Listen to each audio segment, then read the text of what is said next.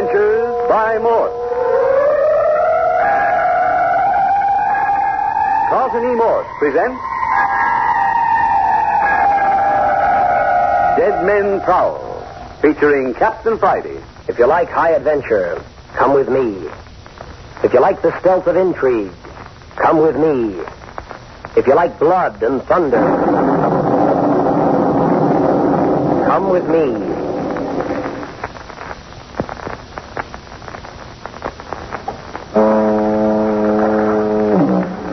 The mystery of violent death is securely cloaked in a great many curious and unpredictable phenomena. Your local police chief, if he would, could sit before you and unravel such harrowing tales as would congeal your blood. Tales of the living dead. Tales of mental and physical baseness that even he does not like to think of. Experiences he speaks of with others of his profession in awe and wonderment. The weird, unhealthy pranks the human body on occasion plays on its owner are facts that every law enforcement officer anticipates with horror. He knows that sometime in his career he will meet with one of those mysterious, unholy circumstances. He knows this and awaits it with inward trepidation. Dead men who live. Living substance that seemingly is dead. All the unpleasantness that a man of the law keeps to himself. With this preface, we come to Captain Bart Friday and a certain Dr. Croft, walking on the sands of an isolated beach, late at night on a sparsely inhabited portion of the coastline across the bay from San Francisco. Captain Friday has a beach shack in the village of Holman, and he has brought Dr. Croft across for a restful weekend. About a mile to the village, did you say, Captain Friday? Yeah. Rotten walking, too, on a foggy night. Can't see your hand in front of you. Beautiful moon out tonight. Harvest moon, eh, Captain? Yeah. Queer there should be a village on the beach so far from communication. 2 miles from a railway. Not even a road in. Sort of a summer resort. Only a couple of dozen families stick it out the year round. Regular old mossbacks. They never leave. Yes, but no road. They come in from San Francisco by boat. Do they have phone service? Yes, after a fashion. That is, the mayor's got a phone, and the rest of the town folk go over to his place if they have to call outside. So the village of Holman has a mayor, too, eh? Oh, very important personage. He's the village doctor, judge, and coroner, as well as mayor. Bravo. Look here, tell me, Captain Friday, how in the world did you ever discover such a place? I have property over here. A detective with property. Well, that's not my fault. It was left to me by a great aunt or something. Can't I carry the bag for a while? Oh, no, it's not heavy, Doctor. Besides, you have enough with your medical kit. Why did you bring that along? Nobody ever gets sick over here. Even if they did, old Doc Sims would probably shoot you if you invaded his territory. Doc Sims? Oh, that's the mayor, eh? And doctor and coroner. Got a sign out over his gate. Hello. We don't seem to be the only pebbles on the beach. Villagers? I don't seem to recognize them. Probably a couple from the resort. No. The resort's closed a week ago. Last of the vacation crowd cleared out then. Girl and a boy. Yes, they caught sight of us. Seems to want to join us. Unless the moonlight's awfully deceptive. That's a mighty pretty girl, Captain. Yes, isn't she? Why, she's just a child. Hey, what are you two doing out here on the beach this time of night? Queer. Act as though they didn't know whether to answer or run away. I smell trouble. Come on. Always the detective. Hey, just a minute, you two. Why don't you answer when you... Uh-oh. Say, Johnny, supposing you point that gun somewhere else. Please, Andre. Do you think this time I miss again, huh, Nevy? Andre, don't. These people are different. I don't know whether you'll miss or not, but I'll tell you this much. I'm covering your heart. One crazy move out of you, and you'll never have the opportunity to miss again. If you think maybe you can frighten Andre Ruiz away from this place... Oh, nothing could have been further from us. Well, then why you sneak behind us, in front of us, or all around us, huh? Oh, did we? Someone did. When we saw you in the moonlight. Somebody's been trailing you? Well, something has. Andre shot at it twice, but... Missed, huh? Or else. Yes? There isn't anything that bullets can't hurt, is there? Oh, who are you anyway? It seems to me you're pretty much of a youngster to be prowling about this lonesome place at night. You think maybe I not good protection for my cousin? I'm Carmel Ruiz. Andres is taking me to my uncle at Holman. Uncle? What's his name? Mr. Andrew Walters. Walters? That old codger your uncle? What's the matter with him, I'd like to know? Say, I know you, Ruiz.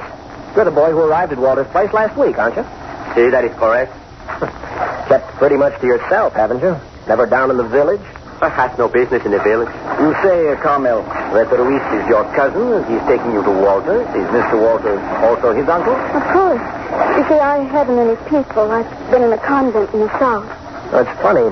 You're cousins, and yet one of you speaks good English, and the other talks with a distinct accent. Is it not possible that one branch of the family should live in Mexico and the other branch live in California? I suppose so. Why the sudden family reunion? Well, Uncle Andrew's getting old. Andres and I are both all alone in the world, so he asked us to come and live with him. He's lonesome. He needs someone to look after him. You came by train? Yes, the 9 o'clock. Andrews met me. Well, as long as they're headed in the same direction, let's continue together. How about it, Captain? Okay. Perhaps if we know who you are, we should accept your invitation without so much misgiving. Of course, quite right. I am Dr. Jamie Croft of San Francisco. Oh, you're a doctor, eh? Yes, quite. This is Captain Friday. The captain's a private investigator. So? Yeah. Bother you? No, it does not bother me. Well, shall we proceed? Where's your bag, Carmel? Oh, it came ahead of me on the boat. How far are we from Holman now, Captain? About a quarter of a mile, something like that. Look here, Louis. About that fellow was following you. See? You saw him closely enough to take a shot at him. Must have gotten a pretty good look. Oh, yes. What did he look like? How was he dressed? Tall. Tall. You see his face? No. But he had on a long black robe. Why? That's odd. Probably a long overcoat. No, it wasn't. Was it, Andre? Without a doubt, it was not. It flowed out behind him. Yeah? And when the wind whipped it back from his body... Andre's face. Maybe it was a mistake. No, there is no mistake. Come on, what happened when the wind blew the robe aside? There was a skeleton underneath. Oh, see here. A skeleton underneath. Yes, there was. Saw 3 or 4 times. So white and shiny under the black robe. Didn't you see his face? No. He had on some kind of a big black hat. Wonder what graveyard he escaped from. You really think it? Oh, no, nonsense, child. What happened when you shot at it? Nothing, senor. He just flitted away behind the rock. And then we'd see him again. Someplace where we wouldn't be expecting him at all. Well, business. Imagination. Hey, what about... Look! Look there! Where? Oh, just someone lying on the beach. I don't know about that, Captain. Doesn't look natural to me. Paul, let's have a look. You stay here. Supposing it's the one we saw. Wait here with Reese. Oh, yes, I wouldn't go near that one. Come here, quick. Dr. Croft. Something's wrong, all right? I thought so. Don't look natural. Lying on his face. Help me turn him over. Body's still warm. Over. Easy now, easy now. Hey. It's Doc Sims. Who? Doc Sims. You know, mayor, judge, coroner. Well, Captain, Holman is going to have a new mayor. Dead, huh? Right. Murder? Well, offhand, I would say it's a natural death. Yeah? Well, this is going to be a 7-day sensation. It's the first death in Holman in 20 years. Too bad. Well, we've got a job. I'll hunt around and get a couple of sticks. We can fix up a makeshift stretcher with our coats, and we'll take him up to the morgue. Morgue? Sure. Holman's got a morgue. Sims here built it himself. Coroner has to have a morgue, doesn't he? I see. 2-story concrete building. White tile, everything. Only modern building in Holman. The man must have been morbid. Goofy. Here's a queer twist, too. Old Sims himself will be the first body to use it. Irony of fate. Captain Friday, what is it? We'll be ready in a moment. Dr. Croft, I'll hunt up some poles for the stretcher. You send this girl on with Louise. All right, Captain. I'll join you in a moment. Louise, you better take your cousin and go on ahead. Oh, si, senor. The senor is dead. Yes, he's dead. Yes. You go on ahead now, and Captain Friday and I will arrange to see you in the morning. Oh, please come. It isn't far, is it, Andre? Si, it is not far, senor. Nothing is far apart in the village. Good. Now, don't frighten yourselves. Everything will look much happier in tomorrow's sunshine. Good night. I'm sure it will. Good night. Good night, senor. So it begins. Hi, Dr. Croft. Are you coming? Coming, Captain. You find your poles? A couple of lengths of driftwood. That'll do. Now slip your coat off and run a stick through each sleeve.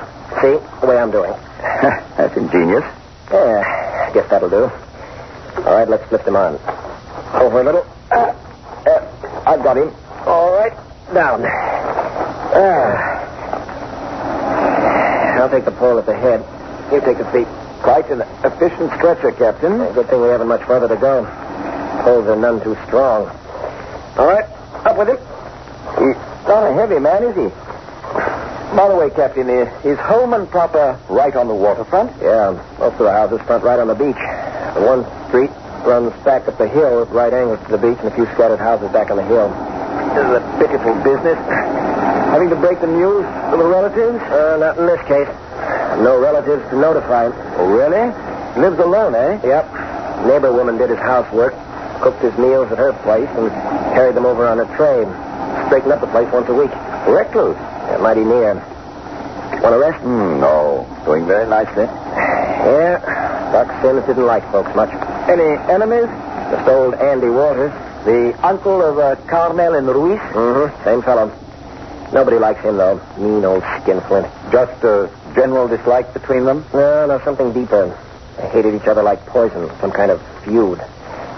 It's a light in Walters' place up ahead right now. What was this trouble between Sims and Walters? Oh, you know how it is. Two biggest frogs in this puddle. Both of them have money. Between them, they own practically all the land in this part of the country. A rivalry, eh? Yeah. Sims here had the edge, though. Just about ran the village. Everyone, that is, except Walters. Is that why you asked if it were a murder? Not particularly. Being a detective, I guess I'm naturally suspicious. I see. We're running into Holman's main and only street. See that white building up there? Obviously. That's the morgue. Aren't we liable to have the whole village tagging after us? Hardly. Must be 10:30. Everyone's been asleep an hour. I forgot we'd gone go. Sidewalks and everything, eh? Yeah, we better stick to the street, though. Boards on the walk are rotten. Liable to go through and break your neck if you don't know where to walk. Rather harsh aspersions to cast on the administration, Captain. Yeah? Well, he won't mind.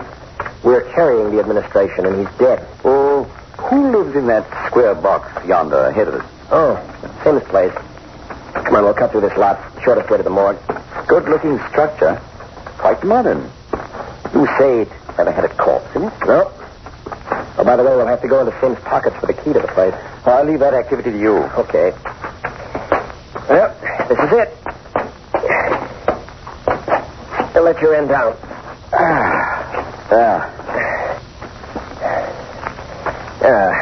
Here's the keys. You know which one? Oh, can't miss. This is the only door in town with a Yale lock on it. Wonderful. Electric light. Oh, sure. There we are, all right. Now, let's go. Lad's in the back room. Nice introduction to Holman, I must say. First place I visit is the morgue.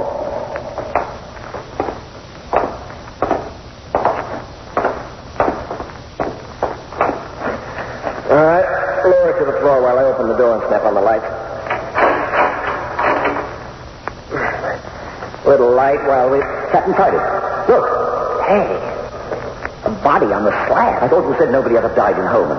Another body on the slab. Interesting corpse, too. Yeah? Yes. He's been shot through the heart.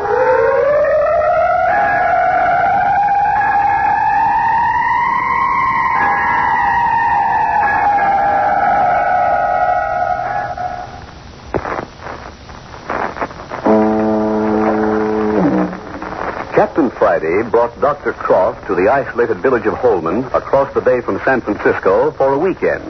A quiet weekend. But first they find an hysterical girl and boy, Carmel and Andres Ruiz. Then they find a corpse on the beach.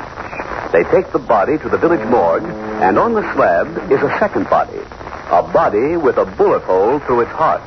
Shot through the heart. You know who he is, Captain? Yeah, let me have a look. Yeah, sure. That's Rich Hartley's half-wit boy. Village half-wit. Half-wit boy shot through the heart. Now, isn't that interesting? See here, Captain. That's murder, pure and simple.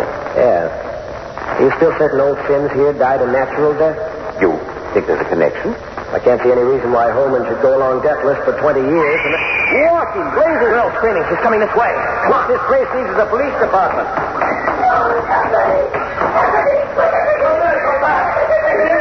That Carmel girl. She's running down the road. Yes, with her cousin right after her.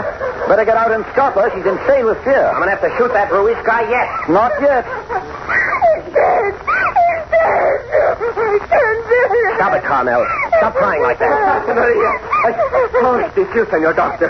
Hold that Carmel. She's go crazy. Now, see here, Ruiz.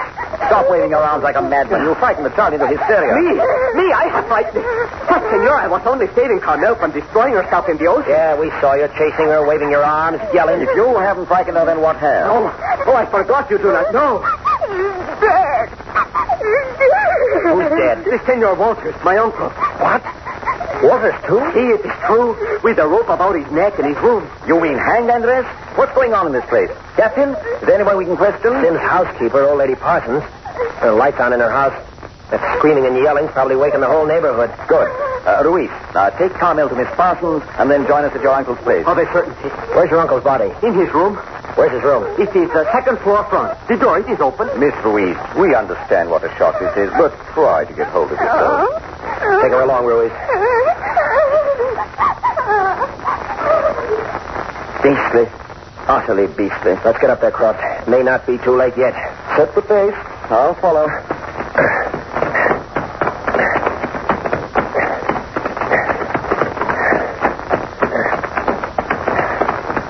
This is the place.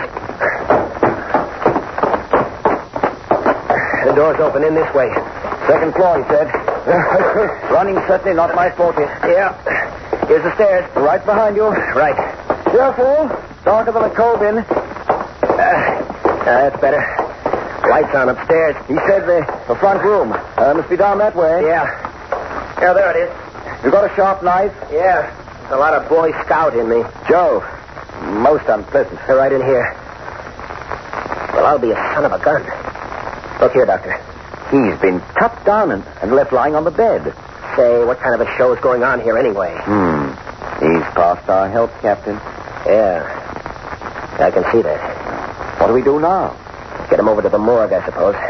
The girl, Carmel, won't want to come near the place as long as he's here. Exactly. Now, this is a light cot. Now, suppose we leave the body as it is and carry the whole thing down to the morgue. Yeah, it's a good idea. Don't touch it any more than you can help. There might be fingerprints. Thinking of clues, eh? That's right. There can't be a natural death, a murder, and a suicide in a town of 30 people all in one night without something being the matter. That would be stretching coincidence, all right. Ready? Let's go.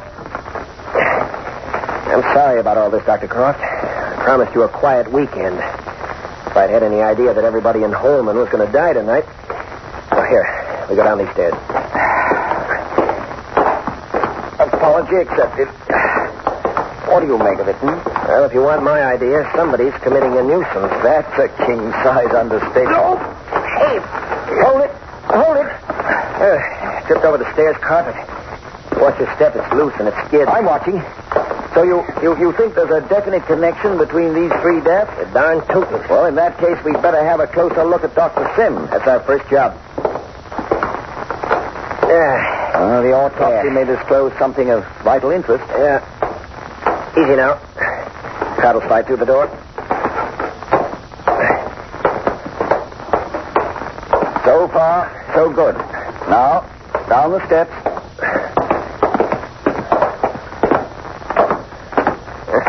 Rickety old house. Glad to get out of it. Look at the lights. Everybody in town seems to be awake. It means the whole population will be out to know what it's all about. One person's business is everyone's business in a place of this size. Naturally.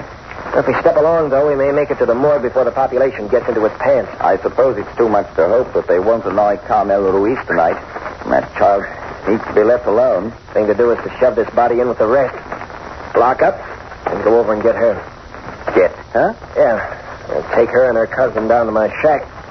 I've plenty of room. Oh, You can look after her then, and we'll lock up the busybodies out. I quite approve, but that will involve you directly in the case.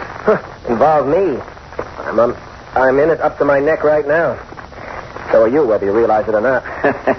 You're keen to get to the bottom of it, Wouldn't miss it. Well, as a matter of fact, so am I. No end. Now what?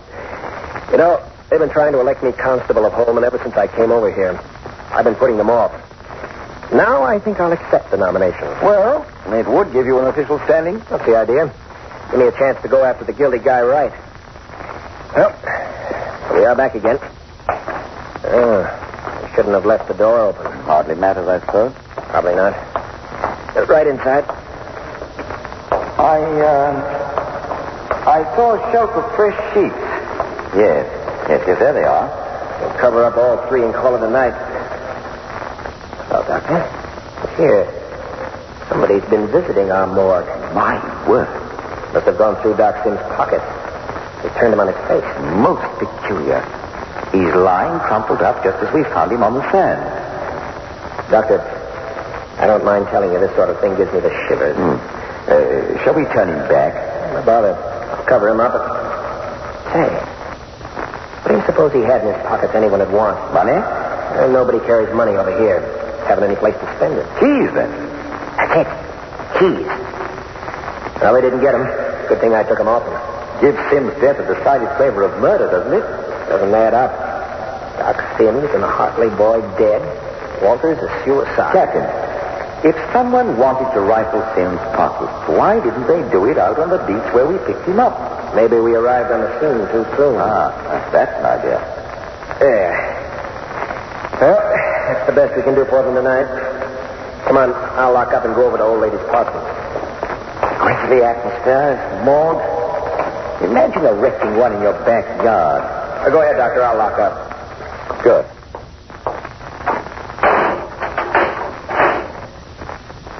Yeah, that's that. Doctor, I had a funny feeling when I saw Sims just now. Change in position. Can't get it off my mind. No. Old Lady Parsons' house is this way. It might have been the final relaxing of certain muscles. You're sure he's dead, all right? Oh, as dead as anyone will ever be. I say, Captain, don't dwell on the thought. It's bad enough as it is. 3 deaths in one night is bad enough, all right. But when one of the bodies is moved, and another moves itself. What in the world are you talking about, Captain? As far as I'm concerned, that moving of Sim's body is the most important thing that's happened. You know, Doctor, if somebody stepped out in front of me and said, boo now, I'd go higher than a kite. Nerves, my dear fellow, all nerves. Oh, here's the place.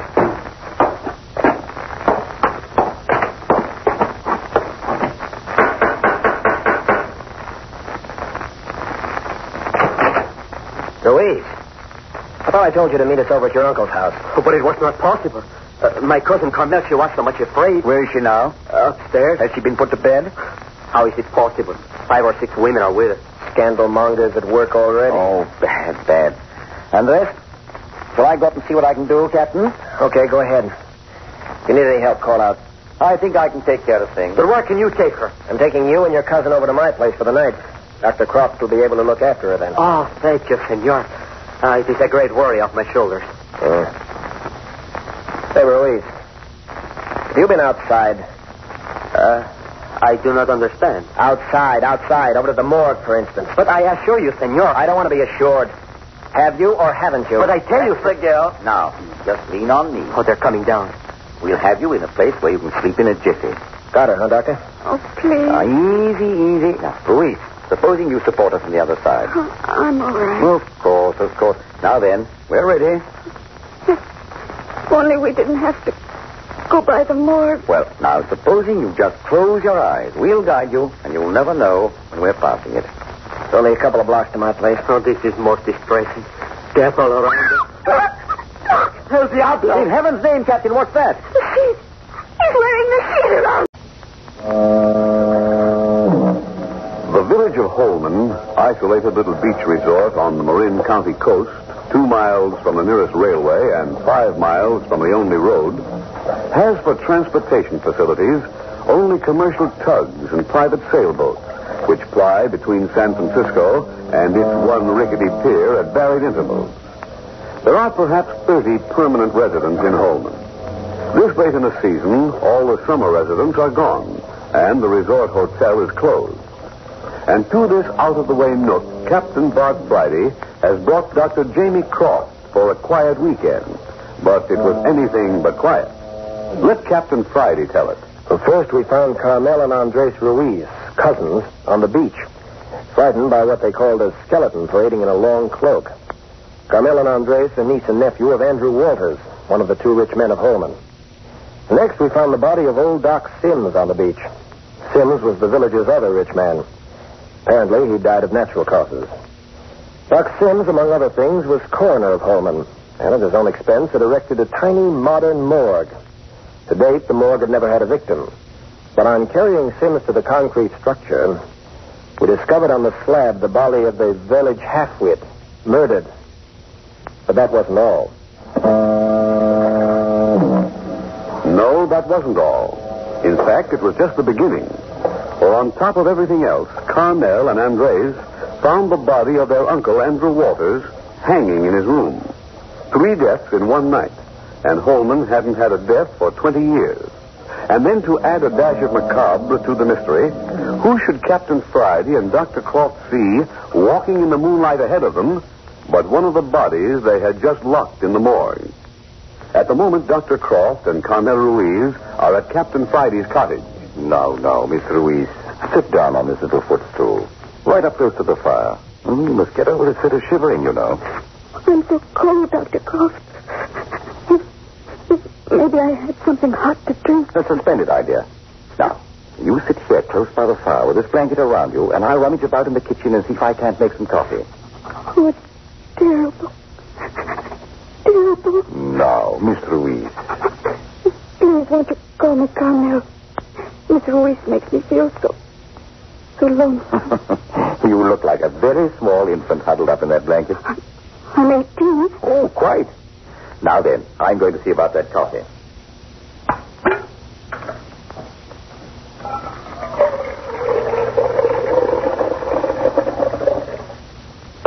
Dr. Croft? Dr. Croft? Hello? What's up? Dr. Croft, how could a dead body be walking down the road? Now, see here. Didn't I tell you weren't to think anything more about that? I can't think of anything else.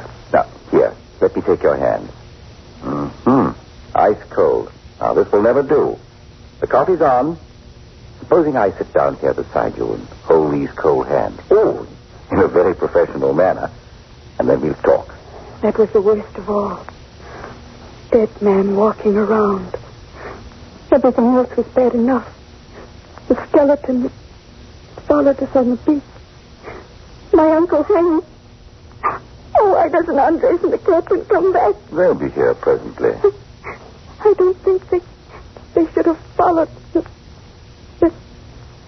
Dr. Sims. Tell me, Carmel, tell me something about yourself, your childhood. There isn't very much. Oh, there must be a great many things. Mostly I've been with other girls in the convent. Very little when I went there. Hardly 6. You've been under the care of the convent since you were 6? That was when Mother died.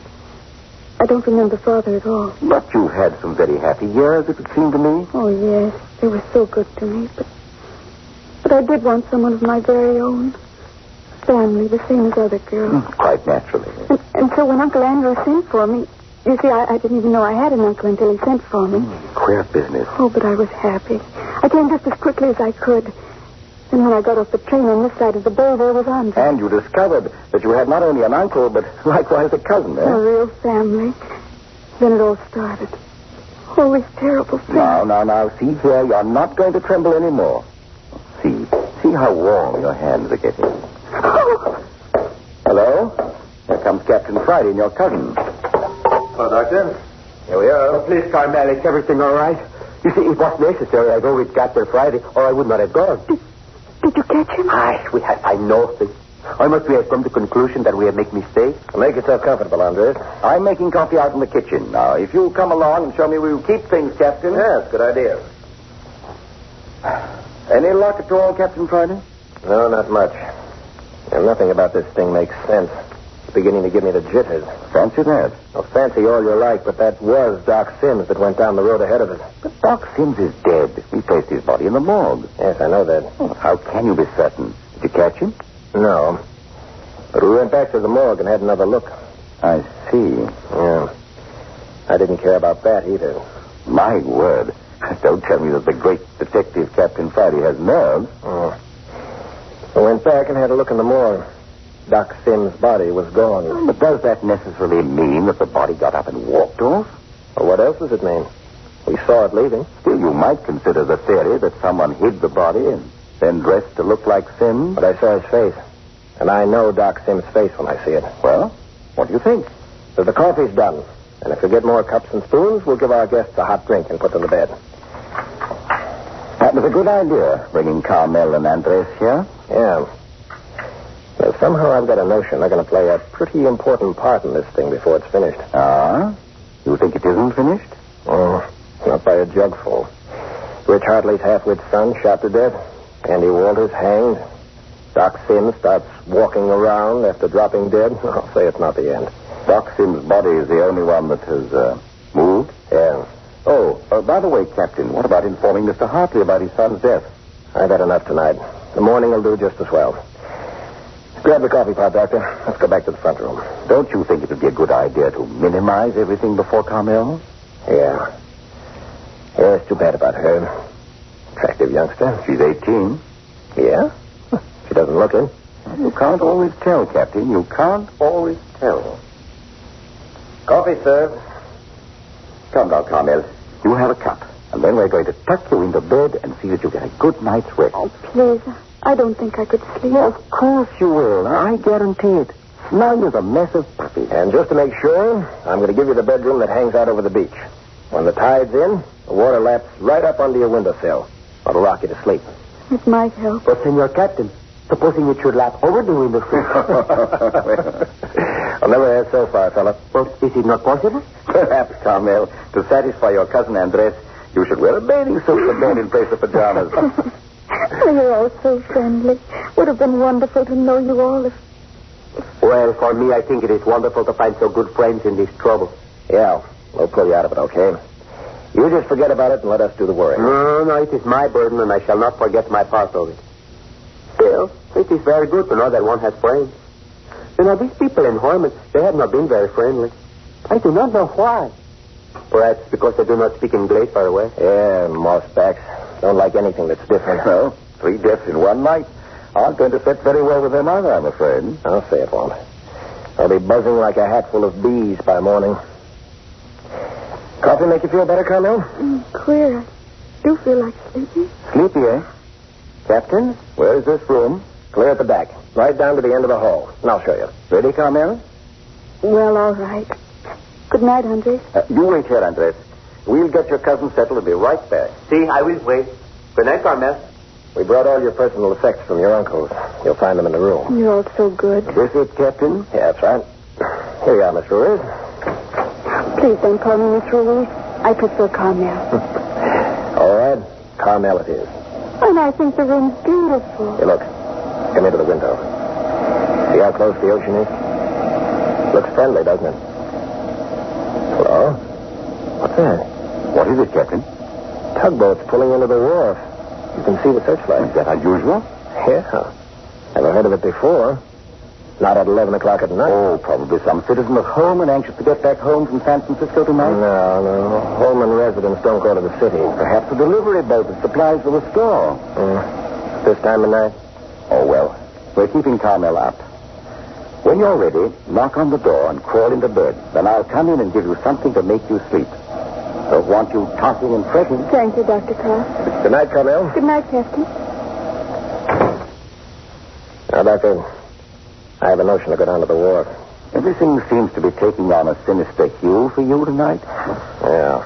Why shouldn't it? Oh, what is it now? Something else? Nothing at all, Andres. The captain saw a tugboat landing down at the wharf, and he's just wondering about it. There are too many coincidences taking place tonight. Hardly call them coincidences, Captain. I never saw a more unrelated set of circumstances. Of course they're related. Really? Well, I can't see it myself. Now, what relation is there between Doc Sims falling dead on the beach and Andrew Walters hanging himself in his home? The 2 rich men of Holman dead on the same night. That's enough for me. But what's the relationship between them and the village half-wit we found in the morgue shot through the heart? The mere fact that there hasn't been a death in Holman for 20 years, and then suddenly there are 3 deaths. It smells like plenty of trouble. Yes, I suppose it does. But where does this skeleton in the moonlight, seen by Andres here in Carmel, enter the picture? And what has all this to do with Dr. Sims' body wandering about after we've definitely locked him up in the morgue? Not so fast, Doctor. Let's take them one at a time. Dr. Cross. Carmel is calling. All right, make them in, Dr. Cross. You'll excuse me, please. I just put a drop of sedative in the child's coffee, but I want to give her one more tablet to be certain she sleeps. Okay, go right ahead, Doctor. Andres, tell me something about your uncle. How was he acting before you left the house tonight?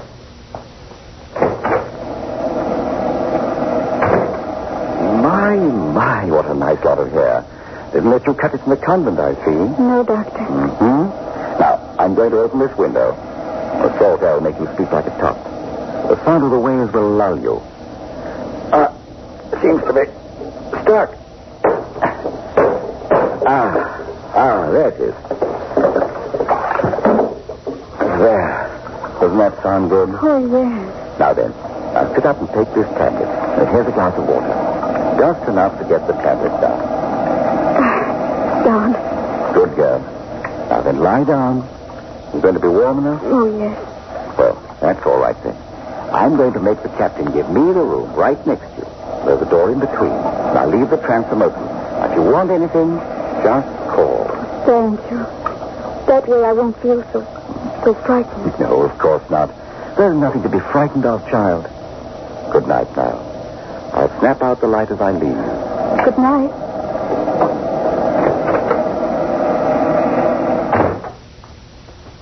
Well, that seems to settle that pretty well. I assure you, Captain Friday, it is everything I know about my uncle. Yeah? I'd say there are a lot of things you haven't found out yet.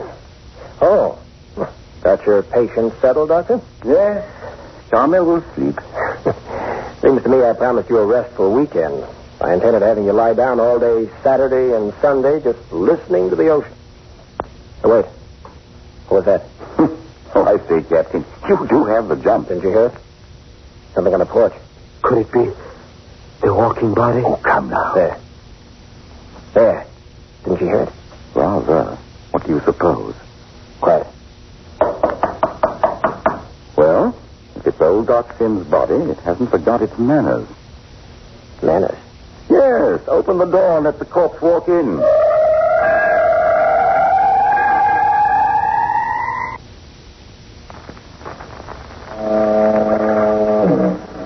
In the weekend cottage of Captain Friday in the isolated village of Holman, the girl Carmel has been given a sedative and put to bed by Dr. Croft. The three men, Croft, Captain Friday, and the girl's cousin, Andres Ruiz, were discussing the three deaths of the evening when there came a knock on the door. A midnight visitor.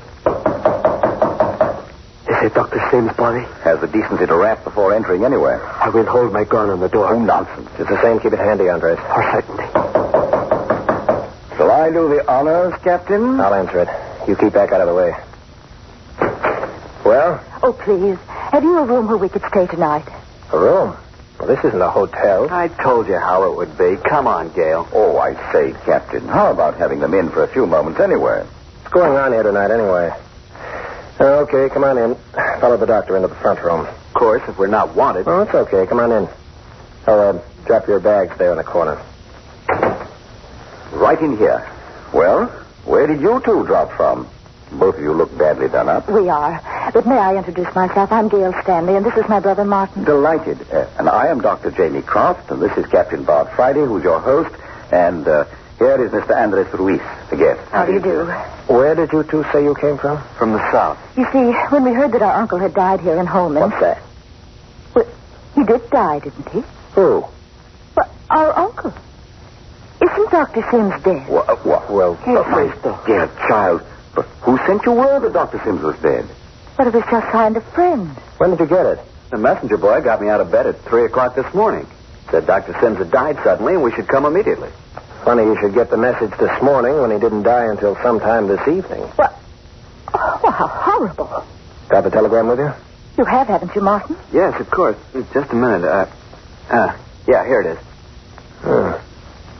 Yeah, it's authentic, all right. You two came over on that tug we saw a few minutes ago, I suppose. Why, yes. We came just as fast as we could. You see, the message said for us to hurry. Uh-huh. We thought there'd be a hotel or someplace we could stay tonight, but there wasn't a single light in the whole town except in this house. Yes, that's the reason we came here. And quite properly, too. Well, how about it, Captain? You enough beds? I suppose so. There are 2 bedrooms with twin beds and the lounge in Carmel's room. Just a minute. I want to get this straight. Dr. Sims is dead, isn't he? Well, What's wrong? He is, isn't he? Say, Gil, there's something queer here. You don't know the half of it, brother. Well, why don't you tell us? Is he dead or isn't he? Yes. Yes, he's dead, all right. Well, then? Yes, he's dead. But he doesn't seem to know it. What do you mean? Now, see here. I think the best thing to do is for us all to get a good night's rest and then tomorrow thrash this whole business out. But if there's something we should know about... Nothing that won't keep until the morning. Now then, Captain Friday permitting, I'm going to assign sleeping quarters. Go right ahead, Doctor. And I suggest that Miss Stanley take the couch in Carmel's room. Oh, I wouldn't disturb Oh, him. no, you won't disturb anyone. The girl who's a cousin of Mr. Ruiz here is already asleep. Now then, I'll take the next room so that I'll be close by in case Carmel grows restless. Is she ill? No, but she's had a most distressing evening. Andres, supposing you occupy the second bed in my room. With pleasure. That will put you, Mr. Stanley, with Captain Friday in the bedroom on the other side of the hall. If it isn't an imposition. Well, how about it, Captain? As good as any. I'll get extra bedding for the couch. Well, please, if you'll just give me the bedding, I'll make it up. Okay, Miss Stanley. I'll leave everything just outside the door. Please, I too have had a hard day. You would excuse me if I should retire? Run along, Andres. Please, then. Good night. Good night. Second door to the right, you know. Now, how about you, Mr. Stanley? I'm dog tired, all right, but I would like to know something about this business of my uncle. Please, Mr. Stanley, in the morning. Right. Where's the room I'm to share with Captain Friday? Right down the hallway, son. I'll show you the room. I'll be right back, Mr. Stanley. Night, sir. Queer business all around, all this bother. No bother in the least. Right in here. I think you'll find it comfortable. Thank you. Not at all. Good night. Night. Oh, here you are, Captain. You'll have Miss Stanley in tow, I see. Oh, we're making so much trouble. Oh, forget it. Wait until you see the sort of hotcakes I turn out for breakfast. Now then, here's plenty of cover. Oh, yes, plenty. Well, I guess that's everything. Will the light bother the other girl? Oh, not in the least. She won't awaken. And good night. If you need anything, just call out. Well, I'm certain I won't. Good night. Oh, it'll be good to get out of these clothes. And slippers. Two slippers. Oh, dear, another runner. Quaint old-fashioned room. Perfectly darling. Just imagine sleeping on the edge of the ocean. Hello. Who are you? Oh, I've wakened you. I'm sorry. No, I've been awake. Really? I'm afraid you're just being kind. You're a friend of Captain Friday. No, we're total strangers. I'm Gail Stanley. Captain Friday was good enough to put Martin and me up for the night. Martin? Yes, he's my little brother. Little. Well, he's 22. Oh. I'm Carmel Ruiz. You're sleepy, child. I'll turn out the light. Oh, no, you're not finished undressing. Well, I can easily finish in the dark. I'm glad you're here. I mean, sleeping in here with me. But that's awfully generous. Not really. I feel a lot safer now. Safer? Well, what's there to be afraid of? Then you don't know? There, you're getting yourself wide awake. I'm going to turn out the light and crawl in. I need sleep terribly. Honey, I feel awfully drowsy in spite of everything.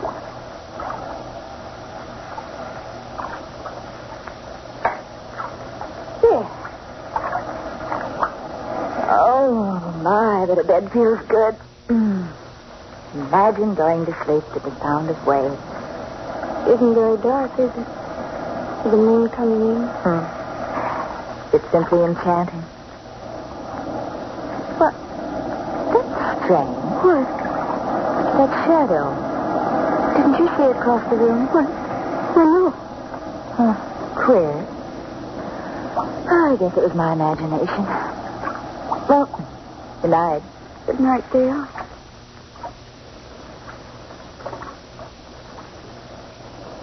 I can just feel myself unwind. Uh-oh. Huh. Who's there? What is it? There's someone at the window.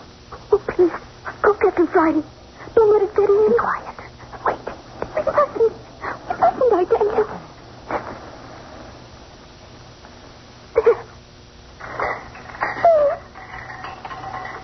Don't you do it? Yes, of course. What is it? Sounds like bones rattling. That's what it is. Bones rattling. It's a skeleton. It's after me. It's after me. Skeleton? Oh, that's silly. Probably the wind blowing the shutters. Of course, there's some explanation. Oh, no. Carmel, you're just nervous. Look, supposing I come and get in bed with you. Would that help? But you said yourself there was someone. Well, I shouldn't have. It was just that I heard the noise, and I was startled for a minute.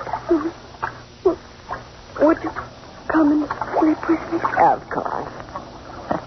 That big bed looks absolutely luxurious. I feel kind of lost in it.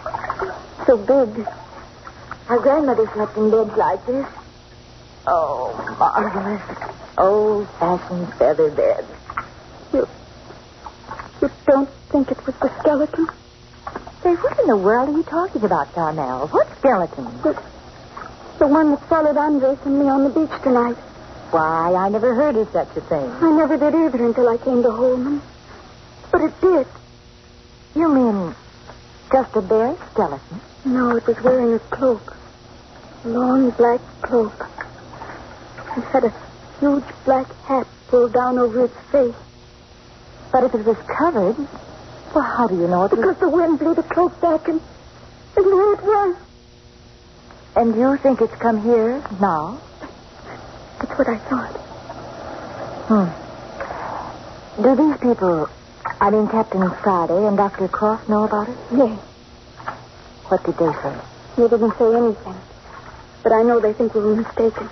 Oh, of course you were. Skeletons don't walk around. You're old enough to know that. Listen. It isn't the shutter at all. You can tell it isn't. Well, if it's a skeleton, he's certainly giving himself a good shaking.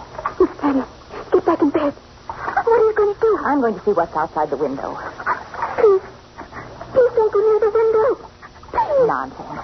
You mustn't. 3 people have already been murdered and... What did you say? It's true. Please keep away from the window. Did you say 3 persons were murdered? I don't know. But they've died. You stay in bed. I'm going to have a look. Please. I'll only be a minute. Come back. Please come back. Oh, no!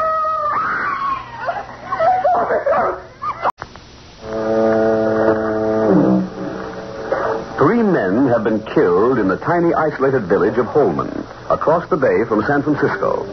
3 killed and a corpse on the prowl. The corpse of one of the dead men. For at least 2 people have seen Doc Sims prowling about the street after his body was carried to the morgue. Dr. Jamie Croft had gone to Holman as a weekend guest of Captain Friday. On the beach, they had found Holman's mayor coroner, Doc Sims, dead. At the morgue, they found the village halfwit, Rich Hartley, on the marble slab, shot through the heart. And finally, Andres and Carmel Ruiz, cousins, had found their uncle, Andrew Waters, hanged in his home. Doc Sims and Waters were the 2 rich men of Holman. Captain Friday, you take up the story here. Holman had not had a death for 20 years, and 3 sudden deaths roused my interest. With Dr. Croft, I took Andres and Carmel to my beach cottage. In the middle of the night, a launch docked at the village, and 2 more people entered the picture. They were Gail Stanley and her brother, Martin, niece and nephew of Doc Sims. They'd been called from their home in Santa Barbara by a telegram announcing Doc Sims' death. But the telegram had been sent while Sims was still alive. There were 3 bedrooms in Captain Friday's cottage. The 2 girls were put in one, and suddenly, under their open window, came the strange, terrifying rattling of bones. Carmel thought it was the skeleton. Against the younger girl's warning, Gail Stanley went to the window. Please. Oh, please don't go near the window. Please. But Gail refused to heed Carmel. She leaned out. Let go of the door. Captain Friday. It's pulling out of the window.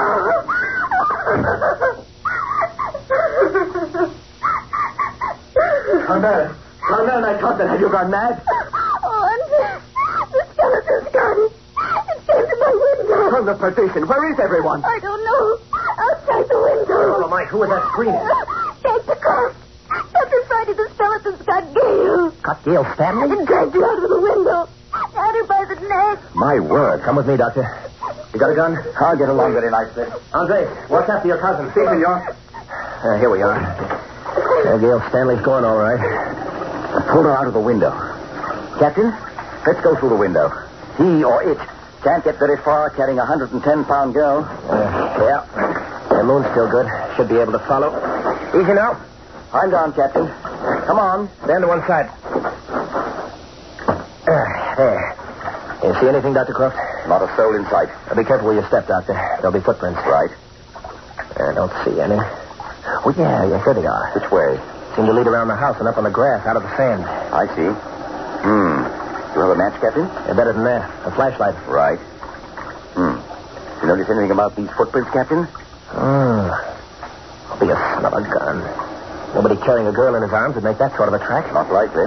But what did he do with her? Might have dumped her in the ocean. Well, in that case, the tracks would lead to the edge of the surf. Well, let's have a look. Could have strangled her and thrown her in. And that would be the end of Gail Stanley. And the tide's right, too, to carry her out to sea.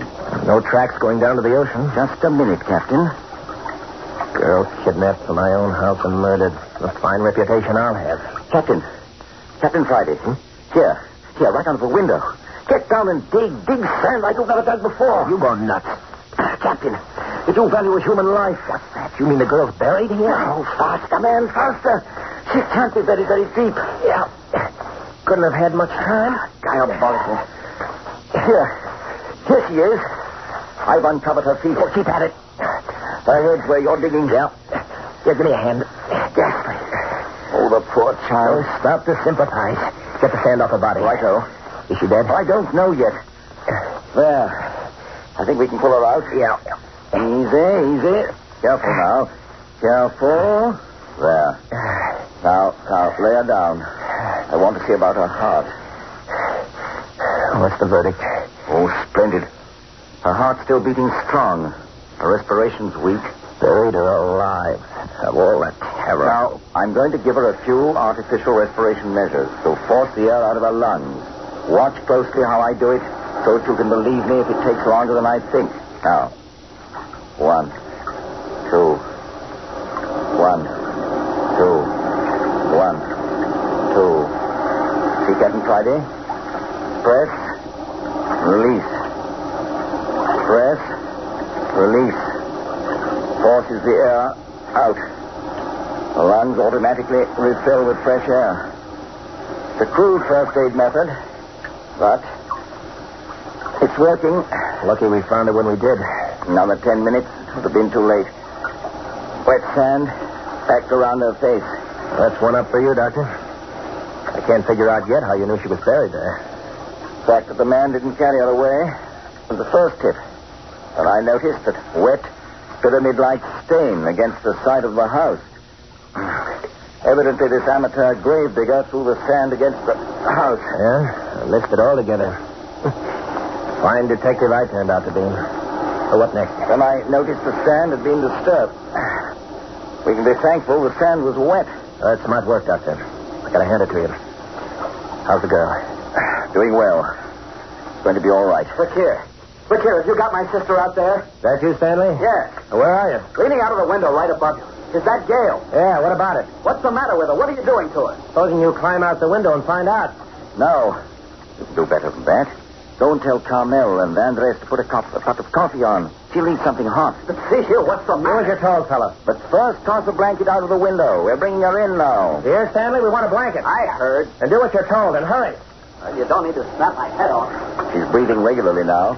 It's going to be all right. Here's the blanket. Catch her. All right. Now go tell Carmel and Andres. Hadn't I better help? Hey, listen here, Stanley. Oh, all right. Kind of a stump this. Spread the blanket out and help me lift the girl onto it. Okay. How's that? Good. Take her legs. Now, there's plenty of hot water, I suppose. Yeah. But we'll want to get hot packs on her. She's thoroughly chilled, poor child. There. That'll do. Now, can we carry her together?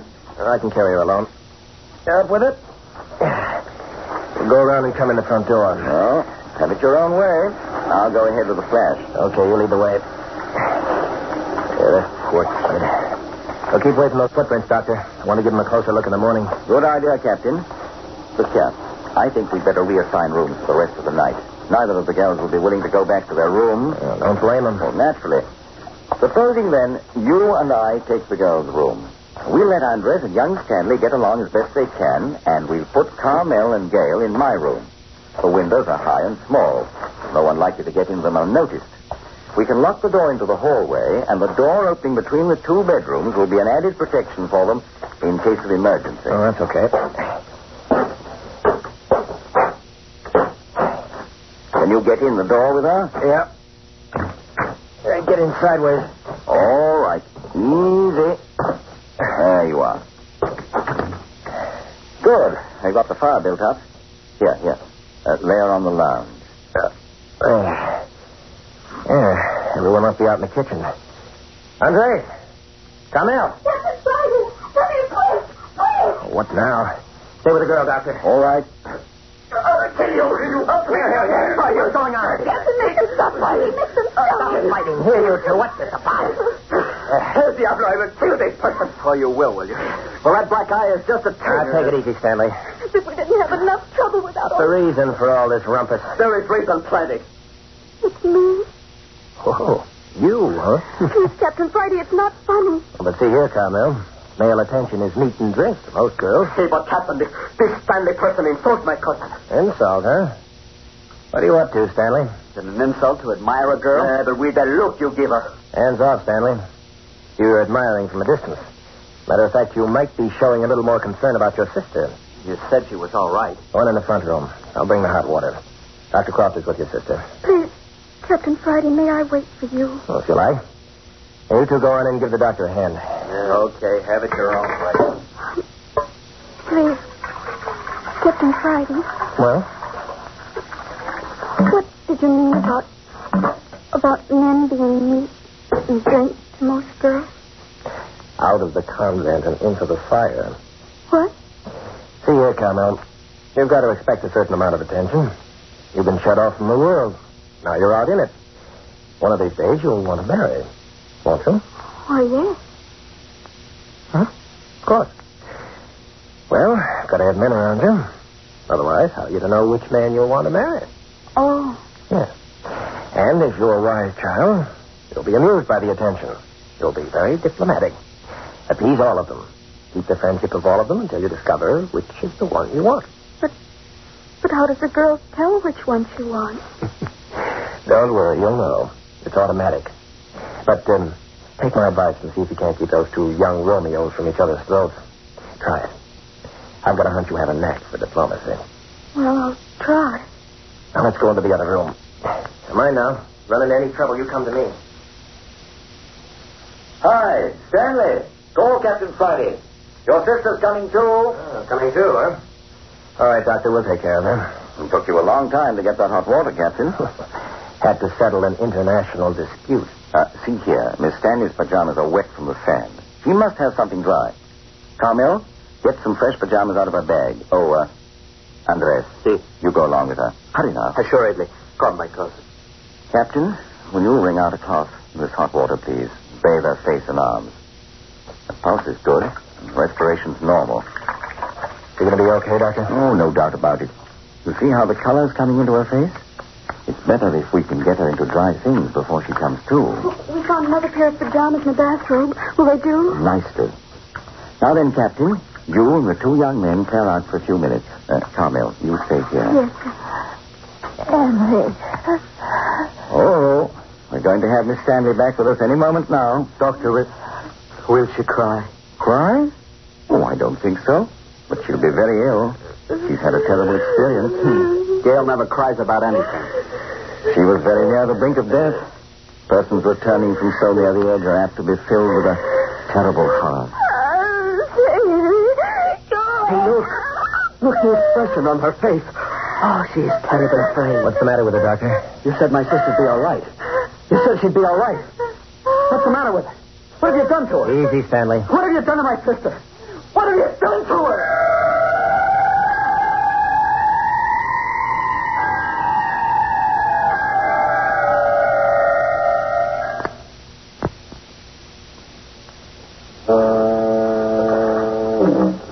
Gail Stanley is alive, but she's a very sick young woman. Choked and dragged out of her bedroom window by the skeleton and left lying on the wet sand for dead is an experience out of a nightmare.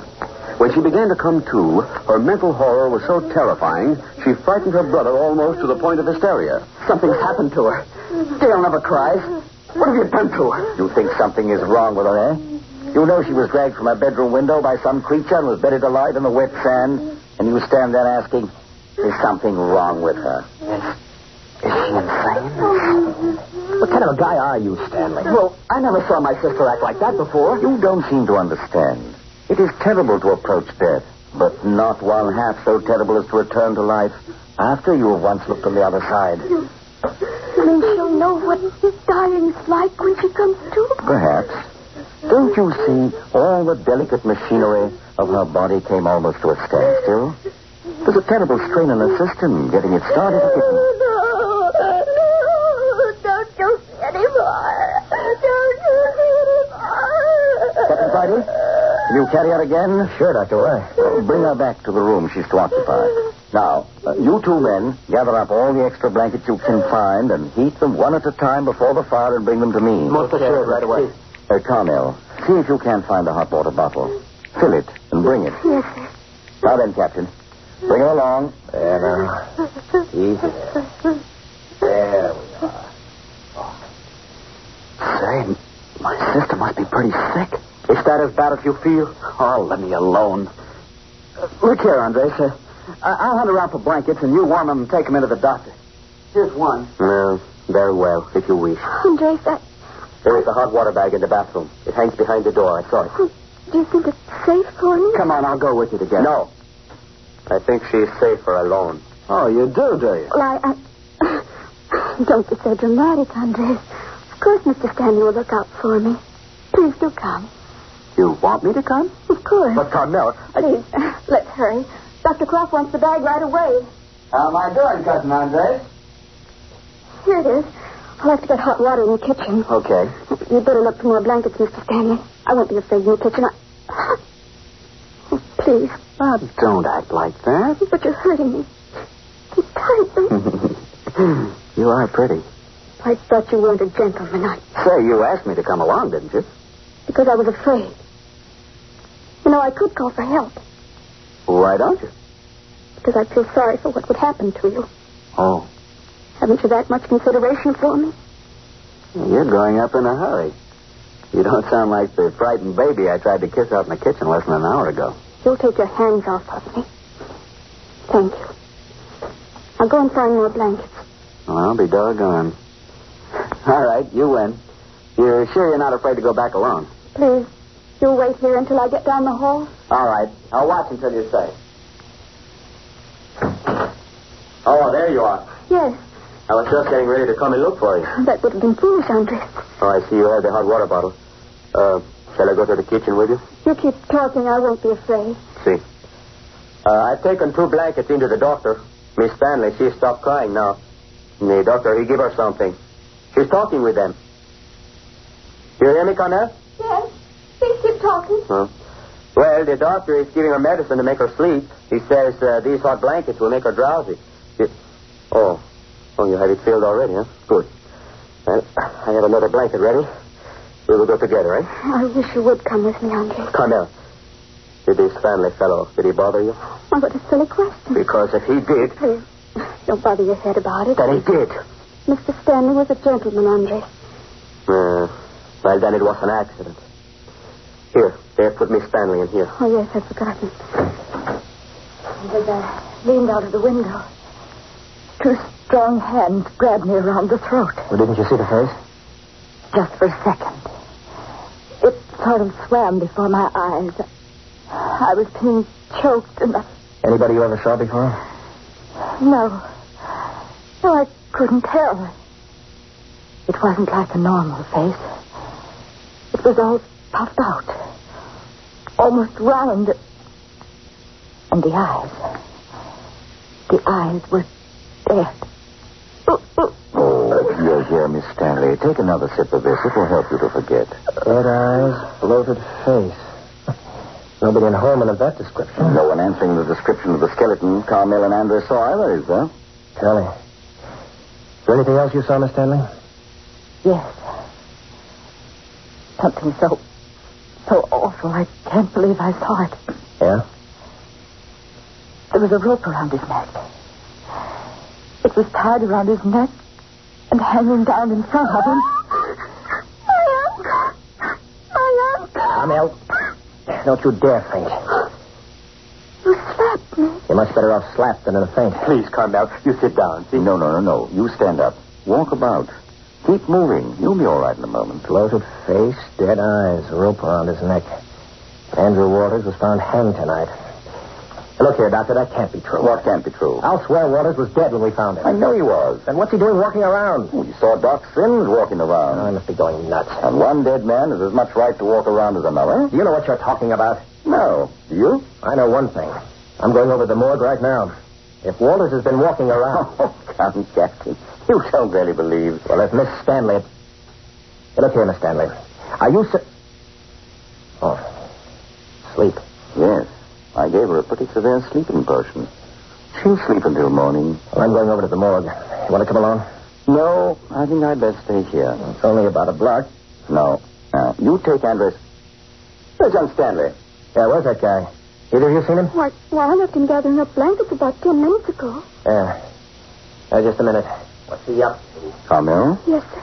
Carmel, as soon as the captain is gone, I want you to get into this other bed. No, but I couldn't sleep. I couldn't. Yes. You'll sleep all right. I'll see to that. Supposing someone should get in while we're asleep. No one will get in. We lock all the doors, and one of the boys will be here with me. We'll keep a lookout. Oh, yeah?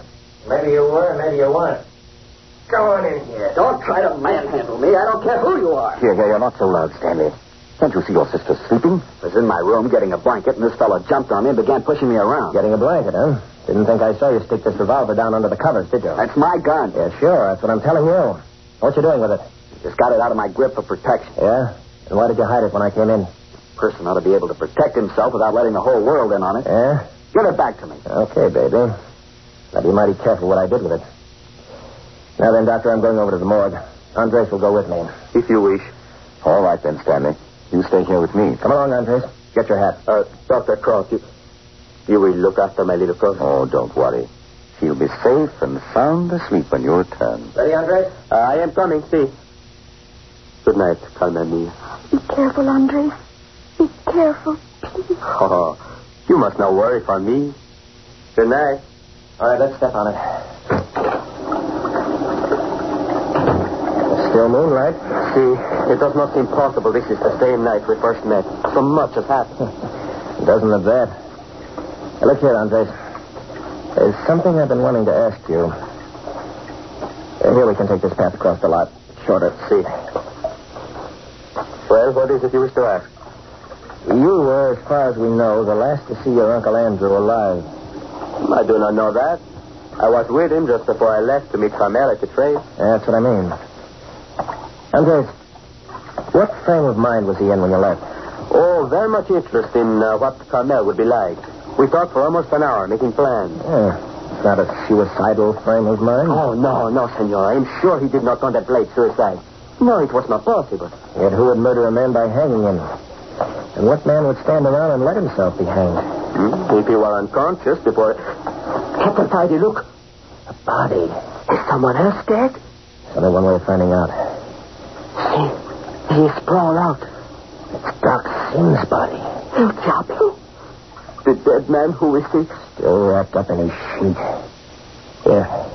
Andres, help me turn him on his back. Is his heart go? No. But we see him walking. Well, you can tell by looking at his face that he's dead. This is most horrible thing. Well, come on, there's nothing to do but take him back to the morgue. Senor, you wish me A couple of steps fast.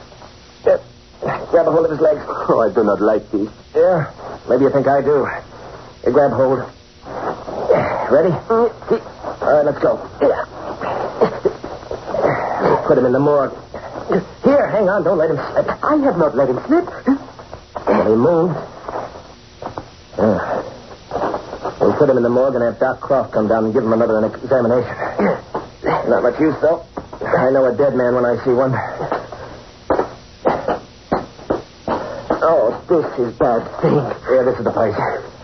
Lower him to the porch while I unlock the door. Well, I'll be. The door's unlocked. And I locked it sure as I'm a foot high. Senor, you think someone else has been here? The door didn't unlock itself. Come on, let's carry him in.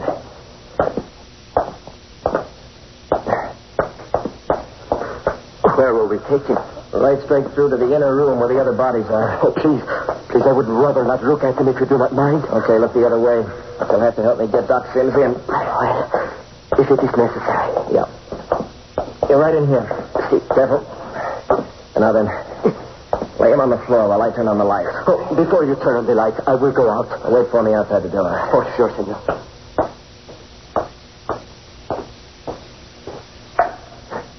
Well, I'll be a son of a gun. You call, Captain? Andres, the half-wit boy's body is gone. It was here on the slab. Senor, you think maybe he is walking? Look at your uncle's shoes, Andres. Wet sand on them.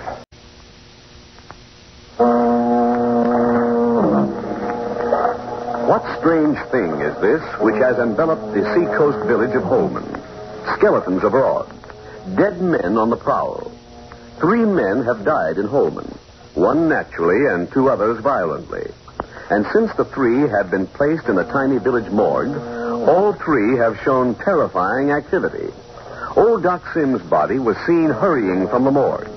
The thing that dragged Gail Stanley from her bedroom window and buried her alive in the sand had the bloated face and staring eyes of a strangled man. And there had been a rope around his neck. This description fitted Andrew Walters, who had been found hanged. Had he risen from his resting place in the morgue and committed the crime? Captain Friday had raced to the morgue to see. Yes, I raced to the morgue. Walter's body was there, but the shoes were damp and covered with wet sand. And now the 3rd body was gone. The body of Rich Hartley's half-wit son, who had been shot through the heart. What mischief would this prowling dead creature bestir? All through the night, Captain Friday and his companion, Andres Ruiz, searched, but in vain. Back in the captain's summer home, Gail Stanley and Carmel Ruiz slept in a barricaded room, while Dr. Jamie Croft and Martin Stanley, Gail's brother, patrolled the house. Morning dawned, and with the light, Captain Friday and Andres returned. Outside the house, the captain paused. Look here, Andres. These footprints? These are the footprints left by whoever buried Miss Stanley alive. Santa Maria. Yeah, these are the ones, all right. What is this you say? I said those are Andrew Walters' footprints, all right. Couldn't miss. Look at the impression of the heel. Measures right, too. You think that... I'm not thinking anything. I'm just stating a fact. Just come on in the house. I need coffee. Oh, senor, I think what I need most is sleep. There's no sleep for me. I'll knock some of that sand off your feet.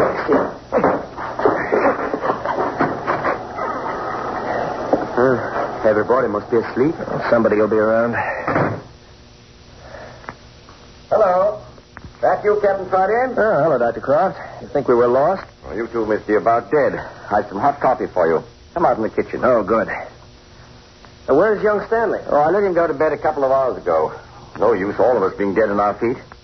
Should have gotten a couple of hours yourself. Oh, no. A man of my profession's used to this sort of thing. Well, how about frying a couple of eggs and some bacon for each of you? Oh, no. Coffee's all I want now. How about you, Andres? No, nothing but coffee. Thank you, Dr. Croft. Well, I'm going to duck my head under the cold faucet. Get on my feet. What kept you so long? What did you find? Found plenty. I'll give you the whole dope.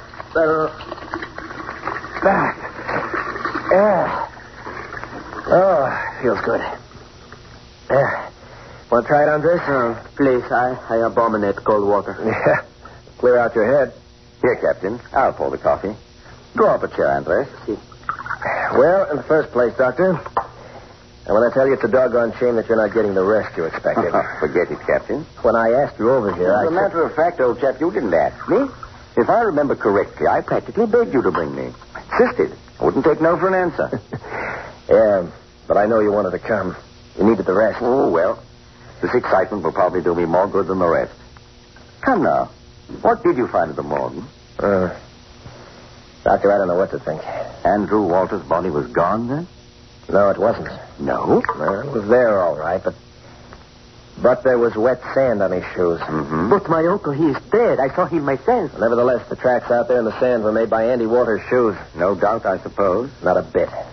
Old boy got up, pulled off his little stunt, and returned to his resting place in the morgue. Oh, that's silly. Yes, it does sound far-fetched. Things like this do not happen where I come from. Well, I can assure you, my young friend, they don't happen here in California very often. But, see here, Captain, what was it that kept you out until dawn? Now the body of Rich Hartley's half-wit boy is gone. What? Yeah. Swell, huh? You don't suppose he got up and walked off, do you? No, I don't. That isn't all of our story either, Doctor. Still more? Yeah. On our way to the morgue, we found the body of Doc Sims. Oh, see here now. In what condition? It's queer. We found him lying in the same position as we picked him up on the beach. Sort of sprawled, on his face. Mm-hmm. It gives me the shivers. What do you do with him? Well, he was dead, so we carried him back to the morgue. Naturally. Say, Doctor, I think it'd be a good idea for you to go over sometime this morning and have a look at him. Yes, I think so, too, but aren't you rather optimistic? Well, what do you mean? Well, he means if he walk away once, what is to prevent him from doing it again? Eh? Exactly. Or maybe we should have had him handcuffed to the slab. What kind of a case is this, anyway? I'm used to having a dead body stay where I put it. Well, I'll run over.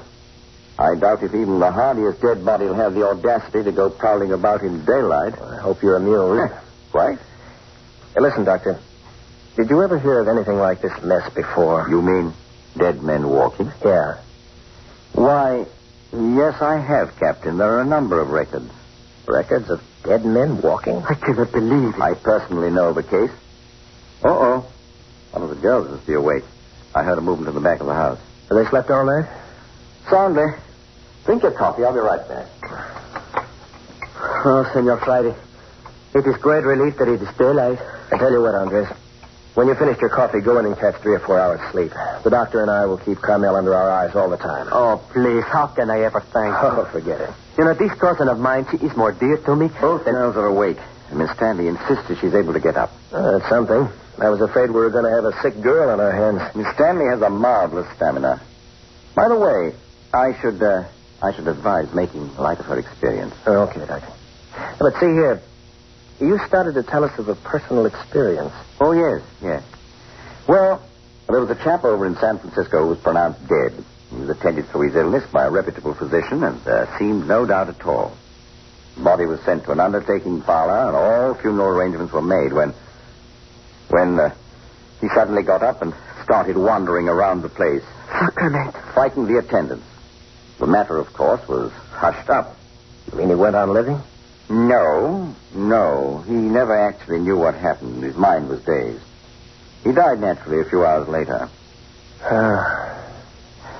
What you doctors don't get mixed up with. Then there's the hypnotic state, which is practiced in India. You've read of mystics being hypnotized and allowing themselves to be buried alive. When they're in that state, all bodily functions are suspended. No physician in the world could be certain whether they are living or dead. Yeah, I've seen some of that in French Indochina. The human body is a curious instrument and is capable of playing strange and gruesome pranks on its owner. Doctor, what you say makes me wish never to die. Yeah, but look here, Doctor. Natural death is one thing, violent death quite another. You don't mean to say anything like this could happen to a person who'd been hanged or shot? You're quite right, Captain. From a medical standpoint, it's quite impossible for such a thing to happen. And yet? And this skeleton which Carmel and I have seen? I don't understand that at all, Andres. Skeletons, after all, are something used to frighten children. There's no sense in even considering your skeleton. But we have seen it. I don't doubt your word. You say you saw it, and I believe you did. At least you saw something you took for a skeleton. We've got to take it into consideration, Doctor. It fits into this puzzle somewhere. First, Carmel and Andres see the skeleton on the beach. And then we find Doc Sims dead on the beach. Then we find Rich Hartley's boy murdered in the morgue. After that, Andrew Walters hanged. It's unnatural. They're all hooked up together somehow. But see here, Captain. Do you think there's anything to this idea? Doc Sims and Andrew Walters were enemies. They were the two rich men in the village. You mean somebody bumped off the two rich men out of spite? Yes, but where does Rich Hartley's half-wit son come in? Maybe there's an excuse for two rich men, but why drag in a poor, foolish half-wit? Haven't the slightest idea. And then there's this business of enticing Gail and Martin Stanley here. Summoned to the funeral of their uncle, Doc Sims, before he was dead. Now, who did that? And That's another queer angle, Captain. How does it happen that each of the two rich men have two heirs on the scene at the time or shortly after their deaths? Uh-huh. Andrew Walter's heirs being Andres here and his cousin Carmel.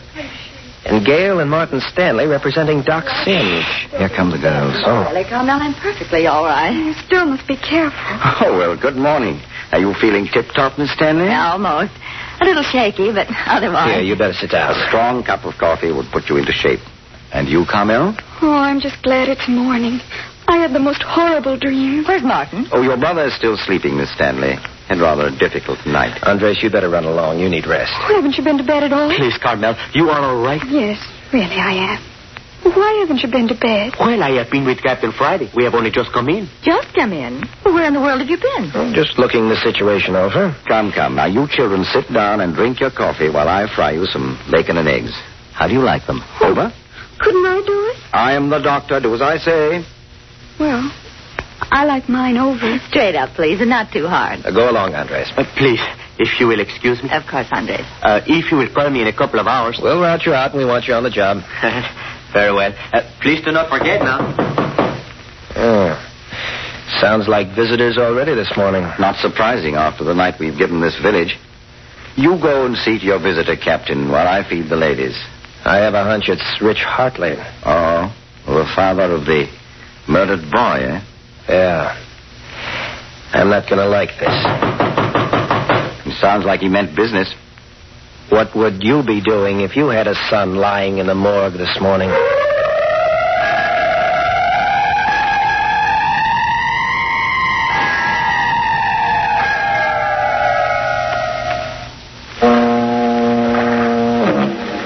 While Dr. Croft and the two girls are in the kitchen of Captain Friday's beach cottage preparing breakfast, the captain is on the front steps interviewing a delegation of Holman citizens.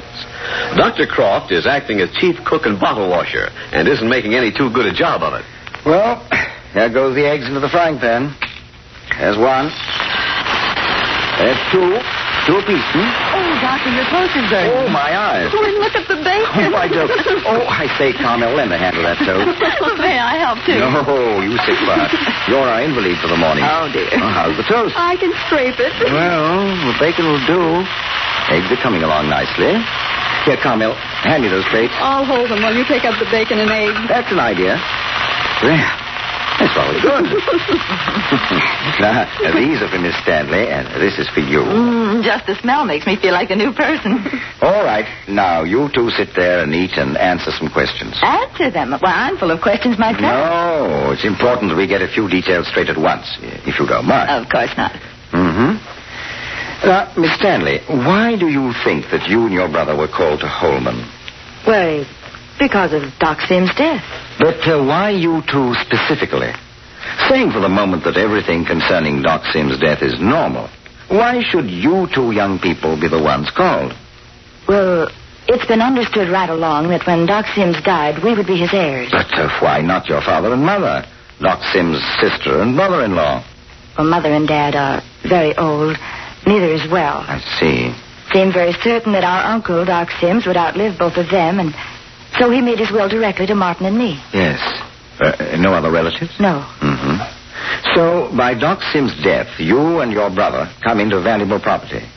You always had money? Well, only what we were able to earn, but Mother and Dad have enough laid aside to make them comfortable. That telegram you received notifying you of Doc Sims' death, you have no idea who might have sent it? I don't even know who could have been interested. But what about Doc Sims' attorney? I'd never heard that he had one. Well, anyway, had it been he certainly would have signed it. Yes. Dr. Croft, you keep hinting at something strange about my uncle's death. Last night you said it, and just now you said something about taking for granted that his death is normal. What is it? What's the matter? See here, Miss Stanley, you're bound to know. It's like this. When you arrived last night, Dr. Sims was prowling about at large.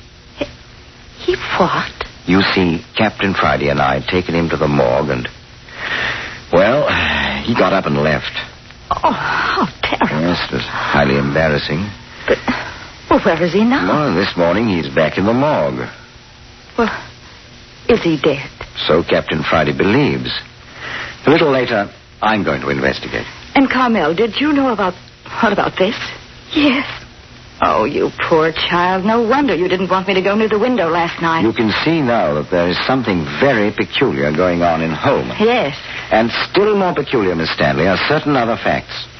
For instance, Andrew Walters, the uncle of Carmel and Andres, died of violent death last night. Oh. Yes. Did Carmel tell you that she, too, only arrived yesterday evening, 2 or 3 hours before you and your brother? Why, no. 2 tragedies in one night. There was a third. Why, I didn't know. Oh, no. You were in no condition to be told last night. Well, who was it? A poor village half-wit who was shot to death.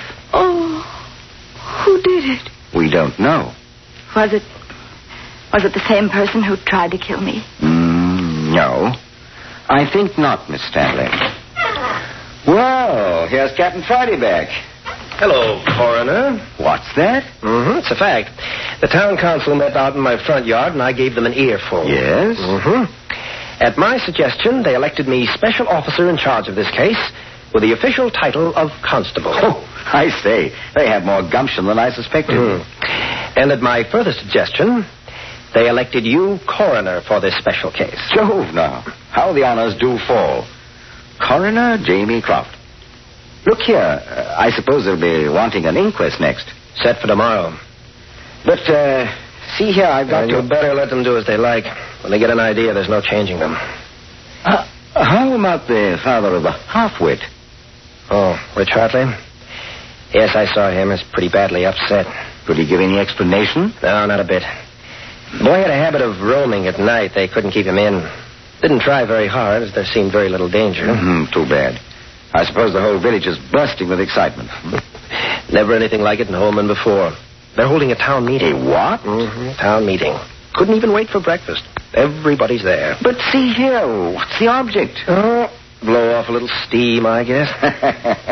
They'd probably send a written protest to the president against the new crime wave. Well, and say, while they're occupied, I think it'd be a swell time for us to take a look through Doc Sims' place. Walter's house, too, if we have time. We'll have a crowd trailing us everywhere if we don't give them the slip. Oh, quite, yes. Well, this will be a good time to look in at the morgue and see about Doc Sims. I don't know about you girls, though. But don't you think they should stay here? You agree with me, don't you, Captain, that there's no danger?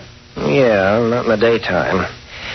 Still, there should be at least one man stay here with the girls. Well, I'm really not the least bit afraid. Please, you won't leave us all alone. Carmel, we'll leave your cousin Andres and Martin here. Oh, no, you won't. Why, Martin. Awake, huh? Yes, and I heard you planning to go through my uncle's house without either Gail or me present. Nothing doing. Yeah? Exactly. Why, Martin, what's gotten into you? You're not yourself. Listen, Gail, there's something darn funny going on here. You and I plump ourselves down into a mess that we don't know anything But, about. Martin, dear, we've got to trust someone. Surely you don't disbelieve Captain Friday and Dr. Croft. I don't know what I believe. Just the same, I'm not taking anybody on faith. If they're going over to Doc Sims' house, I'm going along. You're not sticking your neck out, are you, Stanley? I don't care. I know which side my bread's buttered on. I'm going to find out. Well, you want to leave your sister here alone? Remember, just a few hours ago, someone tried to bury her alive. Let her come along. Impossible. She isn't strong enough. She must remain quiet. What's the danger in plain daylight, anyway? Probably isn't any. We're simply not taking any chances, that's all. Then one of you stay here, and I'll go with the other. Look, fella, just who do you think is running this show? I'm going if either you or Dr. Croft go, and that's final. Please, isn't it all right if we stay here with Andres? If anything frightens us, we can call him. As a matter of fact, Captain, I'd be glad to remain, except that I feel I should have a look at Sims. Yes, I want you to, Doctor. Under the circumstances, I think I want young Stanley where I can keep an eye on him. Oh, you do? Yes, I do. You're going along right now. I haven't had breakfast yet. Well, you'll have to get it when we come back. We can't wait. The town meeting will be over if we don't hurry. Oh, all right. Well, then, let's get started. You got a key to my uncle's house? And, Carmel, be certain to awaken Andres if there is the least sign of trouble. Oh, yes, I promise. All right, Doctor, let's go. Coming. Remember, both of you, no chances. Don't worry about us, Dr. Croft. I'll be back shortly. Hey, Doctor, you want to stop at the morgue before we go to Doc Sims' house? Why not let me drop in at the morgue, and then I'll join you at the house? It's only a step. Okay. Here's the morgue key. Oh, come on, we can cut across the lot, save a lot of time. Place is certainly deserted. Where is the town hall? That white frame building over there. Uh-huh. Which is my uncle's house? The big dark one right up ahead. That other two-story one about half a block up the street on the other side is Andrew Walters' place.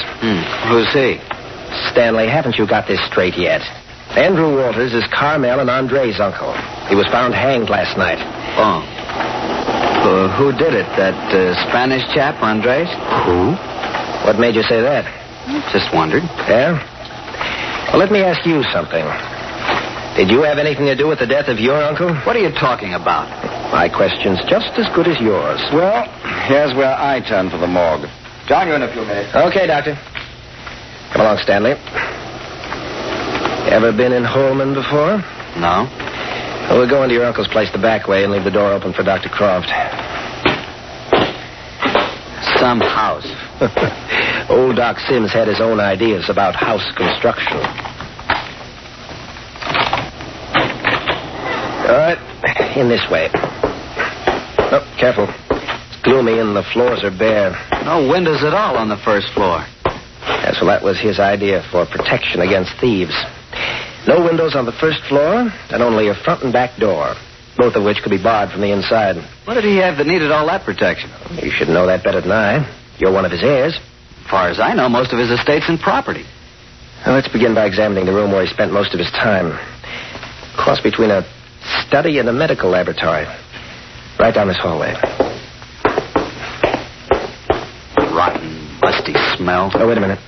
There's a push button to light the hallway somewhere along here. You seem to know this place pretty well. Oh, Doc Sims and I weren't on such bad terms. Oh, there it is. Now I'll lead off. I know the way. All right, what are you looking for? As a matter of fact, I'm looking for two things. First, I want to find out if Sims left anything behind indicating that he anticipated his death. Oh. And second, I want to see his will. What's that got to do with you? Oh. Yep, here's the room. I said, what's my uncle's will got to do with you? Better stand still till I find the lights. Oh, here they are. There. Hog's nest. The room in which your uncle spent a good 3/4 of his life, Stanley. Smells foul. Dirt, no ventilation. Never mind. Say, look here, Stanley. Have you a copy of Sims' will? No. Is your sister? No. You know whether there's a copy in this house? Why... Oh, there is one here, huh? Where? I didn't say there was. I'll just take it for granted there is. Where is it? The will belongs to Gail and me. Not when there's murder concerned. Under the circumstances, the police get first look at the will. What do you want it for? Sometimes the man writes something into his will that... Oh, hello. What's the matter? Look there on the floor. Woman's handkerchief. Yeah, a woman's... Why, that belongs to... See, look here, Stanley. We fooled long enough. Someone else has been here ahead of us. What for? Well, what do you think? Looking for your uncle's will, of course. If you know where it is, you better tell me. Whoever gets it first. My uncle wrote that there was a small safe behind the third panel on the east wall. Third panel on the east... Oh, that's right here. How are we going to get behind that panel? Run your thumbnail down the crease at the left edge of the panel. You know the combination of the safe? Uh-oh. Here they go. Yep. Here's the safe. Now what? Combinations 3, 8, 6, 9. Beginning at 0 and reversing the spin... Oh, look. Look, there he is. There he is. Go away. Hey, who turned out the lights? Stanley. Stanley. Doc Sims.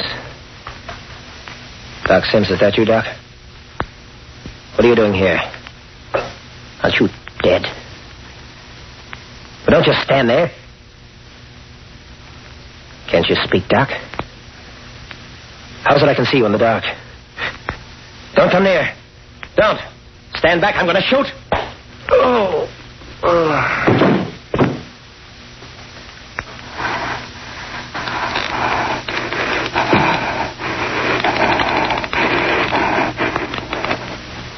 Hi, Captain. Captain Friday, where are you? Captain, Doc Sims' body is gone from the morgue. That's queer. They couldn't have left the house already. Captain. Hello? Oh, here's the door open. Well, there should be a light somewhere. Jove. Both of them out. Captain Friday.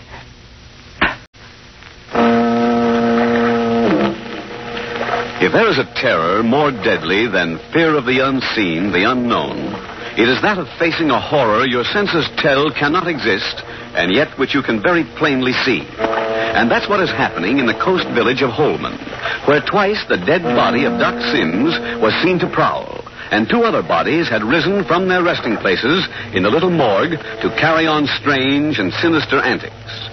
It was on the second occasion of Doc Sims' prowling that there occurred an incident deadly in its intent, weirdly desperate. On the morning following the first night of mystery and terror, Captain Friday had taken Martin Stanley and Dr. Jamie Croft with him to Doc Sims' house in search of clues. He left Gail Stanley, Carmel Ruiz, and her cousin Andres at his cottage. Dr. Croft had gone to the morgue to check on the bodies, and the captain and Stanley had proceeded to the Sims' house. They went to Doc Sims' study to examine his private papers and look for his will. But instead, they found a handkerchief belonging to the girl Carmel. Evidently, she had been there before them. They discovered a wall safe and were in the act of opening it when, for the 3rd time, the body of Doc Sims appeared. It entered the study, shot Martin Stanley, and attacked Captain Friday. When Dr. Croft arrived from the morgue, he found 2 inert figures huddled on the floor. Captain Friday. I'll break your neck, Doc Sims. Here, let go my throat. Get hold of yourself, Captain. Come out of it, man. You will bang me over the head. Are you, Dr. Croft? Dr. Croft, did you see him? See whom? Doc Sims. At least his body. Why? Why, no. I did. Shot young Stanley and then got me. How's Stanley? Is he dead? Don't worry about Stanley. The bullet just grazed his head. But, see here, Captain. Do you mean to tell me you saw Doc Sims walking again? I did. And there's no argument this time. His body was gone from the morgue, all right. Oh, what a head I've got. Dr. Croft, look. Look at the safe. It's been opened. I see it has. I don't get it. Opening his own safe and stealing his own will. I wish Doc Sims would make up his mind whether he's dead or not. Captain Friday, are you certain it was Doc Sims? If it wasn't, it was his identical quill. Why? I picked up this handkerchief when I came into the room. It belongs to Carmel Ruiz, if I'm not mistaken. Yeah, it was here when we came in. Which indicates that she has been here. That looks bad for Carmel. Oh, nuts. But this is a handkerchief. Well, I can't help it. A kid like her couldn't get mixed up in this. She's just out of a convent. Doesn't know what it's all about. Oh, I know all about that, but it doesn't get rid of the fact that someone dropped Carmel's handkerchief here. Yeah. See here. How about Andres? He's in love with his cousin. Might have been carrying a handkerchief. Uh-oh. Stanley's coming around. Close call, my boy. Better look after him, Doctor. I'm going to have a look at the safe. You better wait. Your knees will buckle if you get to your feet too quickly. Couldn't feel any worse. Here, give me a hand. Oh, my head. I told you. The guy must have swung from the floor. Yeah, there. Head's clearing up a little. Righto. I'll see about Stanley. And Doc Sims sure made a mess of his papers. Looks like a whirlwind hit the safe. Queer. A dead man should suddenly desire to rifle his own safe. Yeah, especially when his rightful heir was about to put his hands on the will. It's a queer business all around. Now. Stanley, my boy. Now, take it easy. So far as I've been able to find, there's no indication around the house that Doc Sims anticipated either a natural or violent death last night. Captain, can you give me a hand here? Stanley's being difficult. Yeah, okay, Doc. Now. Here. Stanley. Grab his legs, Captain. Putting up a battle, huh? Deucedly belligerent. Now, take it easy, fella. If we can hold him down for a few moments, he'll come out of it all right. I've got his leg. Let go of me. You let go of me. I don't care if you are my uncle. Oh, you can hold him long enough for me to get a glass of water. That should bring him out of it. Yeah, but go to it. I've got him. All right, but watch out. Won't take but a moment. No, easy now, Stanley. You're going to be all right. Hi there, Doctor. Step on it. I've got him, but that's about all. All right now. Hold him. I'll give him a dash of cold water in the face. There. That'll take care of him. You can let go now. I don't mind informing you that most of that water went down my neck. I'm sorry. A regular tiger. Look at the scratches on my face. Little Ardeen will take care of it. You'll have to handle your patient yourself from now on, Doctor. I'm going to finish looking through these papers in the safe. I doubt if you'll find the will. I don't expect to, but you never can tell, though. Hello, Stanley. Feeling pretty rotten, eh? Rotten. Coming to all right, has he? He'll do. Should be taken back to the cottage. Yeah. Hello. Here's something. Hey, look at this, Doctor. A duplicate of a letter from Doc Sims to Andrew Waters. What's that? A letter? And what a letter. Anything to do with this situation? Has it? Just listen. Andrew Walters, this is to inform you that I, Dr. C.N. Sims, have discovered your real identity as well as enough of your background and history to make your presence in this community undesirable. Unless you are willing to come to such terms as I see fit to impose, I shall at once reveal your identity and turn you over to the proper authorities, which, of course, you realize means nothing less than the gallows. My word. Does that mean that my uncle had something on Andrew Walters? Had something. Looks to me like he had everything. This looks like the key to the whole situation. Who do you suppose Andrew Walters was, anyway? Nothing less than a hunted murderer, sounds like. Wonder if this note drove Walters to hang himself. I wonder. Do you think a man would hang himself to keep himself from being hanged by the state? Yes, but he didn't have to hang. Doc Sims offered him a way out. Agree to his terms, and he'd keep his mouth shut. Must have been pretty bad. Anyway, Walters preferred to die instead of coming to terms. Maybe. Anyway, we've got a clue to this business. Right now, I want to get Walters' fingerprints and shoot them over to the city for a check with the police criminal files. How will you get them to the city? I'll get the grocery supply boat to take them over. It'll be in at noon. We've got to work fast now. I want to run over the rest of Doc Sims' house, and then I want to go through Walters' place. I'd like to find this original letter. See here, Stanley. Think you can make it back to Captain Friday's cottage alone? How do you feel? Nauseated. Naturally.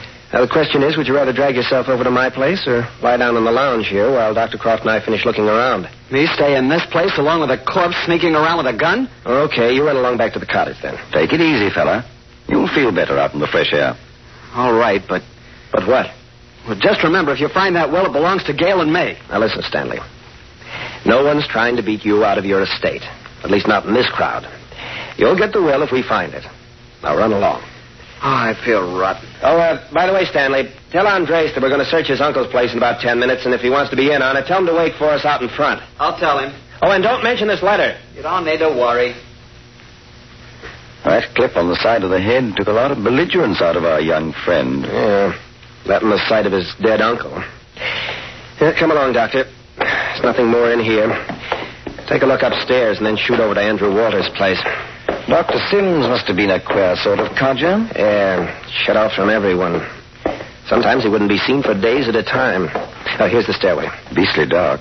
There's a light here somewhere. Oh, here it is. Oh, hold it, Doctor. You see what I see? My word. Again? Yeah. It's Doc Sims again. But see here, Captain. He's stone dead. Sprawled out on his face, just as we found him twice before. But, Captain Friday, this man's dead. He's been dead for a good many hours now. It couldn't have been he who attacked him. Oh, yeah? Well, I'm telling you, Doctor, dead or not, I recognize those clothes and that face. And they're the same. And let's turn him on his back. All right. You can see quite plenty. This body couldn't walk. Yeah, I can see plenty. Hello. Now what? Look here. Papers stuffed in his coat pocket. Nonsense. Well, here they are.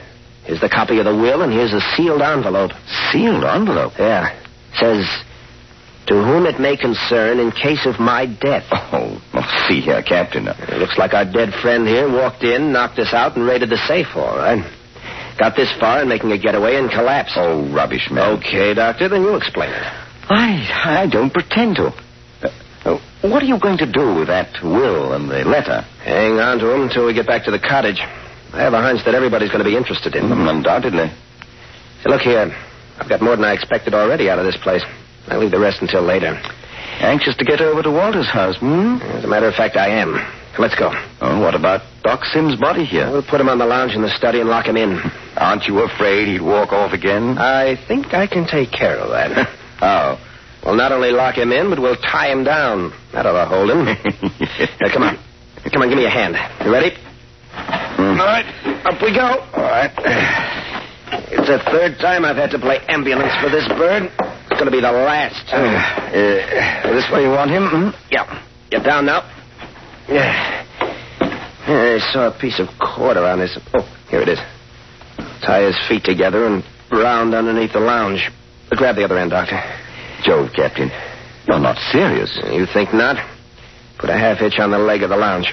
But see here, my dear chap, you're losing your perspective. I suppose you're politely telling me that I'll get the royal raspberries from the gang in the Hall of Justice over in the city if they saw me hog-tying a dead body. Well, it is rather ridiculous. Well, not in this case, it isn't.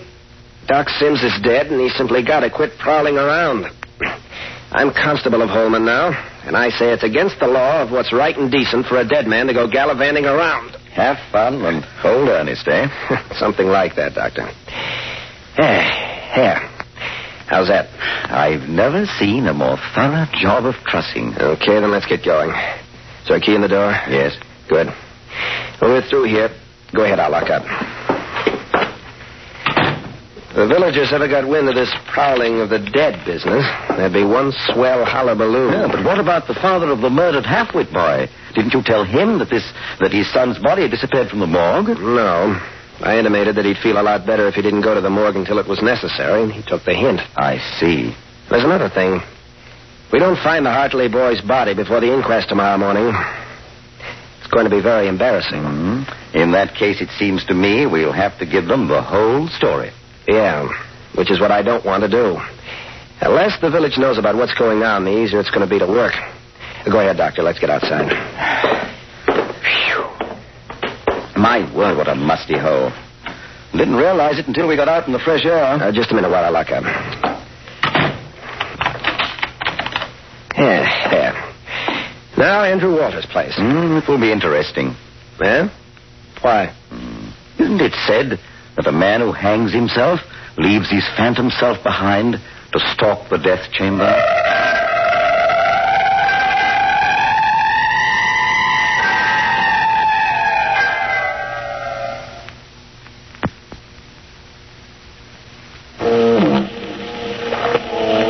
Captain Friday and Dr. Croft have tied the wandering body of Doc Sims to a lounge in the old Sims house, after the dead body apparently had made a murder attempt on both the captain and the boy Stanley.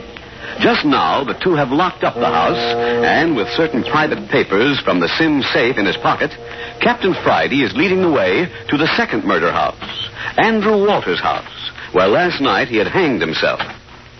I have a hunch we'll find plenty of answers to our questions in Walter's papers. Watch it, Captain. We seem to have Andres with us. Ah, senors. I thought he'd be along. Please, senors, if you go to my Uncle Andrew Walters' home, I wish to go with you, huh? All right, come along, Andres. Feeling better after your cat nap, huh? Ah, see, I am very much refreshed. The street's still empty. Mass meeting must still be in session. See, I go by town hall. Everybody very much excitement. Talk. Very bad. Bad? See, everybody very much mad. I think it'd be very bad for a guilty man if they find him. Yeah? Say, you don't mean those old mossbacks who've gotten themselves worked up for mob action? I do not know, senor. It makes me afraid to hear them. What do you know about that, Doctor? As coroner and constable, looks like we'll have our hands full. Andres, are you sure you're not overstating matters? Oh, no, doctor. No, it is as I say. Yeah. Here's Andrew Walters' place. Shouldn't have to spend much time here. Let's take a quick look-see and then go back to the cottage and look over the spoils. Spoils? Yeah, the papers. All right, step in. Oh, by the way, Andres, young Stanley's all right, I suppose. No, he feels very bad. Carmel and Mr. Stanley's sister, they put him to bed on the lounge in the front room. He'll be well taken care of. Two solicitous young women? There is no need for Carmel to bathe his head, I do not think. Bathing his head, eh? That irks you. Hi, Andres. Come here. Si, senor Capitan? Now, look here. You say you held a long conversation with Andrew Walters last night, just before you left to meet Carmel at the train. Si, this is correct. Where were you? Here in this living room? This is it. What did you talk about? Well, he told me how very happy he was to have Carmel and me with him. He said how he had been very lonely in 10 years he had been in this place by himself. Yeah? Glad, huh? Didn't seem depressed or despondent? Oh, no, senor. Very happy. When I left, he said, well, bless you, my son. He said this, and then he said, if Carmel, she is as agreeable as you, we would be a very happy household. Those were his last words to you, huh? See. And then, when you'd left, he went upstairs and hanged himself. What do you make of that, Dr. Croft? Well, doesn't make sense, Captain. Something's goofy, all right. So look here, Andres. Where does your uncle keep his private papers? In this desk here. He have a small iron-bound box. Yeah? Know all about it, huh? Well, when I come, he show me his will. And then I see him open up this bottom drawer where he keep the box. You've seen his will, then? Oh, for certain, man. What did it say? According to his will, he have give half of everything he had to Carmel, and the other half he have give to me. Did he say how much? Maybe $200,000-$300,000 in the bank. Besides all this property, of which there is maybe 1,000 acres. $200,000 or $300,000 in the bank. You mean cash? Si, Senor Capitan. He tell me he's afraid of investments. Well, we'll see if we can find that will. You say it's the bottom drawer? Si. Yeah. Here's the iron box, all right. Mm-hmm. It will lift right out, you see? Yeah. It's got a combination lock on it. See, there is a little black book in the top drawer. The little drawer there. Oh, yeah. Yeah, here it is. Yeah, the combination is in it. It is, huh? Just a lot of junk in here. Oh, wait a minute. This might be it. Dr. Croft, will you try the lock as I read the numbers off? Yes. Begin at 7. 7. Then to 3. 3. Back to 9. 9. All right, now. Clear back to 1. And that's it. Yes, that's it. It's open. Not much in it. Oh, there it is in that heavy envelope. Yeah? Yes, here's the will.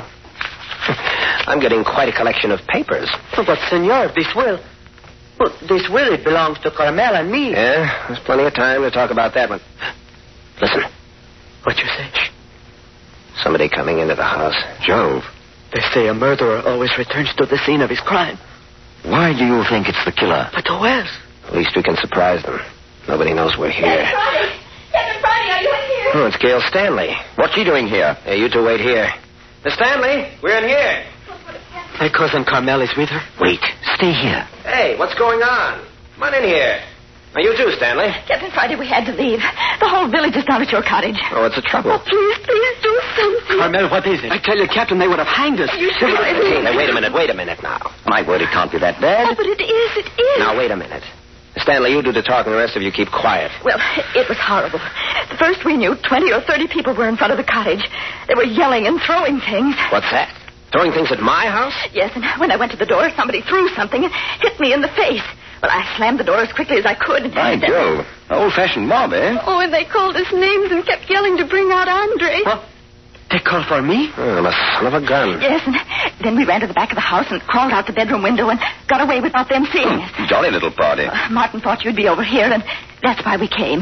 What do they want Andres for? Maybe they think I kill all these people. Just like those old mossbacks. They get screwy ideas sometimes. Well, Captain, what are you going to do about it? Remember, you had yourself elected constable this morning. Yeah, well, I'm going to do plenty. The crazy nitwits. I knew things would be popping, but I didn't expect anything like this. Looks like they got themselves pretty well steamed up at their own town meeting. Yeah, a couple of big mouths probably got up and gave them fire and brimstone. Right. Oh, see here, what are you up to? Gonna go out and clean them up. Buckle my gun out in plain sight. That'll bring them down to earth. Like company? Okay, if you want to come along. Enjoyed immensely. Come on, then. The rest of you stay here till we get back. Please, do you think it's safe? There's nothing to worry about. Now, Stanley, you and Andres take care of the girls. Oh, Andres, everything's so off. Oh, please, you must not be frightened. If there is danger, I will not let it hurt you. Martin, lie down, please. You're so sick. Looks like we came to Holman for our own funerals instead of putting Dr. Sims in the ground. Oh, please, Martin, don't be so morbid. Fine business getting shot at by my own uncle. Dead uncle at that. Oh, it's the most terrible thing I ever heard of. You don't think Captain Friday and Dr. Croft will let anything happen to us, do you? What can they do? Didn't the thing that shot at me knock out Captain Friday? Well, me, I think the Capitan will do plenty. Rod, he's in the same boat with the rest of us. But they have the whole village turned against us. We're not only fighting something we don't know about, but the village, too. But they're so brave. They'll fix everything. Oh, please, my cousin, you do not worry, huh? Personally, I'm going to keep my eyes on those fellas. You know what they're planning to do, Gail? Martin, you shouldn't talk that way about them. Yeah, well, they're looking for Dr. Sims' will. Captain Friday said he was going to hang on to it, too, if he found it. Well, he has my uncle's will, too. I do not think he will do anything bad with it. Well, you got a lot more faith in him than I have. Martin, what in the world are you talking about? Captain Friday's an old-timer here. He's got the lay of the ground. We haven't. But I don't see There's a lot of money involved in this thing. What's to keep him from grabbing it off? I tell you, he's slick. Oh, don't be absurd. How could he? And even if there were no wills, the law would see that we got what was ours. Yeah? How do you know what ankles he may have? Well, I do not think so. I don't care what you think. Mighty funny the way he and this Croft guy took us in. Keeping us where they have an eye on us. Only telling us what they want us to know. You mustn't say that about Dr. Croft. I like him. I'd like to know something about him myself. Well, if Captain Friday say he is all right, that is all I care. Bunk. Oh, I don't know what to do. Besides, it seems to me if you wish to not stay at the senor's home, you do not need to. Why you don't go about your own business? Go out and get torn to pieces by that fool mob? Well, then, it seems to me if you accept the Capitan's protection, you should not say this sort of thing about him. Preaching, huh? If you wish to call it that. You make me sick. You stop talking about Andres like that. Pipe down, kid. Ma. This is enough. I do not care if you are hurt.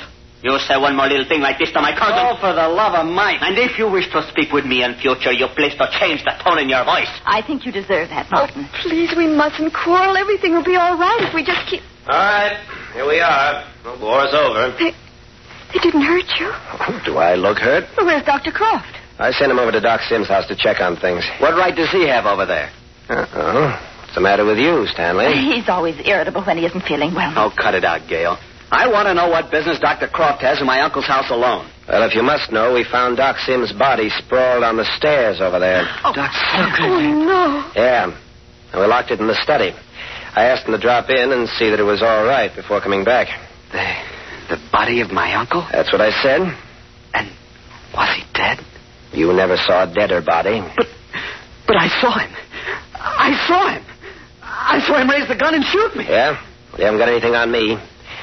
Just the same, we found him stone dead. Please, things like that can happen in the convent. They taught us that when Yes, I know. See here. The moment we're in Andrew Walters' house. You're all to come upstairs. We'll take a look at the room where he hanged himself. Please, do I have to go? I'm afraid so, Carmel. Oh, no. Just for a moment. Just to point out the place where you first saw the body. Please, senor. I could do that. It'll be necessary for both of you to go. But not Martin and me.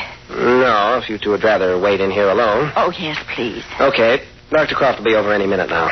Found the body of that half-wit Hartley boy yet? Please, why did you have to say that? Just wondered. Oh, cut it out, Stanley. You know Carmel's uneasy about visiting that room upstairs. Well, come on, let's get it over. Please close the door when you go out. The last time I was on these stairs. Oh, please, Colonel, you do not think about it. Just hang on to me, huh? But they're so dark. You coming? Si, senor. We're almost behind you. I'd rather not go in. No, you will be brave for Andres, eh? All right, right in here. Plenty of daylight in this room. Just the stairway and the halls that are dark. Please take me away from here. Now then, the body was lying on the cot. Was it, Andres? Si, senor. But where is the cot? Oh, we used it to carry the body to the morgue. Just where was the cot sitting when you saw it? Over there against the wall. Just to the left of this window. All right, Carmel? Yes. Yes, let's go away. Look out, Captain! Look out! Andres, you're shot. I've got him, Captain! I've got him! Hang on, Dr. Croft. I'm coming. Where are you, Dr. Croft? At the bottom of the stairs! I'm coming.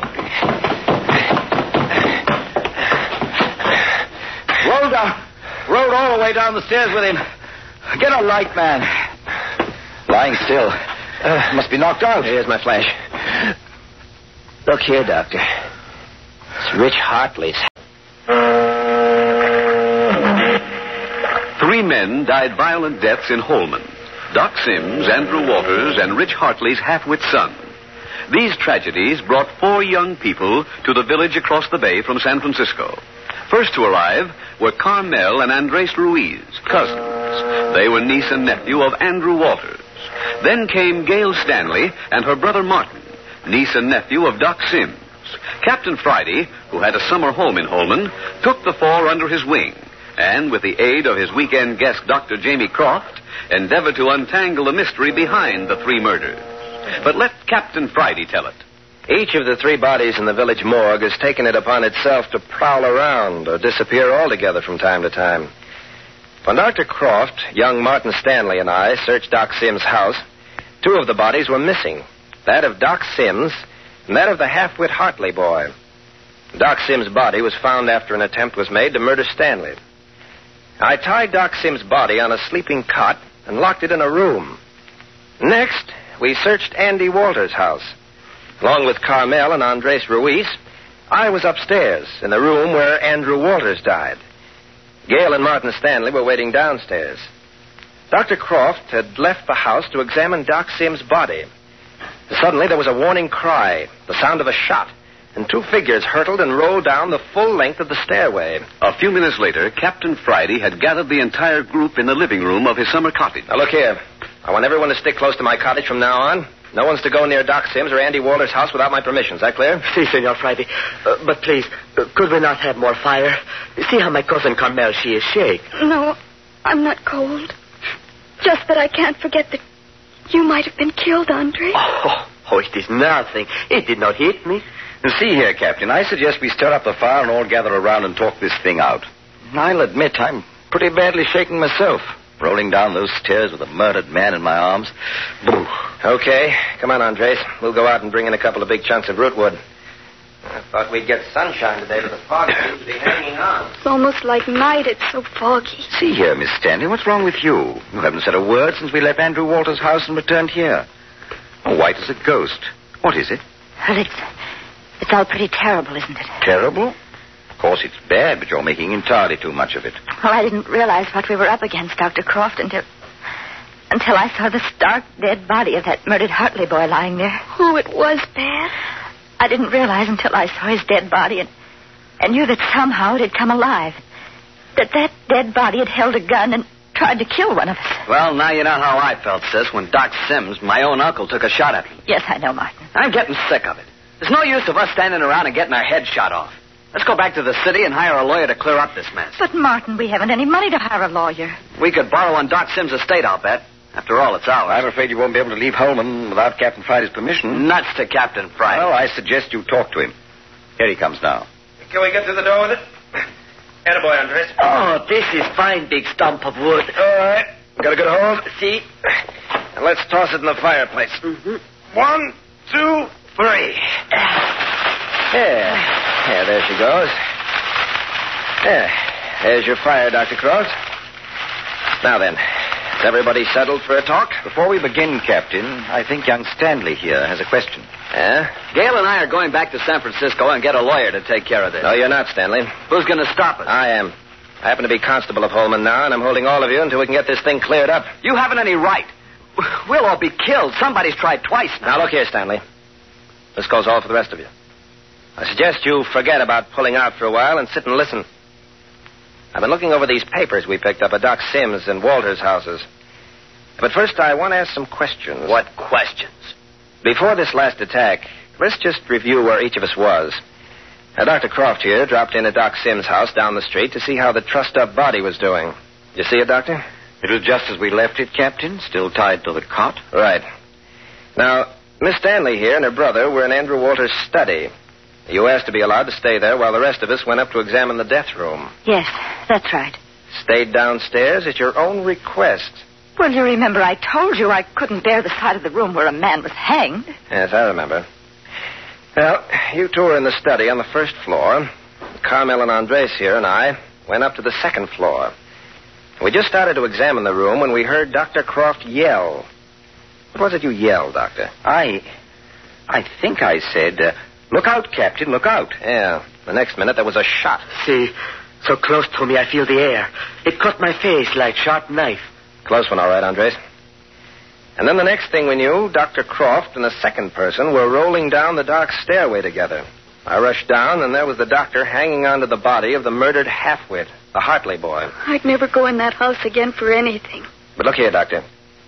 How did you happen to take that tumble downstairs? What happened? I don't know. As soon as I'd seen that Doc Sims' body was safe, I locked up and I came right over to join you at the Walters' house. I let myself in. Everything was quiet on the first floor. Yes, we had the door to the study closed. We were just sitting there waiting. Yes, I heard voices upstairs and I started up. It was quite dark. And suddenly I saw a figure between me and the doorway. All I could see was his outline. And I started to speak when it crouched. It was alive? Yes. And I saw the glitter of a gun. I couldn't see into the room, but he was tense. He was about to fire at someone. That's when I yelled and I rushed up the stairs at him. Yeah. Did he attack you, Doctor? No, I don't think so. He just seemed to give way in my hands. You see, it all happened so quickly. I grabbed him and we tumbled downstairs together. And when I opened the study door and saw what was lying at the foot of the stairs... Yes, I know. Any opinions, Doctor? Well, frankly, Captain, I've never had such a shock in my life. I don't understand it. There he was in the doorway, apparently alive. And by the time we reached the bottom of the steps, it was the stiff, cold corpse of the murdered Hartley boy. Dr. Croft, if you and I hadn't been friends for the last couple of years... Yes, I know, Captain. I'd say the same. There's something strange in that house. Well, stranger than what happened in Doc Sims' house. The corpse walks in, takes a shot at Stanley here, and clubs me over the head, walks out under his own power, and then once out of our sight, he collapses into nothing more than a corpse. Did you find Doc Sims' will? Yes, I have it here. Where was it? In the coat pocket of the corpse. But how He'd evidently come alive long enough to take it away from us, and then he fell dead on his way to hide it. I don't believe it. Well, I don't either. What else are you going to believe? Captain, in all the history of medicine, this situation has no precedent. Bodies simply do not repossess themselves of life once they become dead flesh. That's what I thought, too. Captain, now, since you have in your possession the wills of Sims and Walters, it appears to me that if they contain any information concerning this business, now is the time to bring them out. There's plenty in them, all right. Plenty to give everybody a jolt. There is something bad? I'll let you decide that for yourself. Before I read the wills, though, I'm going to read a copy of a letter that Doc Sims sent to Andrew Walters shortly before Walters hanged himself. How long before, we don't know. Dr. Croft and Martin Stanley have already heard it. See, Andrew Walters, this is to inform you that I, Dr. C.N. Sims, have discovered your real identity as well as enough of your background and history to make your presence in this community undesirable. Unless you are willing to come to such terms as I see fit to impose, I shall at once reveal your identity and turn you over to the proper authorities, which, of course, you realize means nothing less than the gas chamber. It is not true. My Uncle Andrew Walters is good man. This ladder is big lie. Now, hang on to yourself, Andres. If this Doc Sims man was alive, I would make him eat these words. Yeah, well, maybe you would, but sit down and hear the rest. Oh, why would they want to execute our uncle? Sounds like murder. Oh, he wouldn't. He didn't. Well, I didn't know that Doc Sims and Mr. Walters were enemies. So, looks like we inherit some kind of a fight. You would be borrowing trouble, Stanley. Please. We aren't going to be enemies. Oh, of course not, Carmel. The fight ended with our uncle's death. Maybe it did and maybe it didn't. Let's wait until we hear the whole story. But first, I'm going to read Doc Sims' will. It's short.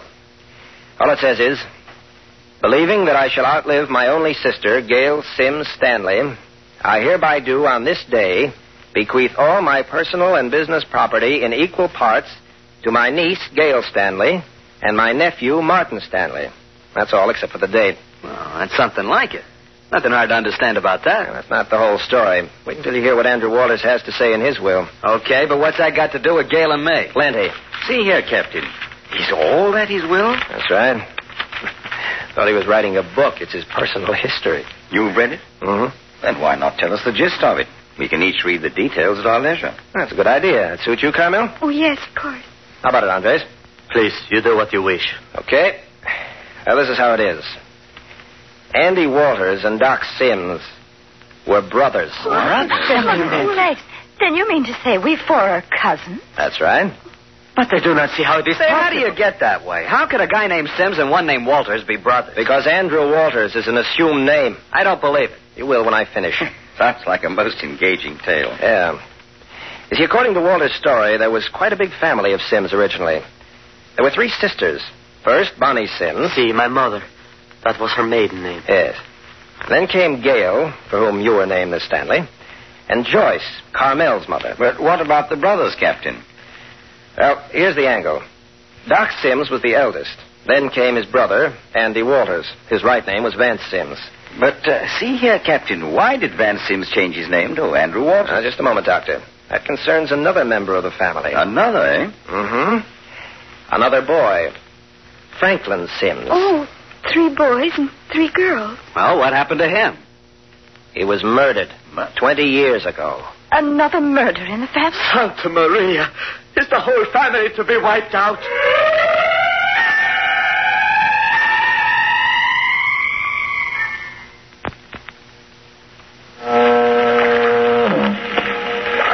the barren coast of Marin County in the village of Holman, under a blanket of fog, sits Captain Friday's summer cottage. In the cottage is being unfolded the story of the Sims family. A story beginning generations ago, and today having its tragic effect on the living members. Captain Friday has just revealed that the two rich men of Holman, Doc Sims and Andrew Waters, were brothers, and therefore Gail and Martin Stanley and Andres and Carmel Ruiz are cousins. Yes, there was still another member of the family. Another brother named Franklin Sims. 3 brothers and 3 sisters. Oh, what happened to him? He was murdered 20 years ago. Well, who did it? Remember that letter I read to you at the beginning from Doc Sims to Walters? Something about, I shall reveal your true identity and turn you over to the proper authorities. Andrew, please. Our Uncle Andrew did not kill his own brother. Well, it happened in a peculiar way. You see, the 3 boys were on a sort of vacation together someplace in the Near East. Doc Sims was about 37 at the time, Walters around 35, and Franklin was only about, 22 or 3. Quite a difference in ages, Captain. Yes, well, there were the 3 girls in between, you know. Yes. Anyway, the 3 of them were in this little corner of the world when they got word that their father was dying, and he'd left the bulk of his fortune to Franklin. Why, how unfair. Well, Franklin was the fair-haired child. Anyway, according to the story in Andrew Walters' will here, he and Doc Sims went out and got thoroughly drunk. And when he came to the next morning, he was in a filthy jail charged with the murder of his brother, Franklin Sims. Oh, but this is the most horrible thing to happen. The next day, the father died. Sort of left things pretty neat for Doc Sims. One brother dead, the other, Andrew Walters, held for murder. But didn't Doc Sims help his brother? No, he turned against him. Left him to his fate. Came back to the United States and got himself appointed administrator for the entire estate. Charming fellow. Well, I don't blame him. A fellow that would murder his own brother. But what became of Mr. Walters? He broke jail and became a fugitive. Oh, Andres, I guess we haven't a very nice family after all. You know what I think? I think these Doc Sims' hands are not very clean. What do you mean by that? Well, I think maybe he knows more about Franklin's death. You would think of that. But how did he happen to come back here? Didn't Doc Sims recognize him? Well, remember, that was 20 years ago. Walters says in his will that he made his way to Australia and under his assumed name went into the mining country. He made several rich strikes and finally, after about 10 years, came out a rich man. A rich man, eh? Mm-hmm. Plenty of money, but old and broken down. Nobody'd have recognized him for the fugitive, Vance Sims. Well, then he came back unrecognized. Yes. He worked a slick trick. The slickest I've heard in a long time. He wrote a deathbed testimonial under his own name of Vance Sims. He declared that during the 10 years he'd spent in the mines, he and his own alias, Andrew Walters, had been partners. And now that he was about to die, he desired that Walters should inherit everything that had been his. You see, this included his portion of the original Sims estate, which, through his office as administrator, Doc Sims was milking for himself. In other words, Vance Sims left everything to himself, as Andrew Walters. Oh, now I begin to understand why Doc Sims was so unfriendly to us. He was cheating Mother out of her third of the estate. She was supposed to have a third after Franklin was killed, wasn't she? Yes, she was. Doc Sims tricked her out of it. Why, the Lord don't think much of him now, do you, Stanley? Leave me alone. But see here, Captain. What did Vance Sims do then, after he willed his property to Andrew Walters, his other self? He grabbed a ship for San Francisco and came over here to Holman with the documents and stuck them in Doc Sims' face. Beautiful. Yes. Doc Sims almost frothed. He was mad and scared. His conscience was bothering him about the way he'd been administrating the estate. Besides, he couldn't forget that he'd beaten his sister out of her third. He was in a bad spot, wasn't he? Walters had him, and there wasn't anything for him to do but turn over Vance Sims' portion without a squawk. But no wonder they were enemies. Yeah. Wonder they lived in the same neighborhood 10 years without the lid blowing off. Well, still, I don't understand. What made Doc Sims write that note threatening to turn Mr. Walters over to the police? And after all these years. Oh, that's easy. Doc Sims was burned up about the whole business. He suspected there was something smelly about the affair, so he kept nosing around, writing letters to Australia, keeping his eyes and ears open. And finally, he got the straight dope on Walters. Discovered he was really his brother, eh? Mm-hmm. And wanted for murder. And then Doc Sims wrote that note threatening Andrew Walters, the one you read to us. That's right. You think then, Captain, that upon receiving the note from Doc Sims, Walters went to his room and hanged himself? That's what it looks like. Trapped after all these years of safety, you know how you'd feel. Settle down to spend the rest of your life in peace and quiet, and then suddenly find yourself facing the gas chamber. Please, I can't bear to think of it. Oh, it is deplorable. The thing I can't figure out is, if Walters hanged himself, who cut him down? Well, somebody else was in on this thing. You don't suppose Doc Sims cut him down before going out on the beach to die, do you? Could have done it, but why? Please, I have a confession. Andres, you didn't... Conscience bothering you? All right, Andres, out with it. Please, you will try to understand why I have not told this before.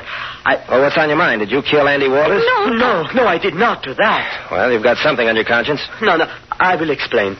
When Carmel and I left you on the beach, we come to the house. My uncle was not in the study, so I leave Carmel alone, and I go upstairs to find him. Yeah, and then what? There I see my uncle hanging. Oh, that's it, huh? See, I am very much disturbed. I think maybe I can save him. I call him down quick, and then I see he is dead. And then what'd you do? Well, then I remember that I am his heir, and maybe somebody would think maybe I... Yeah, afraid of being held for murder, so you kept your mouth shut. Please, if I have been very wrong, I am sorry. What do you think, Dr. Croft? Obviously the lad's telling the truth, Captain. Oh, please, senor, my gratitude. Okay, Andres, we'll take your word for it. For now, anyway. Thank you, Captain Friday. Yeah, well, there you are. You four are cousins, Doc Sims and Andrew Walters, brothers. Walters hanged himself in despair. That much is cleared up, anyway. Yeah, but what's that got to do with Doc Sims' dead body taking a pot shot at me? And the prowling body of the village halfwit trying to kill Andres? Now, wait a minute. I didn't say I had a complete solution. Well, we don't even know who killed the halfwit, nor why the body of Andrew Walters, alias Vance Sims, came over here and tried to bury Gale alive. Oh, please.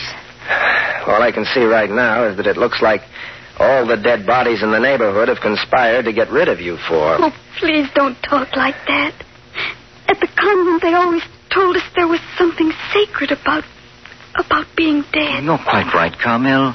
You mustn't judge normal living and dying by what is taking place here in Holman. But, senor, you have told us only the history of Andrew Walters. Now, does he not will his property to anyone? Yeah, I'll read that part. It's short. Let's see. Here it is. Appreciating the fact that my two sisters were unjustly cut off from the family by their marriages, I should like to recompense them if they are still alive, or their heirs if they are not, by equally dividing my entire estate between them. Oh, my cousins, you hear? Carmel, you are rich. Lands, money. Oh, you will have everything you wait a wish. minute, Andres. There's a little more. Now, listen. I wittingly leave the Stanley branch of the family out of my will, not from any antagonism, but because I know that Doc Sims is leaving everything to them to soothe his conscience for having robbed Gale of her third of the original estate. Fine bunch of dog robbers in our family. Oh, if it'd only end here. Dr. Croft, you realize we don't know yet whether Doc Sims died naturally or whether he was murdered? True. The body... Yes, I know. Body hasn't stayed in one place long enough for us to perform an autopsy. Well, the fact is, I'm not certain I'd be justified in performing an autopsy on anything as much alive. Well, look here, it's after 1 o'clock. Aren't you folks ready for lunch? Well, I'm afraid I'm not. Well, I am. Sure. Everybody will be when they smell food. And Miss Stanley, how about you and Carmel poking around the groceries and knocking together a hot lunch? Feel up to it? Oh, yes, let's do something. It'll help us forget the bad things. That's the idea. Well, all right. Where will we find things? Well, everything's in the cooler or on the shelves. Just help yourselves. But, Captain Friday, are you going out? Oh, the doctor and I have a little job to attend to. Andres, you and Stanley stick by the house. Don't leave, you understand? See, I know. And don't let the girls out of your sight. If you think there's danger... Lay off that stuff, Stanley. If I thought there was any danger, I wouldn't leave you out here on guard. It's daylight, isn't it? But it's so foggy, it's almost like evening. Are you afraid? No. Not if you say it's all right. Oh, sure, it's all right. Anybody else afraid? Well, how long will you be gone? Oh, we'll be back by the time you get lunch ready. You're mighty mysterious. Never mind, Stanley. Come on, Doctor. Mind now. None of you leave the cottage. I say, Captain, I was much mystified as the rest. Yeah? Well, we're going over and get Doc Sims' body and have an examination. Makes a lot of difference whether he died a natural death or was murdered. If he was murdered, it was by poison. I can tell you that much. I want to be certain, Doctor. Besides that, I want to get all these bodies back in the morgue. We've got an inquest tomorrow morning, and I don't intend to chase the coroner's jury all over the country looking for bodies. Oh, quite. We'll take Doc Sims to the morgue first. He's closest. No, there's a refrigeration chamber in the cellar below ground. Is there really? Yeah. Well, I'm going to bind all 3 bodies and stick them down there for the night. There's no windows, and you can bar the one door from the outside. If that doesn't hold them, nothing will. Refrigeration, eh? It'll put in a pretty cold night, don't you think, Captain? Yeah. Oh, hold it. Well, here's Doc Sims' place. Why, so it is. Well, the fog's so thick, it's changed the whole appearance of the vicinity. Come on in, Doctor. Oh, you've still got the key to the study, haven't you? Yes. Blasted dark in this hallway. Wait until I switch on the lights. Yeah, there. Now, would you... Dr. Croft, look at this. What's happened? Look, door's busted open, splintered to pieces. Door smashed? Yeah, from the inside. Door smashed open from the inside. What about Doc Sims' body? Wait till I get the light. Look at that. See here, Captain. This thing's superhuman. It's not possible. Body's gone. Look at those ropes. Broken, snapped in two. No human thing could have broken those ropes, Captain. Yeah, but they're broken just the same. Look at those frazzled ends. The corpse appears to have broken them with his hands as though they'd been twined. Notice? Not a knot untied. A fat chance of us finding Rich Hartley's half-wit boy where we left him if this sort of thing is happening. Shall we go over to the Walters place and see? I suppose so. Nothing we can do here. Are you taking those ropes with you? I want to examine them. Come on. Captain, you know there was a time when people believed that devils could enter a dead body at will. Of course, you know that these unearthly beings were endowed with unlimited strength. I guess I better lock up. Although locks don't seem to mean much around here. You're interested in this devil theory. I'm not, Doctor. I'll bet money that when we get to the bottom of this, there'll be some doggone simple explanation that'll make me blush to think I overlooked it. Undoubtedly, you're right. Say, Captain, Doc Sims' house was locked up just as I left it. Well, do you suppose we should have searched for the body? You know, it may still be there. Well, it hasn't escaped before now. It's because it hasn't wanted to. Yes, I suppose so. We'll take a look when we go back. Well, Andrew Walter's front door is still intact. The half-wit's broken out of this house. It wasn't by this door. Yeah, go ahead, Doctor. Oh, we should have stopped in at the morgue and bought a special car. Snap on the light, will you? Nothing's disturbed. Closet door's still locked, all right. Just a minute till I get the right key here. If I remember rightly, you used that long, plain one. Yeah, that's right. Well, I'll be a son of a gun. There's a body just as we left. Getting to be that ordinary events are more surprising. Captain, the body moved. It moved, didn't you see it? What's that? Careful.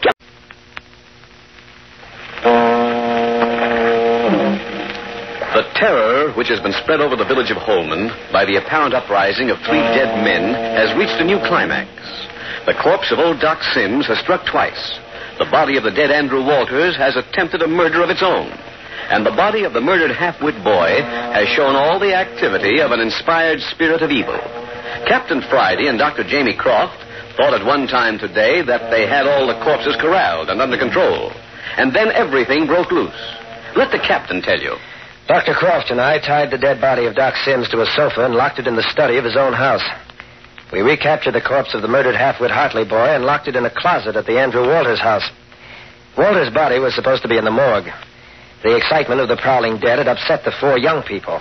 They were the cousins, Carmel and Andres Ruiz, and the brother and sister, Gail and Martin Stanley.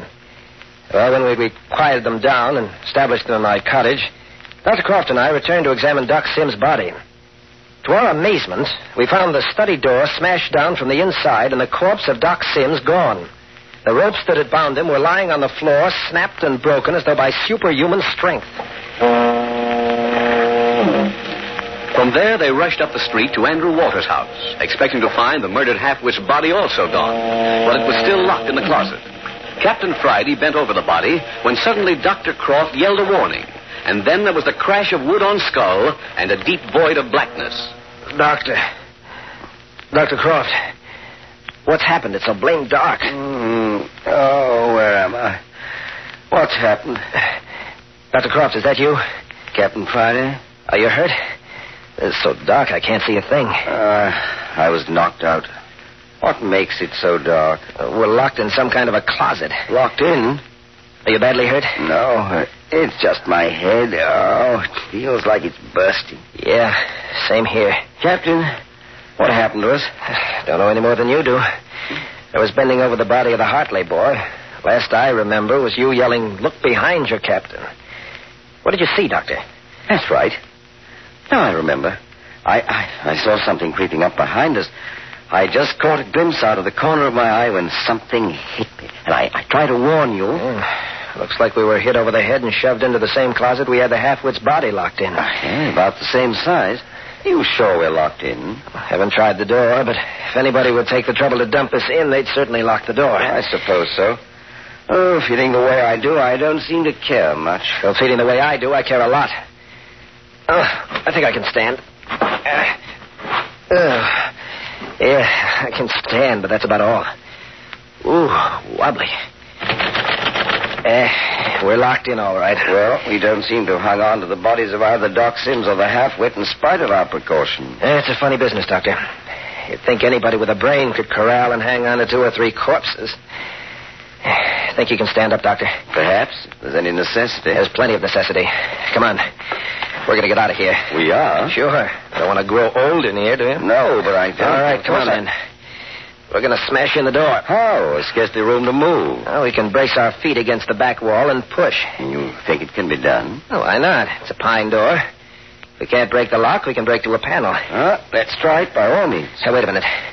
Let me take a crack at it with my shoulder first. Sure, she'll give. Felt her bulge. Now, Doctor, you put your shoulder against it here. Brace your feet against the wall. And push with all you've got in you. I'm going to lay into it with my shoulder. You know where I'm going to light when it does give, don't you? Yeah, that's all right. You've got good padding there. Ready? All ready. Now. Let it give, Captain. We'll get it. Yeah. It's giving, Captain. It's giving. Now, once more. Yeah. Look out, Doctor. Oh! Head over heels. What did I tell you? Yeah. I'd like to have had a picture of you. Yeah, just the same, we're free, and that's most important. Well, maybe... The boy's body's gone, all right. Everything in the room's just as we left it. Yes? Well, I'm a son of a gun. Now what? Look at the clock. You've been laid out in that closet 2 hours. Joe, we must have been given some potent knockout drops. 2 hours? Those kids we left at my cottage will be scared silly. Come on, let's get over to them double quick. I hope they haven't been foolish enough to go looking for us. Cut across the lot here. Now, we told them we'd be back for lunch. They'll know something went haywire. We warned them explicitly, not to leave the cottage. My eye, Captain, you've got me doing a dog trot in the way I feel. Yeah, and I'm worried. Hey, look. There's a light in the front room of the cottage. Oh, good. Well, that means someone's there. Anyway, that Andres Ruiz boy, he seems to have a pretty level hit on him. Yeah, so is Gail Stanley. You can't tell what her brother Martin might panic him into doing. Hey, look. The door's standing wide open. Joe. What's that I smell? Come on, Doctor. Something's wrong. Andres, Carmel. Where is everybody? Something's burning in the kitchen. Yes, definitely from the kitchen. Hey, Dr. Croft, come out here in the kitchen. Yeah? Shoo. What's all this smoke? Hey, look. They went away and left things cooking on the fire. Everything's burned to the pans. You sent off the gas? Yeah. Another half hour and the whole house would have been on fire. And with 3 supposedly dead men prowling around, I don't like it. Great heavens, Captain. You're not suggesting the corpse of one of our 3 dead men has harmed them? I don't know what to think, but I know one thing. They went out of their own accord. They'd have slipped on their coats. Come on, let's have a look. You're quite right. That should give us a clue. We'll give their baggage the once over. Hey, Doctor, look in the bathroom. My medicine case. Someone must have been hurt. Gauze, cotton, bandages scattered about. Someone rushed in here and grabbed things in a hurry. Doctor, where did you have your medical bag? By the bed in my room. What? Go and see if it's still there. I don't see what you're getting at, but I'll soon tell you. Might as well have a look for their coats. I don't get it. Even if they were worried, they wouldn't go searching for us with medicine and bandages. They wouldn't do that unless... Hey, I wonder. Captain, where are you? In the bedroom, Doctor. I say, Captain, you're right. My medical bag gone with the rest. Here's her. Now, the girls' coats are gone, too. What does it mean? I'd say it means that they left of their own accord. But my medicine case and the emergency supplies from your cabinet. It doesn't add up. Do you suppose someone of the 4 was hurt? They may have rushed him to a doctor. The nearest doctor's in Sausalito. Besides, they know you're a medical man. They'd have come hunting us. Yeah, that's quite likely. Besides, they wouldn't take your medical case along. True. Looks to me like they had some inkling of some accident and rushed out to give first aid. That's it, of course. But see here. They wouldn't have dashed off like they did, all 4, I mean. One of the boys might have gone, but... Everything here indicates that they were terribly upset. Exactly how they'd act, Doctor, If what? if the accident had occurred to one or both of us. Jove, yes. Well, that doesn't make sense either. They couldn't have known we were hit over the head and locked in a closet. Anyway, we didn't need bandages. It doesn't hold together. See here, Doctor. We've got to get looking for those kids. Yes, of course, But before we can start looking, we've got to figure this thing out as nearly as we can. We've got to work on some sort of a theory. I haven't the faintest idea of one, though. I have. Supposing someone came to the house and said we were badly hurt. Oh, see here, but... Just suppose it, Doctor. And supposing they told them we were about to pass out and to grab medical supplies and follow him to a certain place. Jove. But with what object? Why, to lure him away from the cottage. Captain, I believe you've hit it. Now, this is only a theory. Oh, it's good enough for me. Where do you think we should begin looking? This business is centering around Doc Sims and Andrew Walters' houses. They're both empty. Only ones in the village not lived in. But we just came from Walter's house. Yeah, I know. Well, come on. We'll go to Sims' place first. Are you armed, Doctor? No. Well, here, take this gun. It's small but effective. But you? Oh, I've got my regular. Come on, Doctor. We haven't had any opportunity to shoot so far, but if my theory's any good, it won't be long. I've never shot a man, Captain. Yeah? It's not so different from sticking a knife in him. Being a surgeon, you've had plenty of that sort of experience. Oh, look here. That's a bit offensive.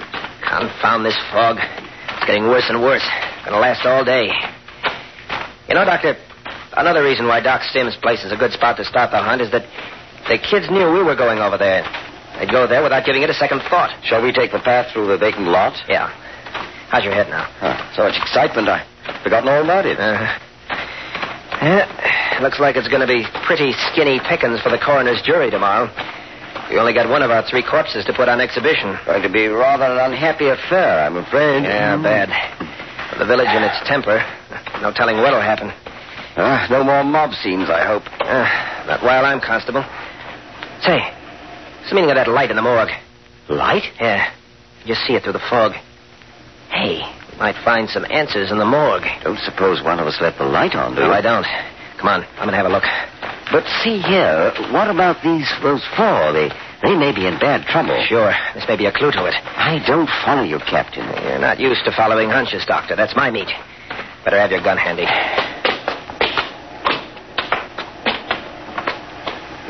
Is the door locked? Yeah.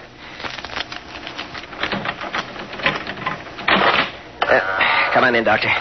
The light's on in the back where the slab is. That door's closed. Jove, Captain, it's dark in here. Shh. Fairly chills the blood. Now then, I'm going to open the door. Ready? Well, perhaps it's a trap. We've got the advantage. We'll be in the dark. Here, crouch down lower. Righto. Careful now. There. There's no one in there. It doesn't look like it. Come on, let's have a look around. Keep that gun handy, Doctor. Captain Friday. Where's the body of Andrew Walters? What's that? Andy Walters' body gone again? This is a great little morgue. Can't get a corpse to stay in it. It isn't decent. Not a single corpse to exhibit at our inquest tomorrow. Telling you, the minute I lay my hands on that collection of corpses again, I'm going to stick them down in that refrigeration room and freeze them up so solid that... Say, Doctor, we haven't looked down there yet. Haven't looked where? Down in the basement, the refrigeration room for dead bodies. There's more than one way to commit murder.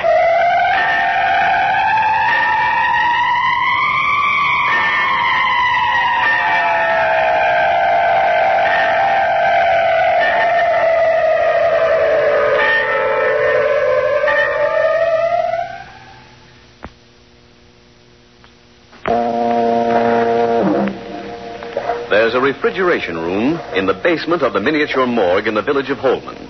It's the one place Captain Friday has not thought to look for the missing young people. After all, there are less than 30 houses in the whole village, and that allows little room for making 4 grown people vanish as completely as have Carmel, Andres, and Martin and Gale. But the basement of the morgue could also be a booby trap. That's the door leading downstairs, Doctor. Are you going down, Captain? Sure. Come on. Be on your guard. There's a light down there, I suppose. Yeah. Switch at the head of the stairs lights the stairway. Another switch at the foot lights the anteroom leading to the refrigeration room. Why? I'm just wondering if he could be trapped in the dark. No, not a chance. Be careful, though. Stand away from the door. Yes? Here goes. Holy mackerel, somebody took a shot. Listen. Someone falling downstairs. Yeah. 1 inch lower, and I'd have had my head blown off. Well, they don't shoot again. Looks like he took one shot and beat it. Fell downstairs trying to make a quick getaway. How can you stand there so calm, Captain? That was a pretty close call. Never mind about that. I'm going down after that guy. Captain, you're not. I'll say I am. You stay right here. Nothing of the kind. You'll need help. It's my funeral. No funeral if I can help it.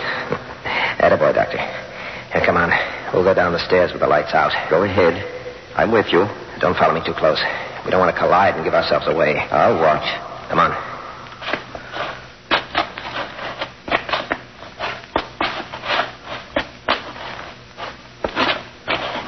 Hello.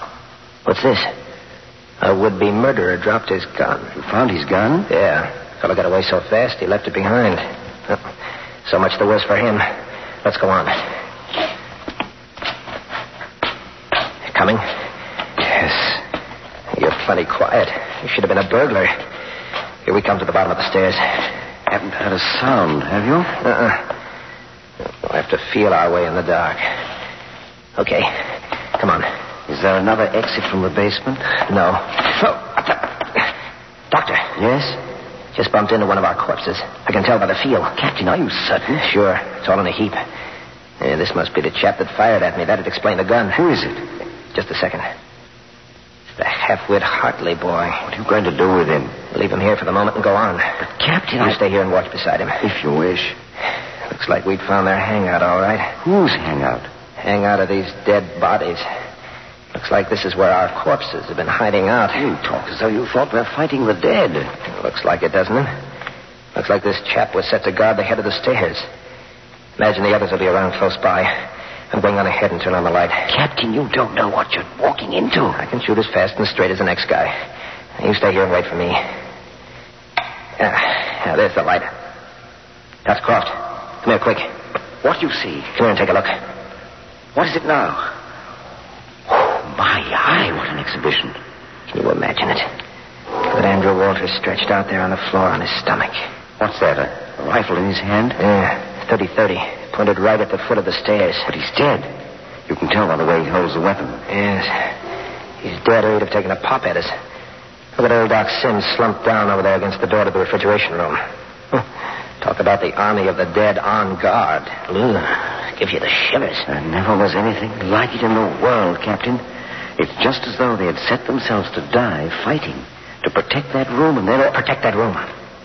Doctor, you don't suppose they've got those 4 kids in that refrigeration room? Those 4 children. Frozen. Get that body out of the way. Door's locked. We've got to get in there. Do you suppose Doc Sims has a key on him? Yeah, maybe. Here, let's see. Hurry, Captain, hurry. The first time I ever rolled a dead man. Find anything? Nothing here.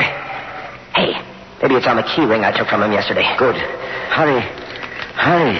It seems like a million keys on this thing. Can I help you? No, stand out of the way. Here, this looks like it fit.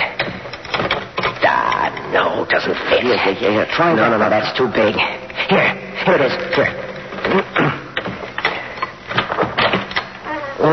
Holy mackerel, it's freezing in here. Captain Friday. Captain, please. Andres, is that you? Captain, is there a light? Here, on the outside of the door. Here. In heaven's name, Captain, look at them. Frozen to death. Please help us. Grab him, Doctor. Drag him out. Gotta get him out quick. Gail Stanley's still conscious, I think. Here, child. Don't move. I'll carry you. There. I've got Andres. Save Carmel. Please, I am all right. Save my little cousin. Yeah, we'll get her. Come on. Get young Stanley, Doctor. I'm after him now. We're a little tight. Carmel's hardly breathing. We've got to get them into bed immediately or we lose them all. What a way to die. Somebody's going to pay for this. See here. There's one of these ambulance tables. A what? A double-deck table on wheels. I saw one on the main floor. We've got to get these 4 upstairs and onto it. We can wheel them all over to the cottage at once, then. Let's go. Take off your coat, wrap Carmel up the best you can, then carry her upstairs. Yes, I got it. Please, you do not need to carry me. You'd better wait, Andres. I'll be right back to give you a hand. If I could stand and walk about to get my circulation to go again. You stand where you are, Andres. As soon as I get Miss Stanley upstairs, we'll attend to you boys. I left Carmel on the table, Doctor. Is there room for Miss Stanley on top alongside her? Yeah, I think so. Here, Andres, let me give you a hand. Please, no. You take Stanley first. He is worse off. All right, fella. Hang on. I'll be right with you. It is bad way to die. This freeze. Darling, there's a lot of meat on this guy, Stanley. I guess he'll have to ride upstairs on my shoulder. Please, is Carmel going to be all right? Don't you worry about her, Andres. Oh, you've got Stanley, eh? Shall I give you a hand? No, I'm all right, Doctor. Then I'll take Andres. Poor chap, he's suffering brutally. Please, you do not need to carry me. You just help me walk. As a matter of fact, it'll be better for you if you can help yourself a bit. Help to stimulate the bloodstream. Now, right up those stairs. Si, senor. Please, I am sorry. Oh, no, Andres. Take it easy, lad. This most horrible thing. Who would do this? Then don't think about it. Save your breath to get up these stairs. I cannot forget how Carmel... She cries so hard that she thinks we are going to die. There now. Can you make this step? She is so young. To think of dying? Here, Doctor. Let me give you a hand. Yep. Here we are. Now then, hold yourself as stiff as you can, Andres. We'll shove you in beside Stanley. See, I understand. There. And now then for the buggy ride. Thank heavens we have an easy approach to the road. Yeah, no curbings between here and the cottage. Wheels like a baby carriage. Do you want to lock the place up, Captain? Yeah. Well, look here, Doctor. Can you get along without me for a few minutes? No. Why, I suppose so. Well, you go ahead. I'll run and catch up with her. My word. What now? Please, if my cousin, she is in danger, you will hurry? I don't dare to go too fast. Too many ruts here. It's too bad if we tipped you over.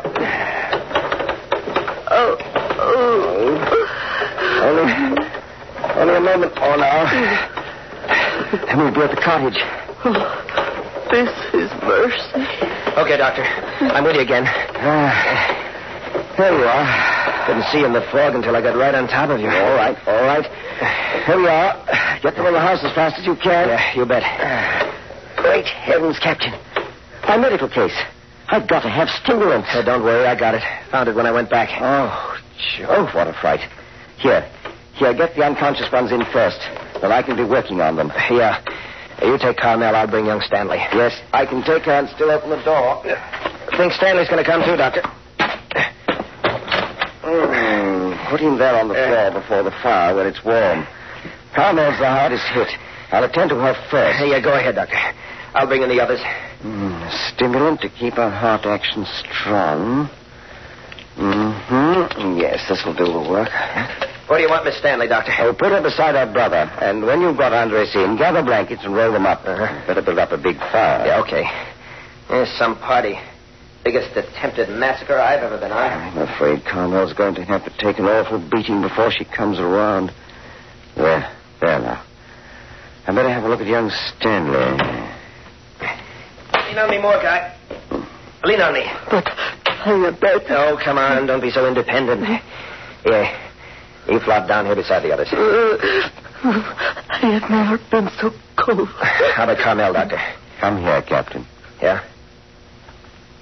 What is it, Doctor? She's very low. I've given her an injection, but I don't know.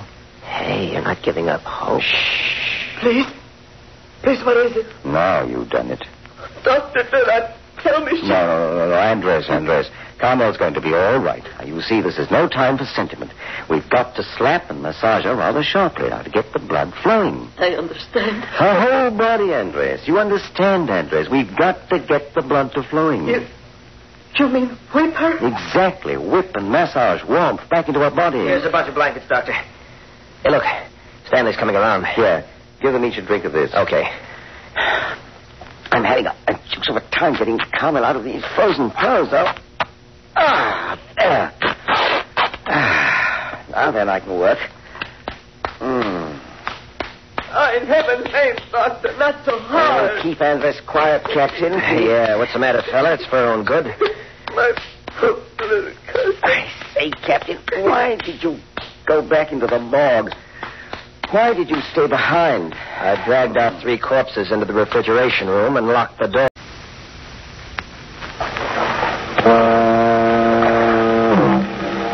Probably no village of 30 houses in the world, besides Holman on the Marin County coast of California, had the morbid luxury of its own morgue. Certainly not with a morgue so modernly equipped, with slabs and ice niches and refrigeration rooms. You'll remember that earlier this afternoon, Captain Friday and Dr. Croft were knocked unconscious and locked in a closet in Andrew Walters' home. When they broke out, they found that Carmel and Andres Ruiz and Gail and Martin Stanley had disappeared from Captain Friday's cottage. But here is Captain Friday himself. Well, we began the search and finally discovered the 4 locked in the refrigeration room in the basement of the morgue. We found them all right. We also found something we hadn't bargained for. Standing guard in the anteroom before the door were the bodies of the 3 prowling dead. Doc Sims, Andrew Walters, and Rich Hartley's murdered half-wit boy. While Dr. Croft rushed the half-frozen young people back to the cottage on a morgue hand wagon, I dumped the 3 corpses into the icy refrigeration room and locked them in. There would be no more prowling dead if I could prevent it. For half the night, the doctor and Captain Friday worked over the 4 young people with stimulants. And in the case of Carmel Ruiz, with even harsher methods. For she of the 4 was almost past saving. But toward midnight, the danger seemed past. Leaving the 4 in the doctor's care then, Captain Friday disappeared for 2 hours.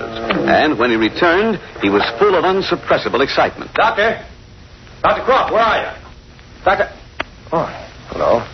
Sound asleep before the fire. Huh? What is it, Captain? Oh, I'm sorry, Doctor. If I'd known you were asleep, I wouldn't have stormed in like this. Asleep?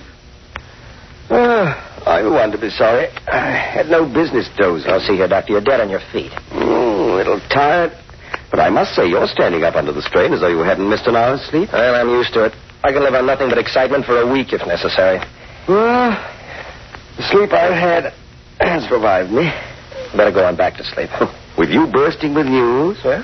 How'd you know that? A glitter in your eyes. Come, out with it. Glitter, huh? Yeah, I got one thing cleared up anyway. You have? Anything of importance?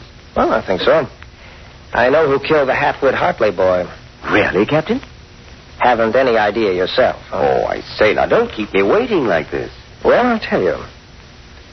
It was Andres Ruiz.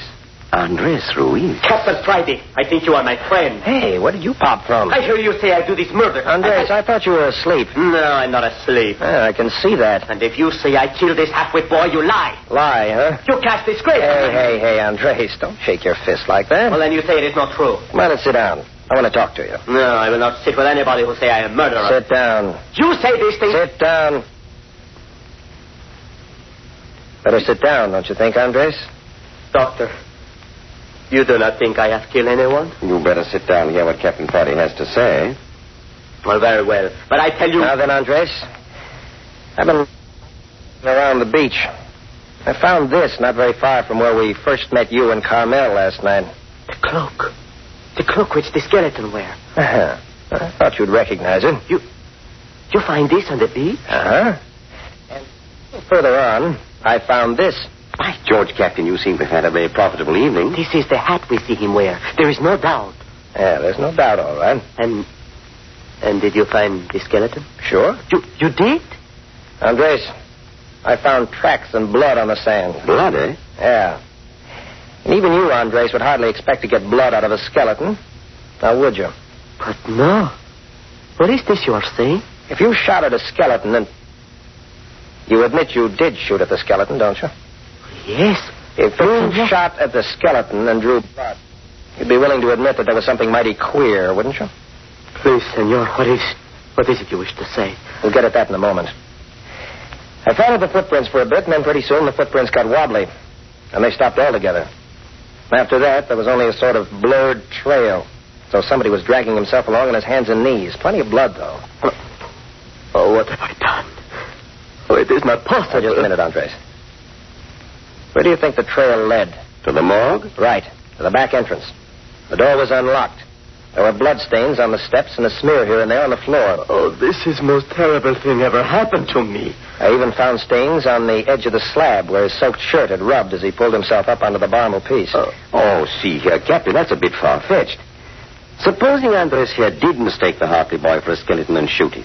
You can't expect us to believe that the fellow raced to the morgue and climbed up on the slab to die. Everything indicates that he went there by himself. But if it was the half-wit boy, well, what make him look like skeleton? I found out that, too. That was done with phosphorescent paint.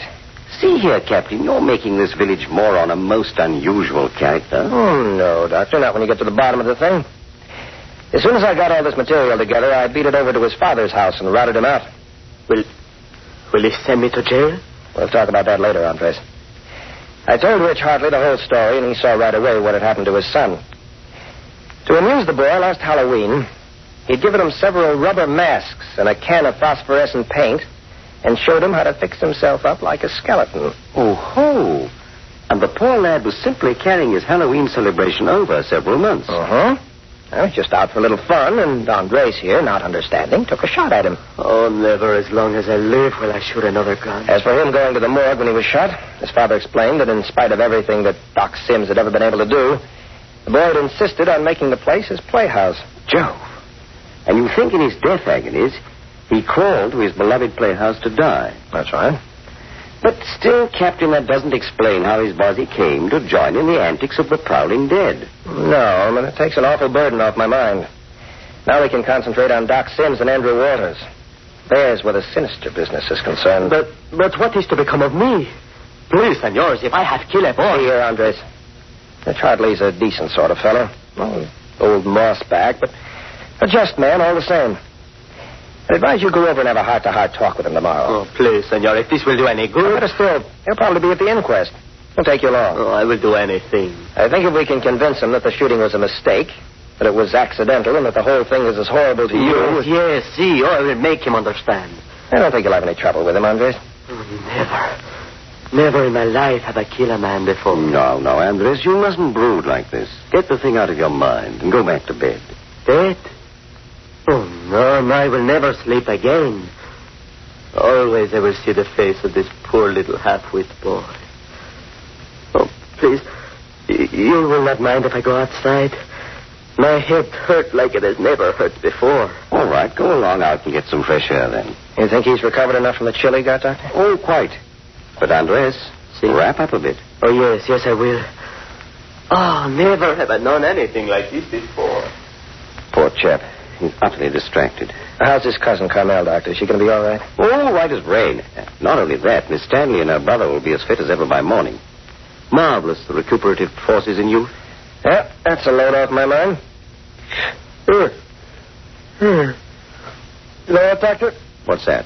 I'm all for taking a cat nap. I'm getting fuzzy from lack of sleep. I think that's a good idea, Captain. So far as I know, there are never more than 2 keys to the refrigeration room over at the morgue. And I've got both of them. Only 2? Mm-hmm. And I don't care how much supernatural power those 3 dead bodies have. I'll bet they can't break out of that ice room. No, I imagine not. Uh-huh.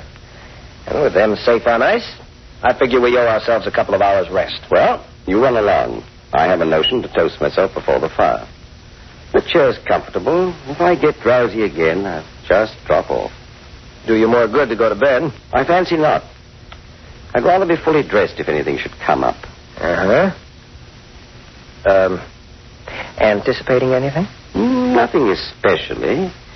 Except, well, Captain, what do you think is the real reason Andres felt the need of cold night air when we only saved him from freezing less than 7 hours ago? Oh, I see. Think you're fleshing out a clue, Doctor? Maybe. Maybe not. Anyway, I think I'll sit here. Okay. Good night. Oh, and Doctor. Yes, Captain? If there's anything unusual, call out. Yes, I will.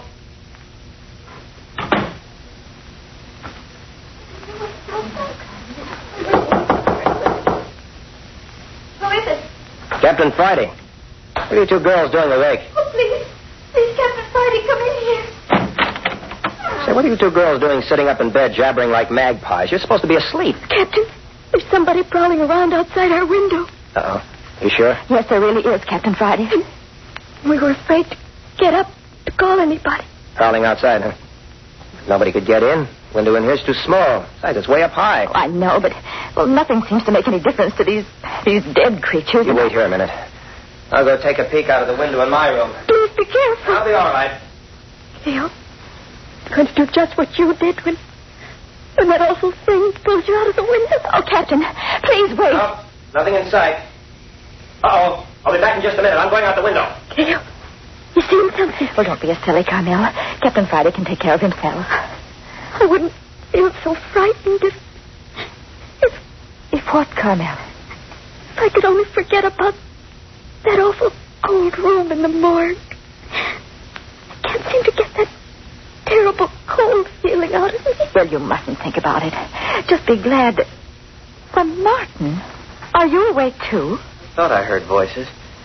Oh, I'm glad you girls are all right. Well, Martin, what is it? You're as white as a ghost.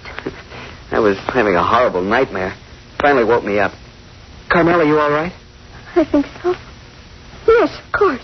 What's the door doing open between your room and Captain Friday's? Well, the captain just went out the window. Out the window? You mean that... Somebody's been prowling outside the window again. Was it another dead body?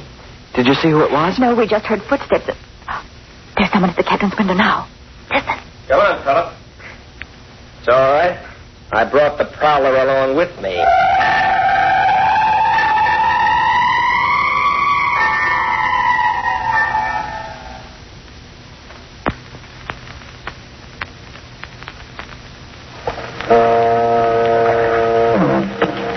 For 20 years, not a single death has marred the tranquil life of the little village of Holman. Suddenly, 3 deaths occurred in one night. Doc Sims died a natural death on the beach. Andrew Waters, the other rich man of Holman, hanged himself in his home. Rich Hartley's half-wit son was accidentally shot through the heart by Andres Ruiz. These 3 dead men had been prowling the village streets until Captain Friday locked the bodies in Holman's tiny morgue. But even with these precautions, a prowler has just been captured outside the captain's summer cottage. It's okay, folks. I brought the prowler along with me. Brought the prowler? Yeah. Oh. Hello there, Stanley. You joined the pajama party, too, huh? Well, here's your prowler. Andres. Oh, please, Carmel. Please, everybody. I did not mean to frighten anyone.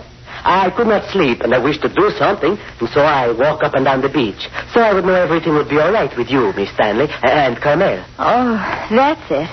Well, you did give us an awfully bad half hour, Andres. Oh, I am too sorry. Mighty decent thought, just the same, Andres. What do you say, Stanley? You just said I thought it was mighty decent of you. Why? Oh. Nothing. Nothing. See here now. Are any of you going back to sleep? Well, I'm not the least bit sleepy. Oh, I want to stay awake. Well, as long as you're all staying awake, I'm going to round up Dr. Croft, and then I want to get the straight of this morgue business. How you got yourself locked in the refrigeration room with the doctor's medical kit. That won't take long. You girls stay in bed and keep warm. You two fellas make yourself comfortable. I'll get Dr. Croft. Martin, are you sure you're all right? You look awfully sick. No, honest, Gail, don't worry about me. I'm all right, please. Carmel, please.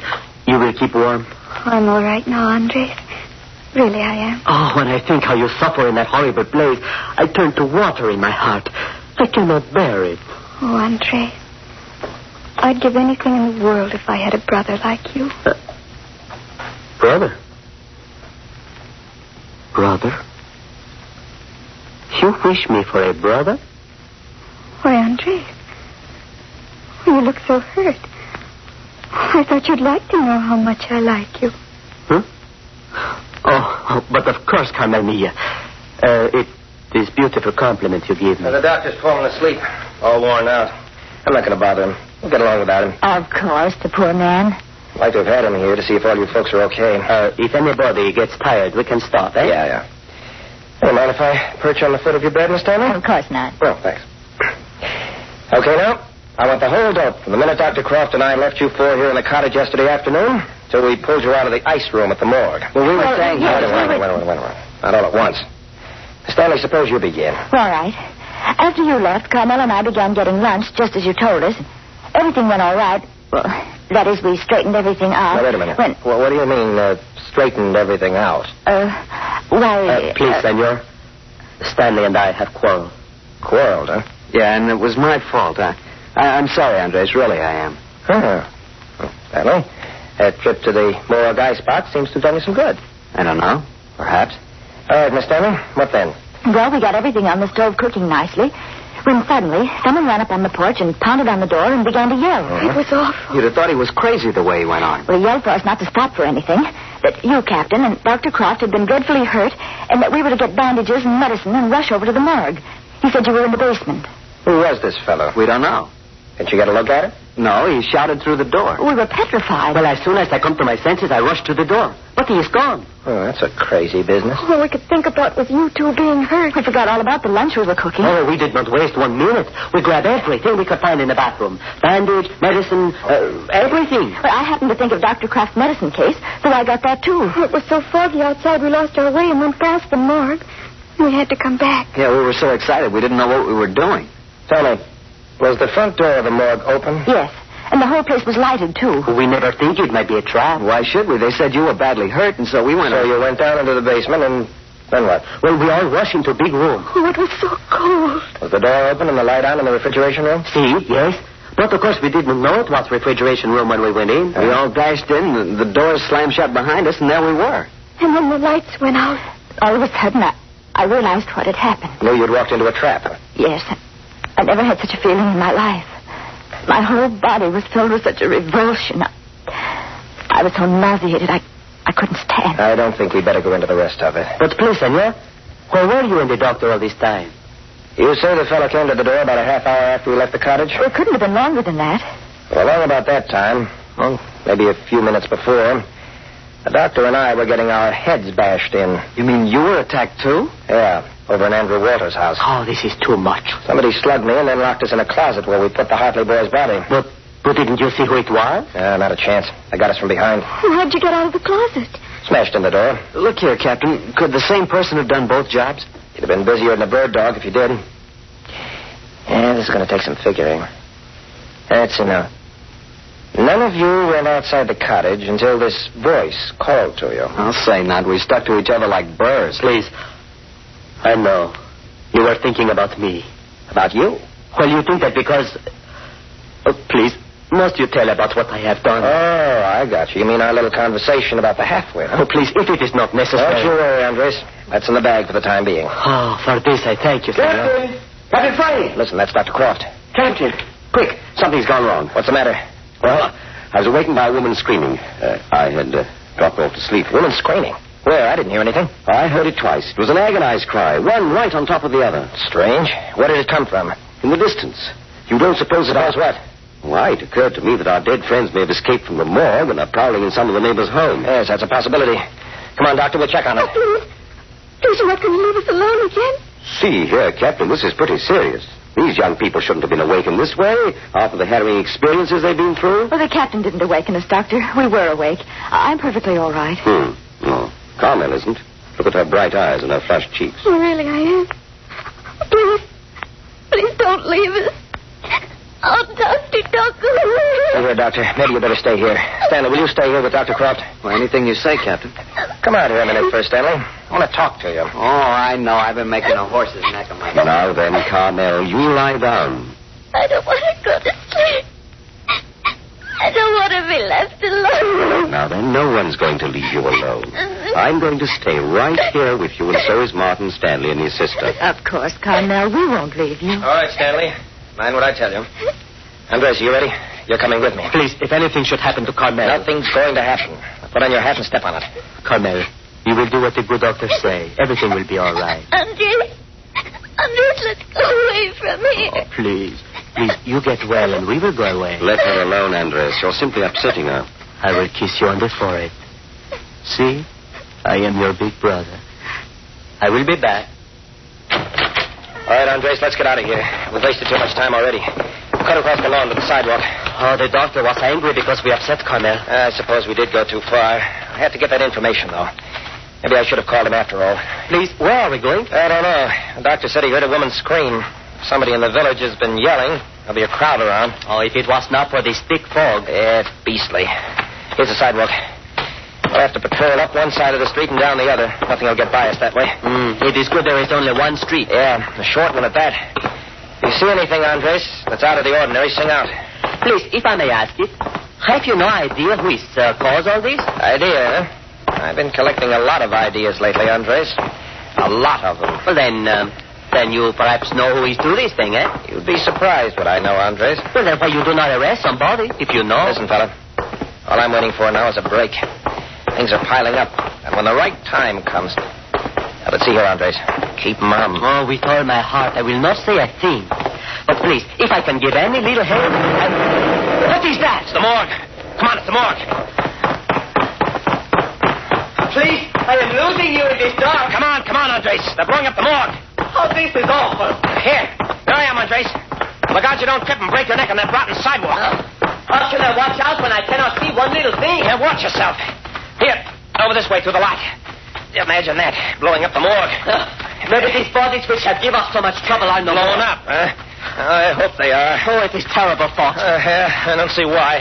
They better run for their money.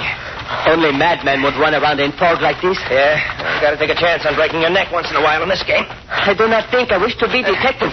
Yeah. Here we are. Look there. Door's busted open. What a blast.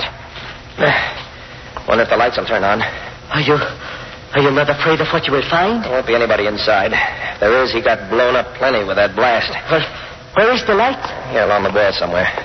Yeah, here they are. Yeah. That's a break. Wonder it didn't tear out the wiring.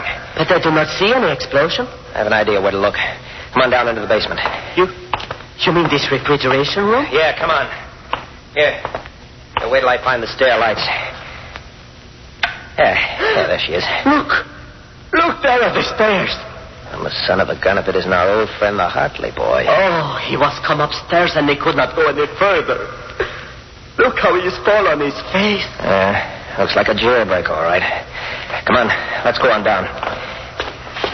Oh, if I never see this place again, I will be just as happy. Careful you don't step on him. Oh, I would never do that. Frozen stiff. Yep, here's Doc Sims. Is he freeze, too? Yep. Even freezing him won't keep him in that place. Old Watercorp Sims. Oh, it is no joke for me, I can tell you. Hey, look. Look there at the door of the refrigeration room. Why, it is broke clear across the room. Yeah, that's peculiar. That door was blown open from the inside. But how is it possible? 3 dead men frozen in ice room. They did not have any powder. Yeah? Remember Doc Sims busted out of his ropes and bashed down the door of his study even after I tied him down? You think they have some ghostly power? Hey, look. There's Andrew Waters. He didn't get very far. Uh-oh, here's something. Huh? What is it? I do not see anything. Yeah, never mind. Doesn't amount to much. Look, Captain, I have not noticed this before. The string under Doc Sims' hand. A string, huh? What does it lead to? Well, I do not know. I will find out. Perhaps it is nothing. Look out, Andres! You set up a bomb! Look out!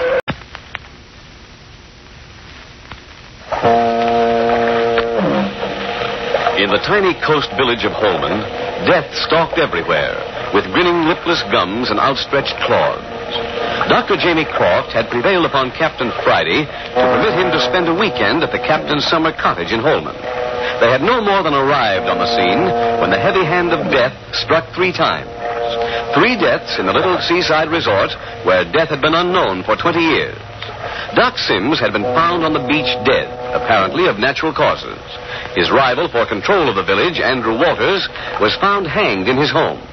The village halfwit, young Rich Hartley, was found with a bullet through his heart. Even in death, these 3 have apparently become the most active citizens in Holman.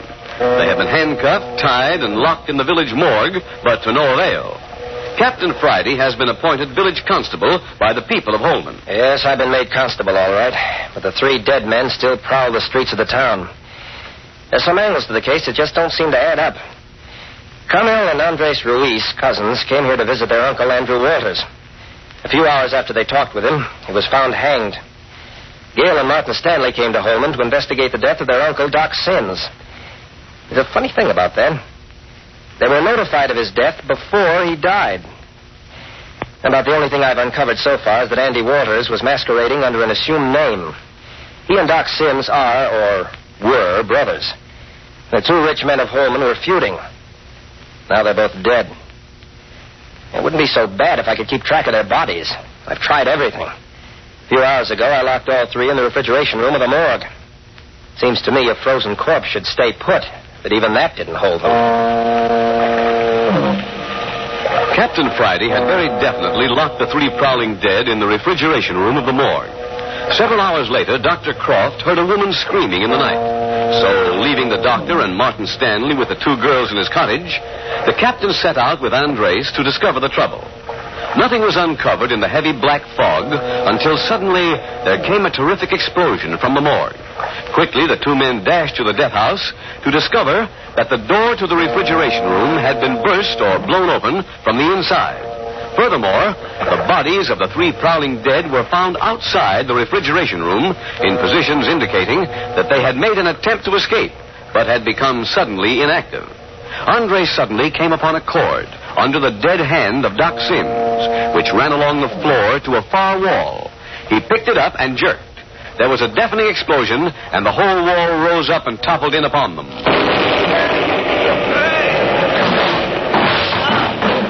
Andres, where are you? Are you hurt? Oh, Captain Friday. What's the matter, fella?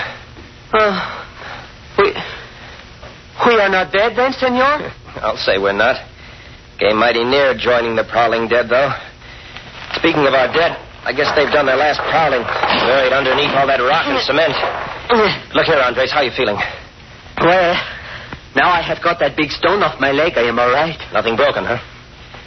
Well, if there is, I do not feel it. But, senor, how will we get out of this place? We are in the cellar, and all the morgue has tumbled down on top of us. Yeah, I know. Just the same, there's a lot of fresh air coming in down here. We'll just have to scramble around and see if we can't find a hole to crawl out of. But are we not liable to bring more rock down on top of us? I guess we'll have to take that chance. Oh, I do not like this business. We'll go slow and feel our way. If we're careful, perhaps we won't dislodge anything. Well, I will follow close behind you, senor. Here's what I've been looking for. Right over my head. Hole big enough to get my body through. Come on, Andres. Give me a boost. Well, is the edges solid? Yeah, part of the foundation. Ready? All right. Let me put my foot in your hand. All right. Now then, I am ready. Okay. Up we go. That's good. That's good. I'm all set. Now then, I'll reach down and give you a hand. Oh, please, I will pull you back down in this hole with me. No, you won't. I can brace myself. Well, very well, if you think so. Now then, here's my hand. Well, I cannot find it in the dark. Swing your arms around. Oh, there, I find it. Okay, now. Now then, up you come, see. Grab something, Andres. Something. I have it.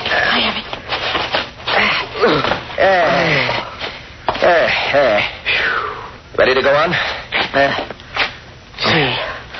Oh, this is most terrible. All the time I think we start new landslide down on us. All right, come on now. But be careful. Oh, I feel the fog. We must be very near out, eh? Yeah. There's a broken wall alongside of us. Is there a roof over us? I can't reach the top of the wall to tell. Here, give me another boost up the side of the wall.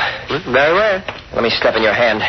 No. Now put your back against the wall. Well, like this? Uh-huh. Now then, link your hands together. And don't boost me too fast. You'll throw me over backwards. Well, I will try. Okay, let's go. Up you go. Higher. No, higher.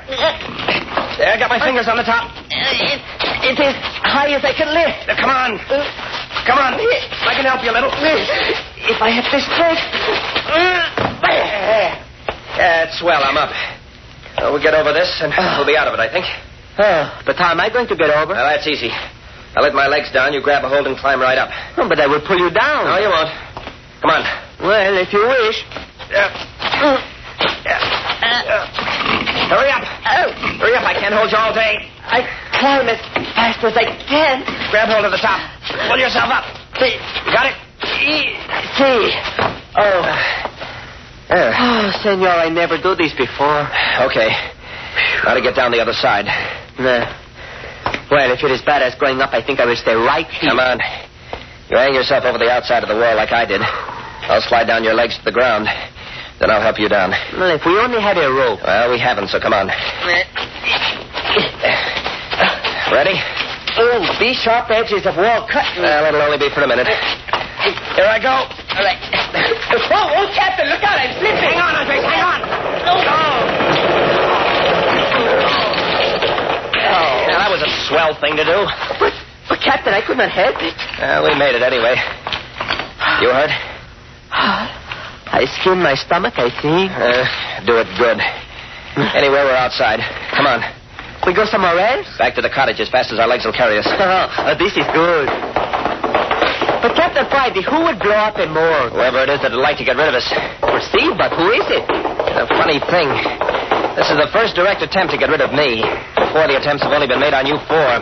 Well, maybe it was a mistake that you were caught in this trap. I got a hunch it wasn't a mistake at all. Here's the path across the lot. See. Is it not strange there is nobody around? You know, if I hear a big explosion like that, I would go see what it was. Not Holman citizens. They're not much on going out on foggy nights for any reason. They'll wait until it gets light. Well, but the people at your cottage. My cousin Carmel and the Stanley. Yeah, and Dr. Croft. Yeah, that is kind of funny.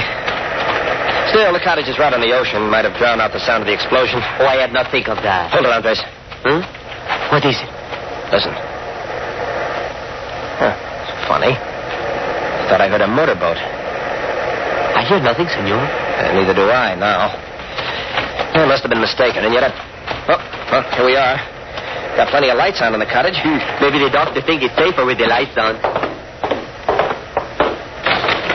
Shut the door after you come in, Andres. See? Captain! The doctor! Look, the doctor! Hey, what in thunder's been going on here? Dr. Croft, he is bound and gagged. Yeah, stand out of the way, Andres, will you?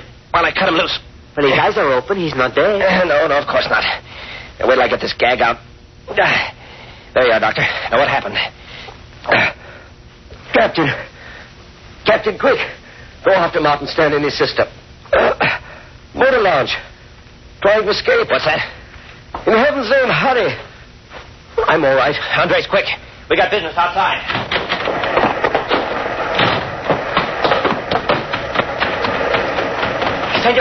Senor, what is it this time? Stanley's gotten hold of a launch somewhere. I knew I heard a motorboat. But where does he go? Don't ask so many questions. Run faster. But where, senor? Where? Down to the wharf, of course. Here, down this way. Got a revolver? No, senor. I do not shoot very good. Yeah, well, young Stanley has. You think he will shoot? Oh, but, senor, his sister will not let him shoot us. Oh, yeah? Name of pig, you do not need this. Here's the wharf. But I do not hear any motorboats, senor. Wait a minute. You want to run off the end of the wharf into the ocean? I could not see where the wharf ended in this dark. Well, the launch is gone, all right. But why would they take the motorboat? How do I know? Come on. We haven't got any time to waste. But if this is what... Watch where you're going. Don't fall in. All the time we run. Never do we get any place. Well, go on back to the cottage if you'd rather. No, senor. I stay by you. But my breath, it's not very good. Well, we got to make speed. See that old shed down the beach on the water's edge? See? That's the swellest little police motorboat launch you ever saw in there. Careful now. But you have said there is not launch here. Yeah, I don't tell everything I know. Here now, through this little doorway. Stoop down or you'll bump your head. See? I am all right. Now you stand still till I get her lights turned on. If I can help. Stand still or you'll break your neck. There. Oh, it is beautiful, Bo. See that chain hanging by the outer wall? Si, senor. Go over there and haul away. It lifts the outer door. Very glad to do anything to help. I'll get the motor started. We'll be off in a jiffy.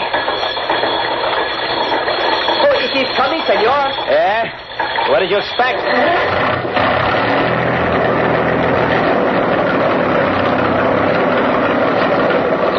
That's high enough, Andres.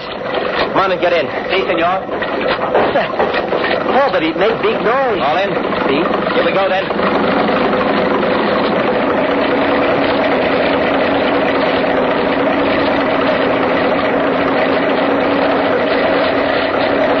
Oh, but this is big ocean. Where is it we will look for this other boat? That's easy. Neither Stanley nor his sister knows the Bay region. They're bound to head straight for San Francisco. They came over to Holman by boat and have a general idea of the direction of the city. Otherwise, they'll be lost, especially in this fog. But perhaps we will not be able to catch up with them. This little trap can run circles around anything Stanley will be able to lay his hands on. Oh, well, I do not know very much about boats. You just hang on and I'll do the work. But I do not understand any of these business. Why should these two wish to escape from Holman? I can think of plenty of reasons. Could you please tell me one, maybe? Yeah. Bad consciences. You mean Miss Stanley had bad conscience? Why not? She wouldn't be the first female with one. Oh, no. No, senor, you are mistaken. Yeah, well, maybe you know. I never could get the straight of how a woman's conscience works. Sometimes it does, and most of the time it doesn't. But, senor, this girl Stanley, she's very nice, senorita. It's been to me. The captain, our engine is stopped. Be quiet. I cut it off. But why you do this? Shut up and listen, will you? Huh? Oh, see. You wish to hear what a motorboat may be, eh? Don't hear anything.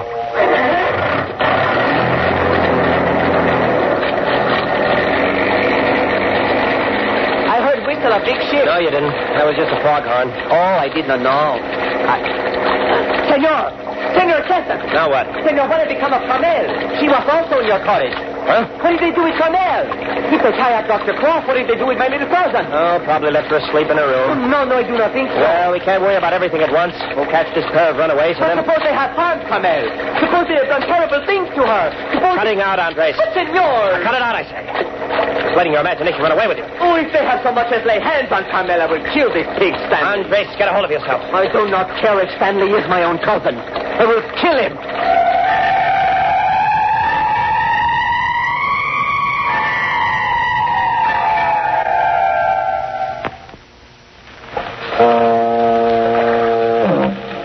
Dr. Jamie Croft, the weekend guest of Captain Friday, was found bound and gagged and tossed on a lounge in the captain's cottage.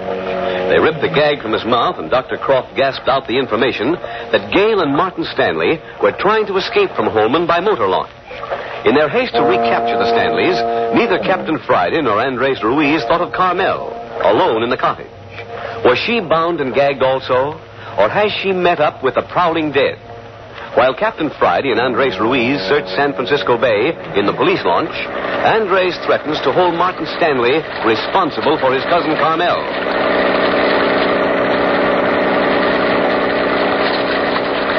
I tell you, Captain Friday, I will kill this Stanley if anything has happened to Carmel. Take it easy, Andres. Wait till we find Stanley. Oh, please, could you not make this boat go fast? The quicker I get my hands on this Pipe down, Andres. I'm going to turn off the motor again. See, and I will listen with every bit of it.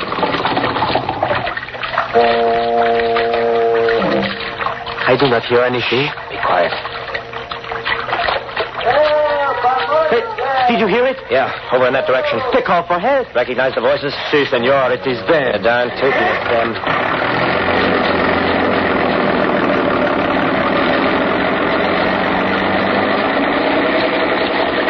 Roll up front, Andres, and hang your ears out.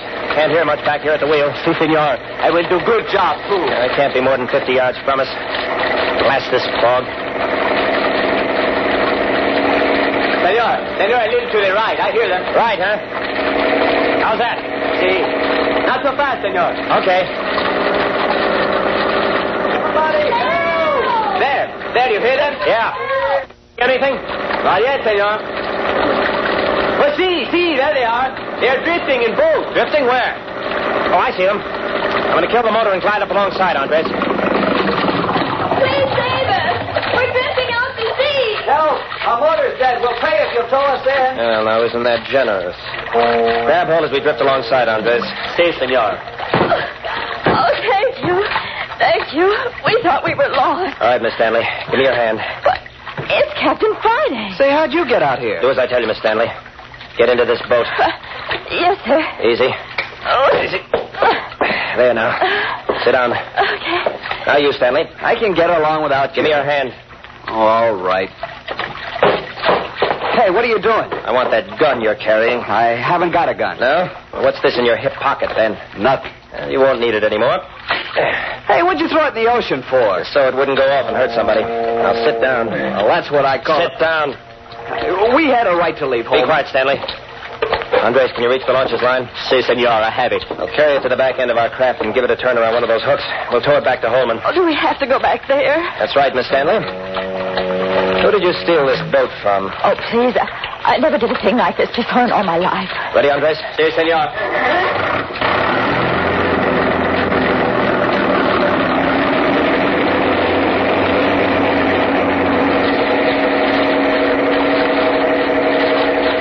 You admit stealing the boat, huh? We don't admit anything. Oh, Martin, please. Let's not try to carry this thing out.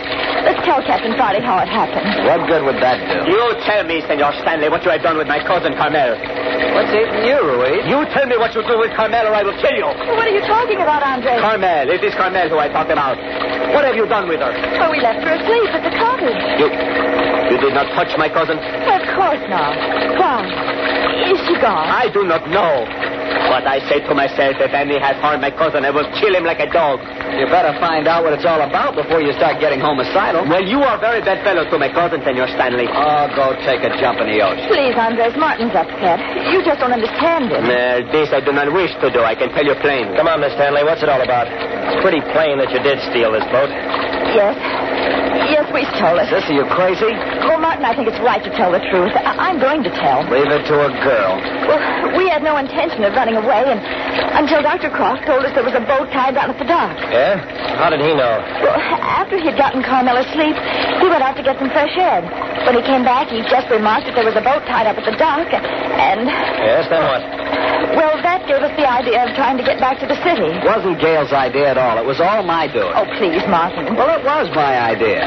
I suggested it, and I kept after her until she agreed to go with me. But I didn't have to go. And she didn't know anything about me hitting Dr. Croft over the head and binding and gagging him either. Martin Stanley, you didn't do that. Yes, I did. I did it while you were in the bedroom getting your things together. Oh. Yes, but what I want to know is what you think you'd have accomplished if you had escaped. The police in the city would pick you up in a minute. Oh, but we weren't trying to run away from the police. Oh, no? Really, we weren't. All we wanted to do was get away from that awful place with all those dead bodies. Well, you're going back. Yes, I know. I'm sorry we attempted it now. Well, I'm not. I only wish that engine hadn't conked out. Say, where'd you get this boat anyway? Just a little ace in the hole, Stanley. You detectives make me sick. We'll probably be a lot sicker of them before they're through with you. They can't do anything to me. I haven't done a thing. We'll know more about that when we get back to the cottage. And that won't be very long now. There's the wharf right up ahead. Yeah, Andres. Si, senor. Here. Take these handcuffs. But, senor... Take them and handcuff the two together. Oh, no, please. Senor, never. I will not put handcuffs on Miss Stanley. Oh, yeah? And suppose you handcuff yourself with Stanley there. I'm not taking any chances of losing him in this fog. Oh, but please, Martin won't run away. Will you, Martin? Do what I tell you, Andres. Either handcuff Stanley with his sister or to yourself. Well, to his sister, I could not do it all. To me, if you wish, yes. That's okay with me. Here, Stanley, hold out your left arm. Good. With my fist on the end. Oh, Martin, why did you do that? You pig of a pig! I will show you how good Spanish fellow can fight now. You dirty... I'll break your neck for you. There. Man, I guess I will show you I'm not so bad a fighter, eh? Oh, for gosh sakes, at least get off my stomach. You're breaking my back. Well, then, hold out your left arm for the handcuffs. That is good. Good boy, Andres. That sounded like a swell fight. Too bad it was dark. Got him all right, Andres? Si, senor Capitan. Great. Well, here we are. Now, stop crying, Miss Stanley. Your brother had it coming. As soon as I pull up alongside, climb up that little ladder to the wharf. But it was all so unnecessary. Yeah, now. Climb up. Here, give me your hand, Miss Stanley. Now walk around after you get up. You're liable to fall in the ocean. But how are Stanley and I to climb up the ladder together? You go first, Andres. You can make it if you keep close enough together. Up you go. Oh, this is not kind of business I like. I'll just tie the launch to the dock here for the present. That'll hold her. She'll ride there till morning. You are coming, senor? Yeah, you bet. Andres, I'm going to make you Deputy Constable of Holman. No, senor. I do not wish it. What? Turn down a job with a title like that? Well, I think this is most deplorable business. It make everybody feel bad. All right, come along. I'll take your arm, Miss Stanley. You might stumble in the dark. If you wish. You better take Stanley's arm, too, Andres. Keep you from stepping on each other in the dark. Leave my arm alone. see. I was only trying to be helpful. Oh, if you'd only understand, Captain Friday, that Martin and I really haven't done anything. I think you've done plenty. Well, you'll be plenty sorry for putting handcuffs on me, I can tell you that much. 10 to 1, you were thinking about making a break for it as soon as we landed. Supposing I was... Martin, you weren't. No, of course I wasn't. One good thing about Holman, it doesn't take any time to get from one place to another. There's the cottage. Oh, please, I hope we find everything all right with Carmel. Oh, sure we will. Now, look. The doctor must have worked himself free. He's turned on more lights. Oh, I hope this is good sign. Well, won't be long now before we know all about it. We've been saying that ever since we arrived, and we don't know anything about anything. You're some detective. Just enough of a detective to pick you up in the middle of San Francisco Bay, Stanley. Come on. Here we are. Andres, you and Stanley go in first. I'll follow with Miss Stanley.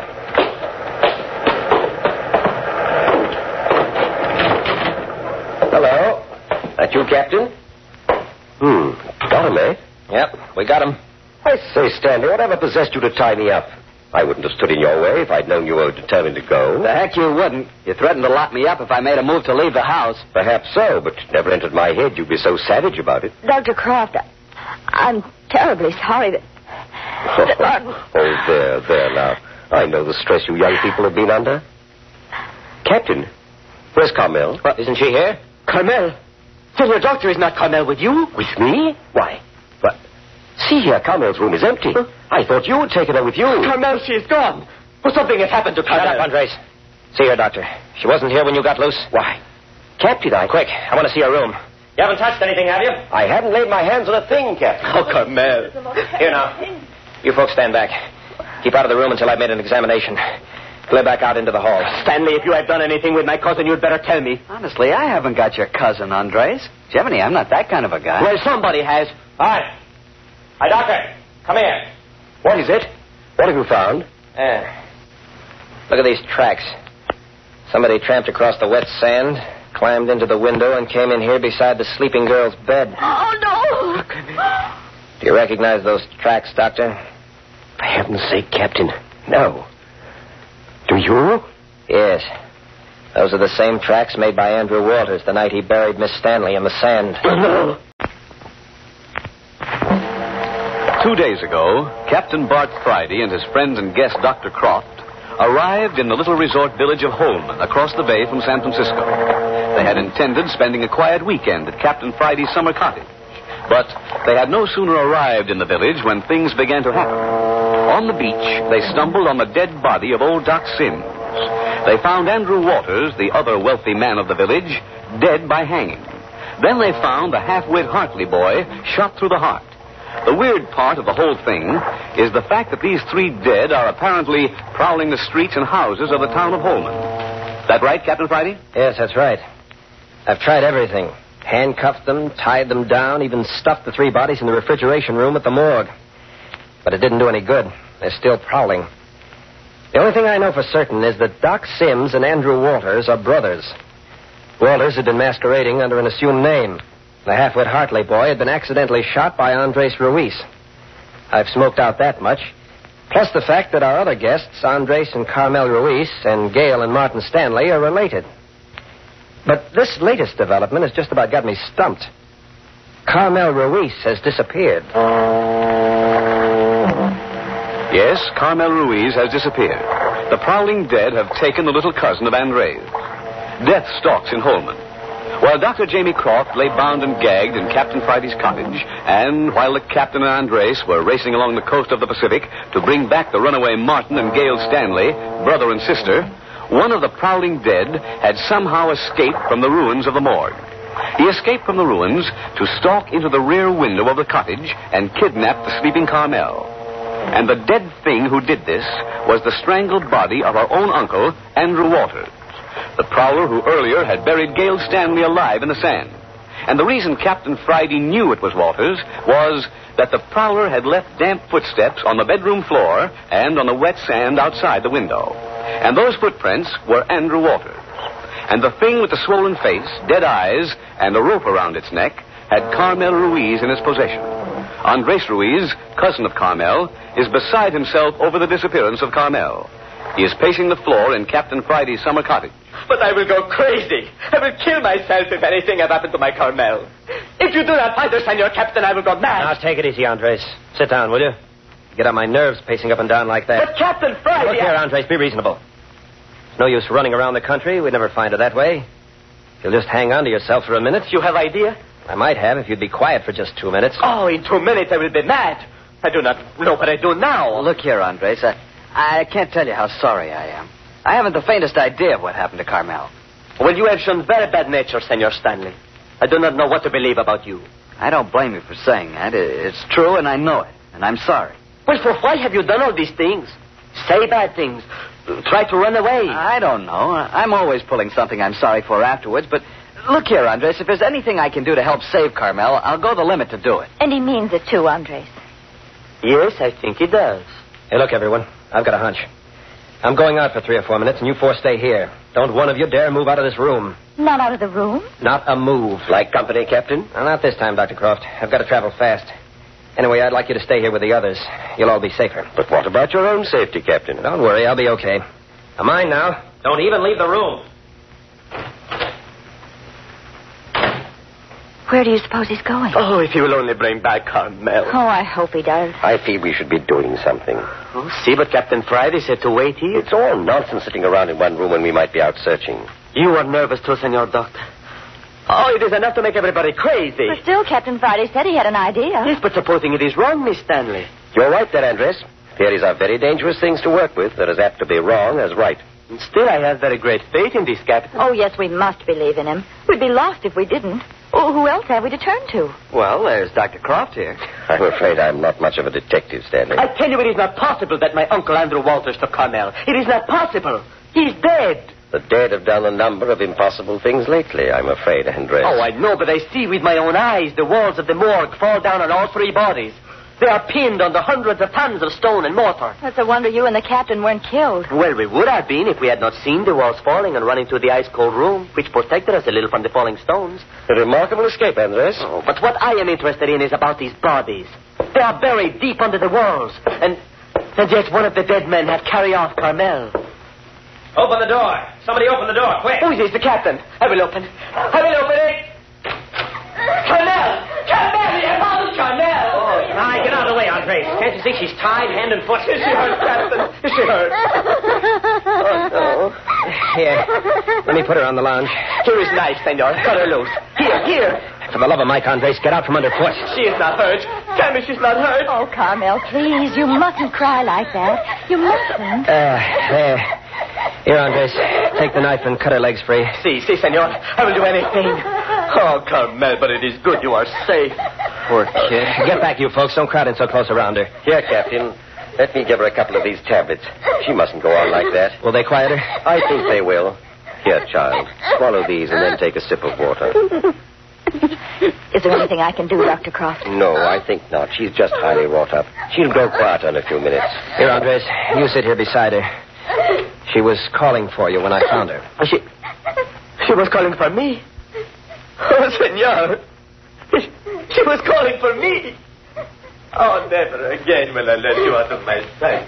You know, Gail, that Andres isn't such a bad fellow either. I knew he was in love with Carmel the moment I first saw them together. But, Captain, where was Carmel? Where did you find her? If you've examined this cottage closely, you'll notice that the backs of the closets have not been finished off. You can go through the back in among the floor studdings and rafters. Oh, yes. Yes, I noticed that. Well, my old aunt used to put junk that she didn't want to throw away back in them. I found Carmel stuffed back among the joists and studdings of her own closet. But what made you look there? Well, then you must have carried her through the back window and around to the front door. Yes, I did, all right. But what for? Did it to throw our would-be murderer off the trail. Off the trail? You mean he's around here? Maybe. Maybe not. But why didn't we hear her crying? She was gagged. Captain, what made you think of looking in the house for her? It would have been too dangerous to take her out. He might have been spotted. Besides, the tracks he left when he went away showed he wasn't carrying anything. No, I remember it, Captain. That was the same clue you got when we were hunting Miss Stanley here, when she was buried in the sand. Well, you'd think even a dead body'd learn not to make the same mistake twice in a row. And so you figured out the body must be in the house. How did you happen to think of looking in the girl's own wardrobe? I figure he'd probably be working fast, not knowing how long I'd be gone. Besides, Dr. Croft, you were tied up in the other room. Might get free at any minute. Yes. Quite natural when you stop to think of it.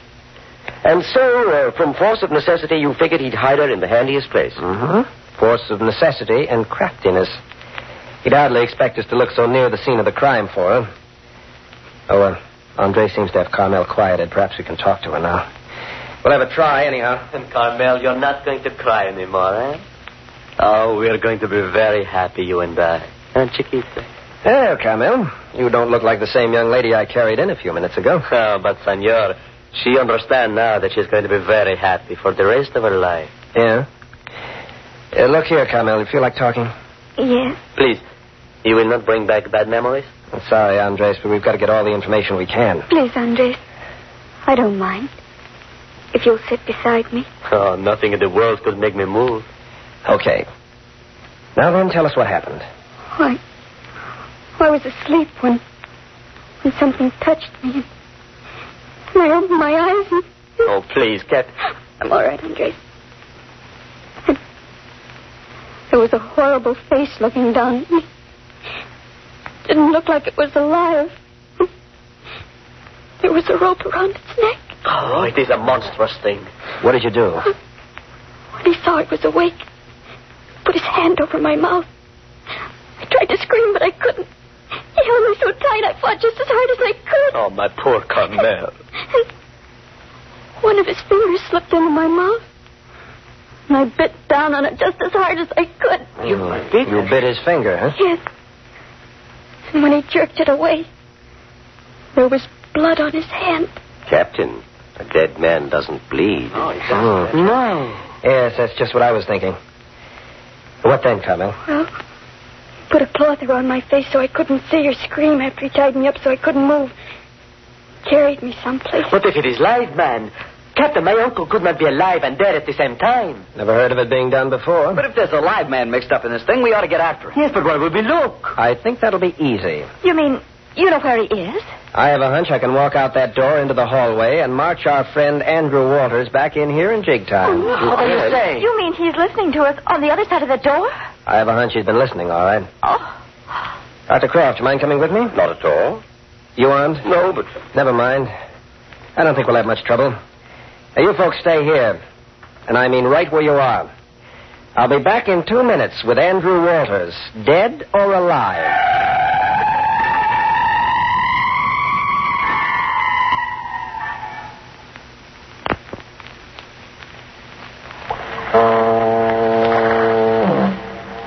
Captain Friday has promised the four young people, Andres and Carmel Ruiz and Gail and Martin Stanley, that he would return in 2 minutes with Andrew Walters, the man who was found hanged in his home. The eyes of the four are fixed on the doorway as it opens slowly and cautiously. That's him. That's Andrew Walters. Oh, he's the one that choked me. The rope around his neck. Oh, no. All right, go on in. I've got a gat in your back, and I won't hesitate. Take him away. Take him away. It's all right. I have his hands cuffed together behind him. He can't hurt you. But who is it? Don't you see? Don't you see? He's got on one of those rubber face masks. Oh, no. What is this? Captain Friday, where's Dr. Croft? Don't you know? But, Captain, it is Dr. Croft behind that mask. Sure. Have a look. Captain Friday, would you mind removing that rope from around my neck? It has an ugly feeling. Now, see here, Doctor. I'm giving you your choice. Do you tell him or do I? Why? To make a very pleasant story, I think I should like to tell it. All right, go ahead. My dear nieces and nephews. What's that? What did you say? Why do you call us nieces and nephews? Because it happens due to certain biologic and sociological phenomena to be true. Oh, cut that stuff out. Who are you anyway? How very like Doc Sims you are in temperament, boy. Nuts. As to who I am, do you recall the autobiography left by Andrew Walters, alias Vance Sims? Do you recall that there was a third brother, Franklin Sims, who was murdered in the Near East? I am Franklin Sims. Right, Captain? That's right. Get along with the story, Doctor. Oh, yes, quite right. You see, that night 20 years ago, when we got news that our father was dead, the night Doc Sims took Vance out and got him thoroughly intoxicated and then hit me over the head and dumped me in a nasty-smelling river. Then Doc Sims, not Andrew Walters, was the murderer. Oh, no, there was no murderer. But I crawled out of the river, and foul and smelly as I was from the thick river water, I continued to live. But if you are who you say you are, why didn't you come back to the United States at once and claim you're part of the estate? Because, my dear, For almost 3 years, I was so horribly ill, I spent most of my time balancing on the brink between life and death. Later, I went to Germany, and I became a medical student. And still you didn't try to get your share of the money? My life had become a thing apart from my family and my rightful estate. I intended never to return to America. And then about 12 years ago, everything became changed again. I became interested in certain biological experimentations. I spent every cent I had saved, could earn and borrow, and still I needed more. And then I remembered the great fortune which had been taken from me in America. I determined to get it back by fair means or foul. It was mine, and I determined to have it. But, senor, it was not us who had heard. Wait a minute, Andres. I returned to San Francisco under the assumed name of Dr. Jamie Croft and set up office while I got the lay of the land. When I first arrived, my brother Doc Sims held the entire estate. It seemed an easy matter to put him out of their way. Enter my claim. And then I discovered that he had a niece and a nephew to whom the property would go in the case of his death. That's you, Miss Stanley, and your brother Martin.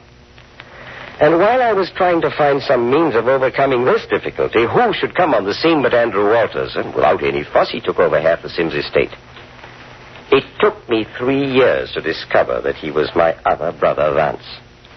And then, by a bit of housebreaking and prowling, I discovered that he, too, had a niece and nephew whom he favored in case of his death. They were you, Carmel, and you, Andres. Yes, go on. Well, in the meantime, I was working out a little scheme which worked rather nicely when the time came. About 8 years ago, my brother, Doc Sims, died. Hey, what's that? Our uncle died 8 years ago? Yes, all of 8 years ago. And being on the ground at the time, I quietly buried the body and stepped into his shoes. Now, wait a minute, Doctor. I've known both you and Doc Sims for more than 2 years. Which says a great deal for my ability as an impersonator. Do you mean to say that you've been acting the part of 2 doctors for 8 years? I have sufficient proof for even you, Captain Friday. But the body.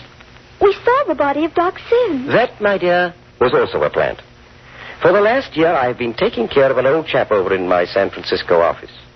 He was a nondescript without any family. But he looked remarkably like me in my role of Doc Sims. For 6 months, I practically made him live with narcotics and drugs, waiting for the proper time to inject him into the picture. And when Andrew Walters mellowed and sent for Andres and Carmel to come and live with him, I knew the time was at hand. Yeah? Well, you'll have to explain that a little. Easily. My whole trouble lay in the 4 cousins who were to inherit the 2 estates. They must be gotten rid of. With all 4 in Holman, I believed that might be attended to. You were going to kill us all? And so when my brother Vance, or Andrew Walters, as you know him, called you 2, I sent for Gale and Martin Stanley. What about this old fellow you passed off for Doc Sims? Now, Captain, I assure you I didn't kill him. The poor chap died a natural death. Dig his body out of the morgue ruin, show it to any coroner. Worn-out body will be the verdict. Died mighty handy for you. Quite, but the point is he did die, and naturally. Which, by the way, gave me the idea for the rest of this amusing little drama which has occurred since. And you admit that you're responsible for the movement of these bodies from the morgue? Naturally. And you admit burying Gale Stanley alive? My apology, Miss Stanley, but it was necessary to my plan. Oh, you must be mad. Quite sane, thank you, quite sane. And, by the way, Captain, I had to rush like the deuce to get Andrew Walters' shoes back on him before you and Martin got to the morgue. But I made it all right. Yes, so I noticed. And you're the guy that took a shot at me in Doc Sims' study and clubbed Captain Friday over the head. Again, my apologies. I always was a bad shot. You put us out and then took the papers out of the safe and stuck them in the pocket of your substitute, Doc Sims, and left his body where we'd find it. Exactly. Well, what for? To impress you all with the fact that dead bodies actually were on the prowl. And you leave Carmel's handkerchief in Dr. Sims' house. Why you do that? Oh, that was simply a little touch to implicate you, Andres, and to cause dissension between you and Stanley here. Nice fellow. And it was you who shot at me from the hall when we were upstairs examining Andrew Walters' room?